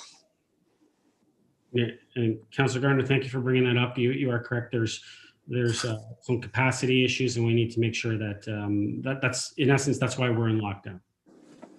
We have capacity issues as far as from our hospitals. So absolutely, everyone, we need to all band together, do our part, and make sure we stay safe, and we'll eventually get out of this lockdown. We will. And Mr. Mayor, I heard today we shouldn't be thinking of bubbles. We need to be thinking of really just the people that we live with. And I know it's horrible for this time of year, but if our hospitals are in trouble and our staff at those hospitals, we're all in trouble. Thank you. Could I just say how great the Christmas market was? Absolutely. It was fantastic. The Christmas market was great, and everybody was in these cute little huts, and I don't know how Shelley Ware does it, but she does it. And the Hanukkah celebration was great. And at the Christmas market, there was a company, I'm sorry, I don't usually do this, but they're called Sakura Treescape. And the reason I'm mentioning is that when they have to cut down trees, they make sure that they're fully reused, repurposed, recycled. It's incredible. That's what we all need to be trying for. Thank you. Absolutely. Thank you. Thank you, Councilor. So before I go to the bylaws, the clerk reminded me that we need to announce the members of the Environmental Advisory Committee. Great. And the members are Margaret Baker, Barry Bridgeford, Colin Brown, Sam Cunningham, Ashley Gatto Casagrande, Ryan Hamad, Alexander Hudson, and Crystal Robertson. Congratulations. We're excited about the work that they're going to be doing on the Environmental Advisory Committee. And then we also have 2 members of the Community Advisory Committee that have been appointed, and that's Earl Cochran and Shivanga Baga. And so we're excited to see them at the table and them bringing their ideas and then how we move forward, especially with a lot of things going on within our community. So it's great to see all these members of our community being appointed to these committees. So Council, I will move to bylaws. Councilor Thompson, I see you got your hand up. Yes, I'd like to pull the first bylaw, 12.1, the interim tax bylaw. Okay. As I mentioned earlier, I'd like to put forward an amendment. Okay. Is there any others? Is everyone's good? Okay, so we'll do 12.1. Go ahead, Councilor Thompson. Well, first I'll put it on the floor. Thank you. Someone like to second it? Councilor Kim. Go ahead, Councilor Thompson. As mentioned earlier, and Mrs. Wainwright Van Kessel touched upon it a little bit when we were talking about our year-end interim forecast. We adopted a program this year that would allow those that needed it to, waive the penalties for the taxes that, are late. And so, in talking with her, we thought that would be another good program to reinstitute for 2021 for those people who are experiencing hardships. We touched upon it earlier with regards to the programs we have for seniors and low incomes individuals. But at the same time, there's another program that people can take advantage of should they be facing some hardships.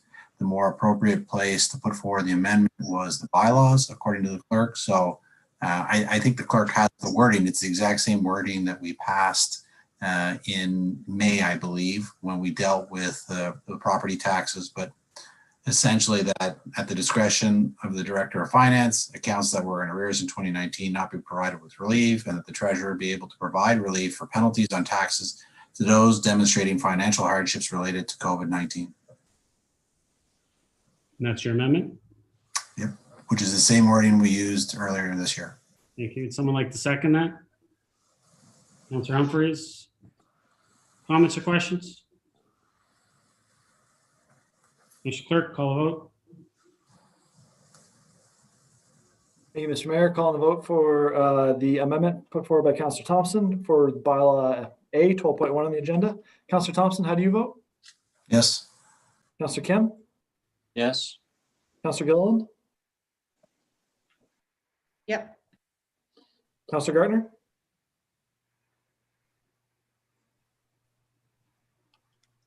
Councilor Garner, you're on mute, sorry. Yes. Thank you. Thank you. Mayor Marakis? Yes. Councilor Gallo? Yes. Councilor Humphreys? Yes. Motion carries. Thank you. Mr. Clerk, just remind me, we don't need to do the main motion now as amended, or do we? We do need to do main do? motion as amended. Just want to make sure. So we're back to the main motion as amended. Councilor Thompson, did you want anything else to add, or am I calling the vote? Call the vote.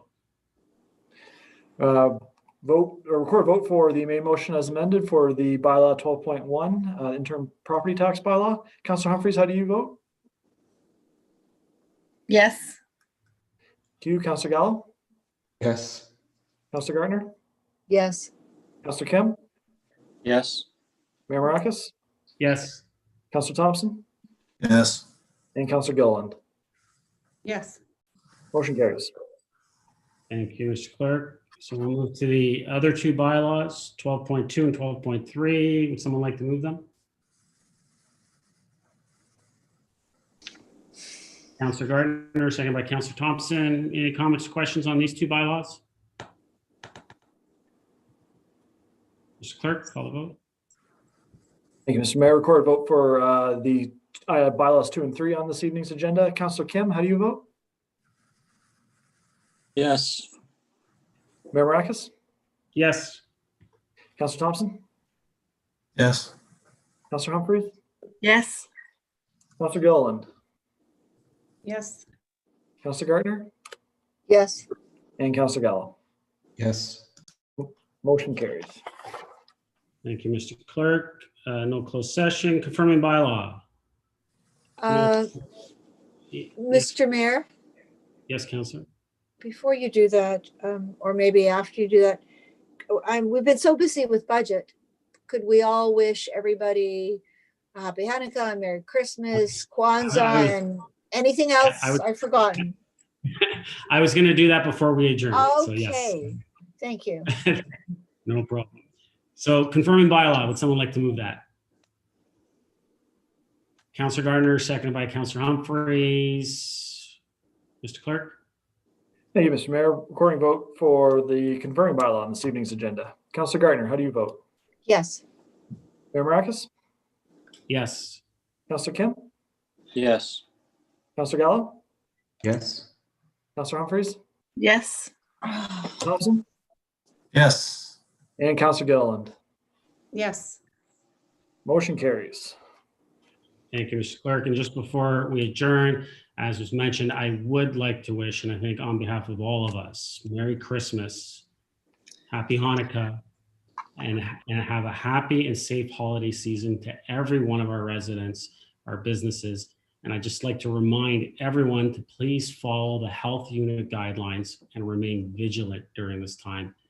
We all need to practice physical distancing, wash our hands, and this was brought up.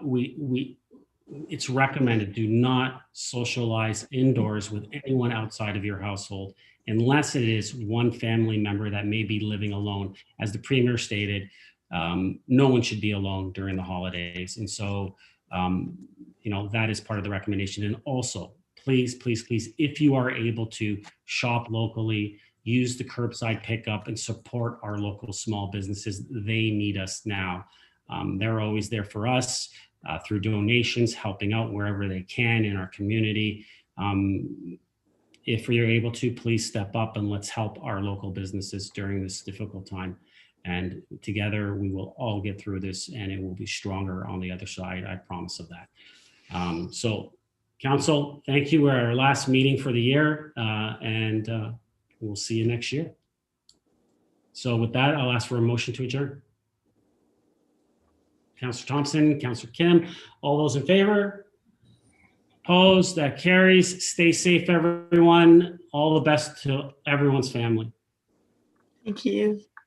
Thank you.